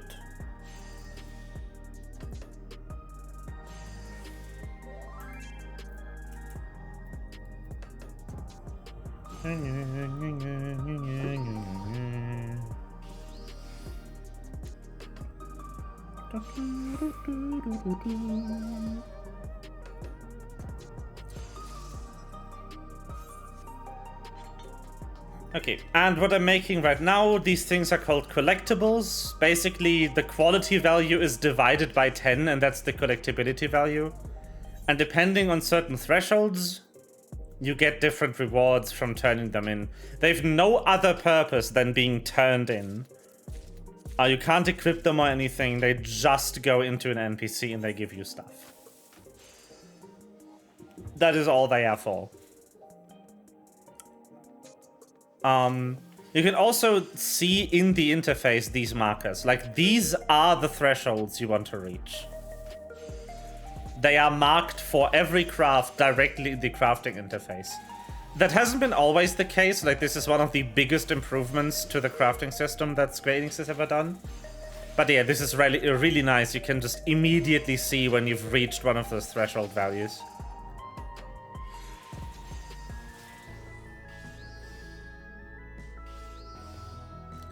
It's very nice. They're just right there. And the color of the bar also changes, I think. Yeah. I guess you can see as soon as I hit this threshold, it became this light blue instead of dark blue. Now it's orange. And then when I hit the last threshold value, it's gonna be green. And I mean, they just have this information. These values never change, so they just put them into the recipe system. And now all of the collectible items just tell you.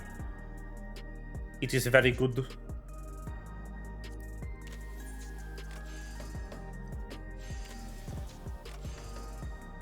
But yeah, I really enjoy the crafting system, even though it is mostly just watching your macros.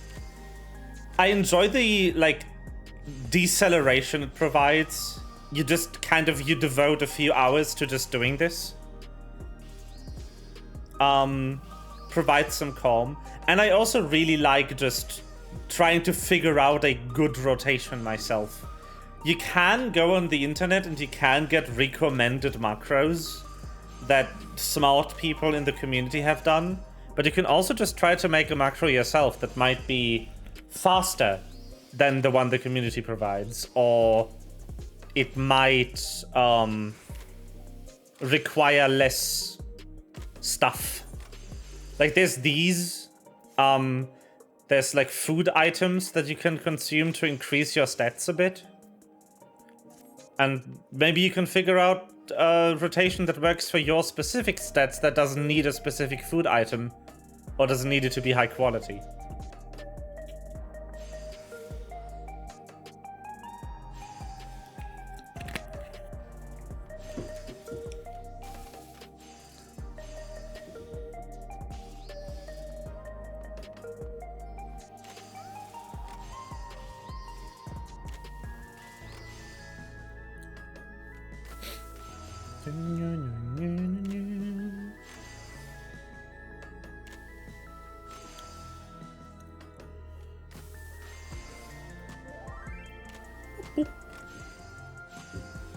Calm.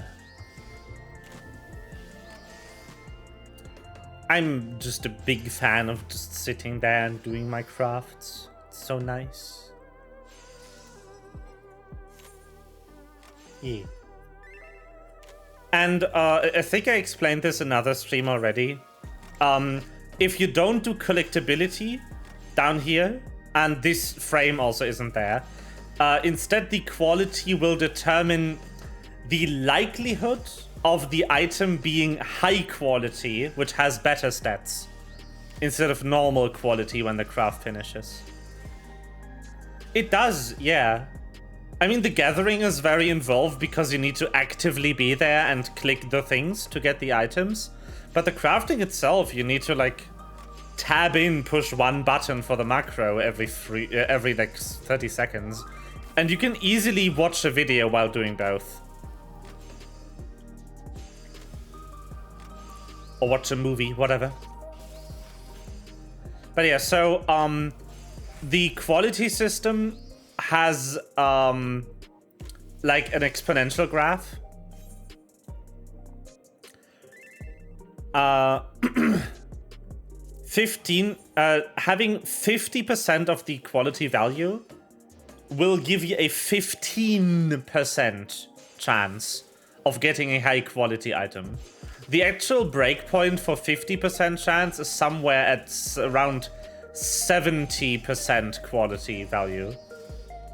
And then it ramps up very rapidly to provide 100% chance at 100% quality value.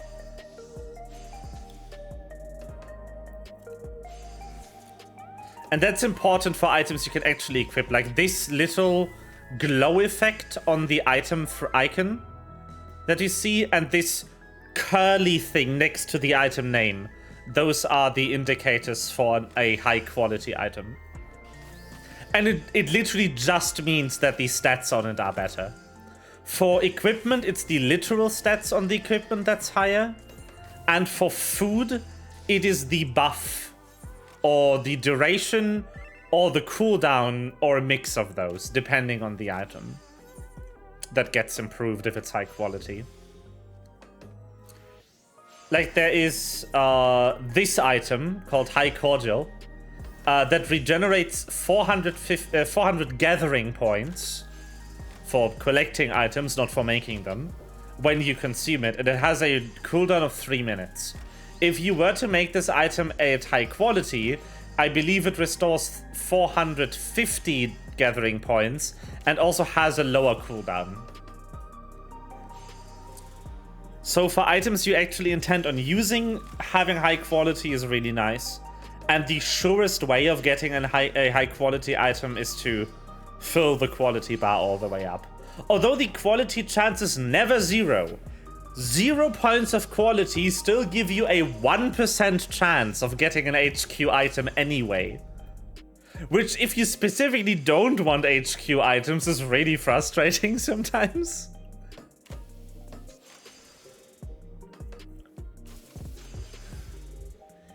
The woes of a Final Fantasy player.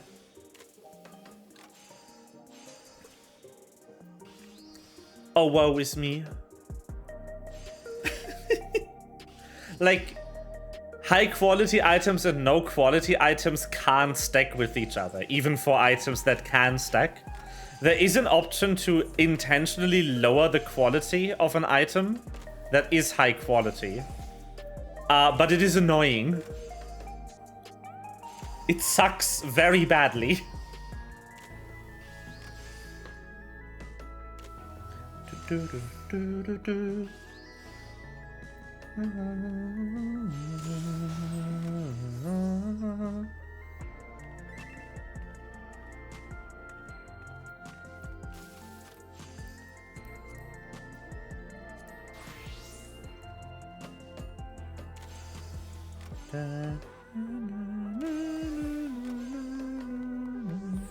What is this outfit? What the heck is that top? Damn, the bling, the print on the back, fuck. I wonder if that's a cash shop cosmetic.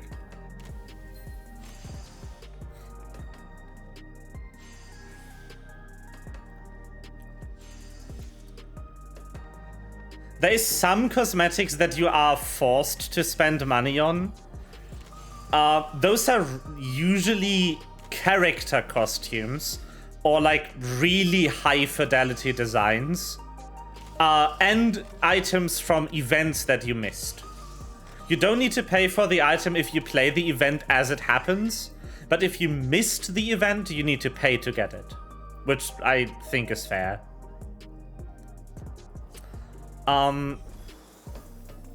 But most of the good cosmetics in the game are actually craftable, so this might be. I just have no idea. I could end crafting after this one and click on the person and look at the item name and then tell you.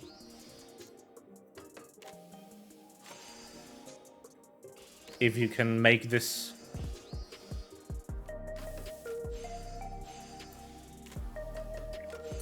Unless the person teleports away before I can, which would be king.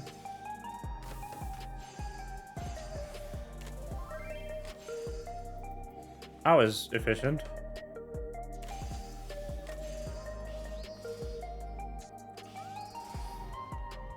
Don't leave. Please. I need to know your item. No. What is this top called? Street top. Got it. Let's find out.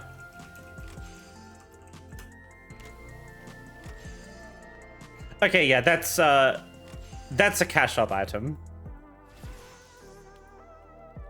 Wait, how much? Damn. Okay, that's a full item set. This one's expensive, but it is very cool.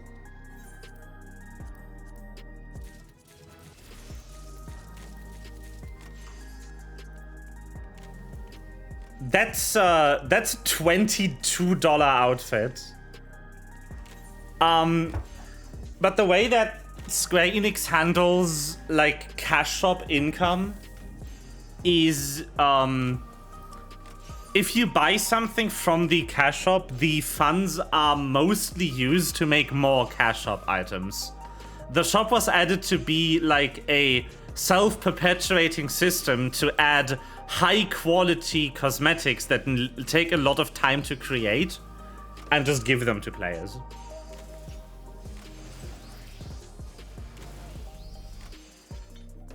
I don't mind cosmetics being obtainable for money. And again, most of the cool glamour items in the game are not cash shop items. You can't just make them.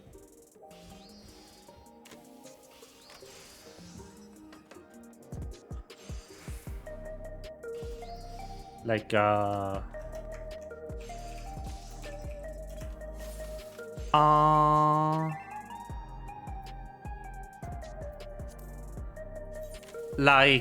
this one.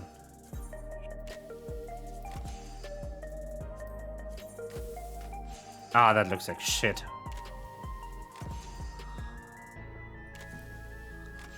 But like this top, you can just craft this. This is just in the game. It also is dyeable. I just don't know what the dye channels are. Let's find out. Okay, so the first dye channel changes the color of the whole top. And what does the second one do? Ah, it changes the color of the belt. That's pretty cool. But yeah, you can just make this. I, in fact, have this item.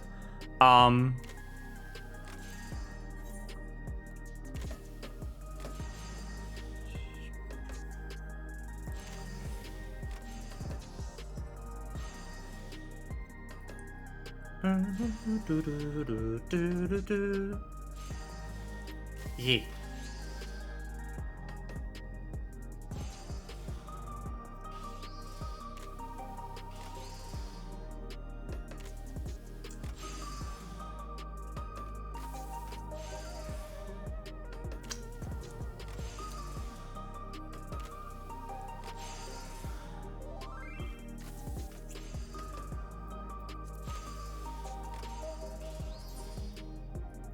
I have a new minion, by the way.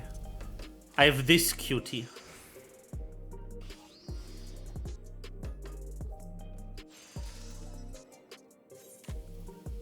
Adorable.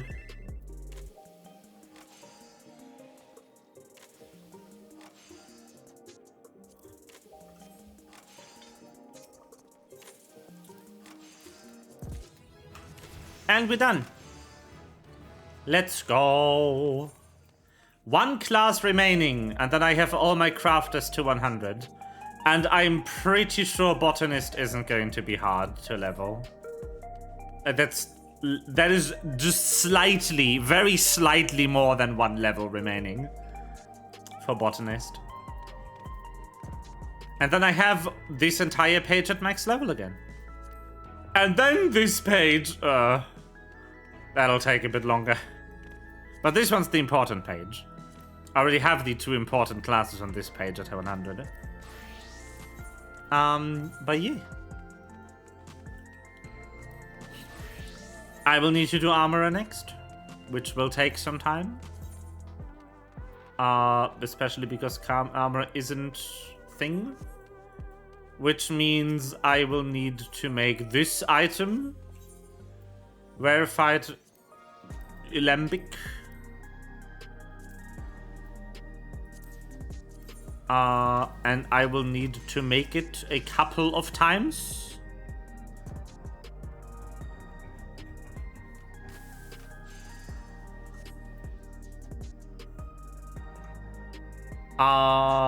It's probably going to be around 45 of these. Yeah. So this will take me some time. I won't do that today, at least not on stream. Maybe I'll do it while I'm watching a video or something. I think that is good for today's stream. But yeah. I thank you for watching. That is going to be stream for today. I will see you again on Friday. Where, depending on how things look, we might actually not be doing a dev stream. But I will see. Plans might change. Depending on things. But I will see you on Friday regardless. If the dev stream isn't on Friday, I'm gonna do it on Saturday. It's just that we might want to do a raid thing on Friday. That we've been putting off because one of our members has been living in internet hell and has been getting kicked out of the game every like 5 minutes, which makes raid basically unplayable. But allegedly, the technician is going to fix it on Friday, and then we're just going to do the 2 runs of the thing. But actual raid isn't going to drop until next week. So we will just do the re-clears. But yeah, there will be a dev stream this week. I just don't know what day.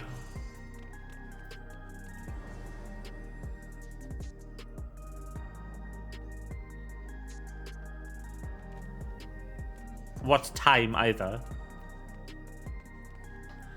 I also don't know if my voice is going to cooperate for Phoenix Wright on Saturday. If it doesn't, that's going to be a dev stream. If it does, it's going to be a Phoenix Wright stream. Anyway, good night, everyone. Bye-bye.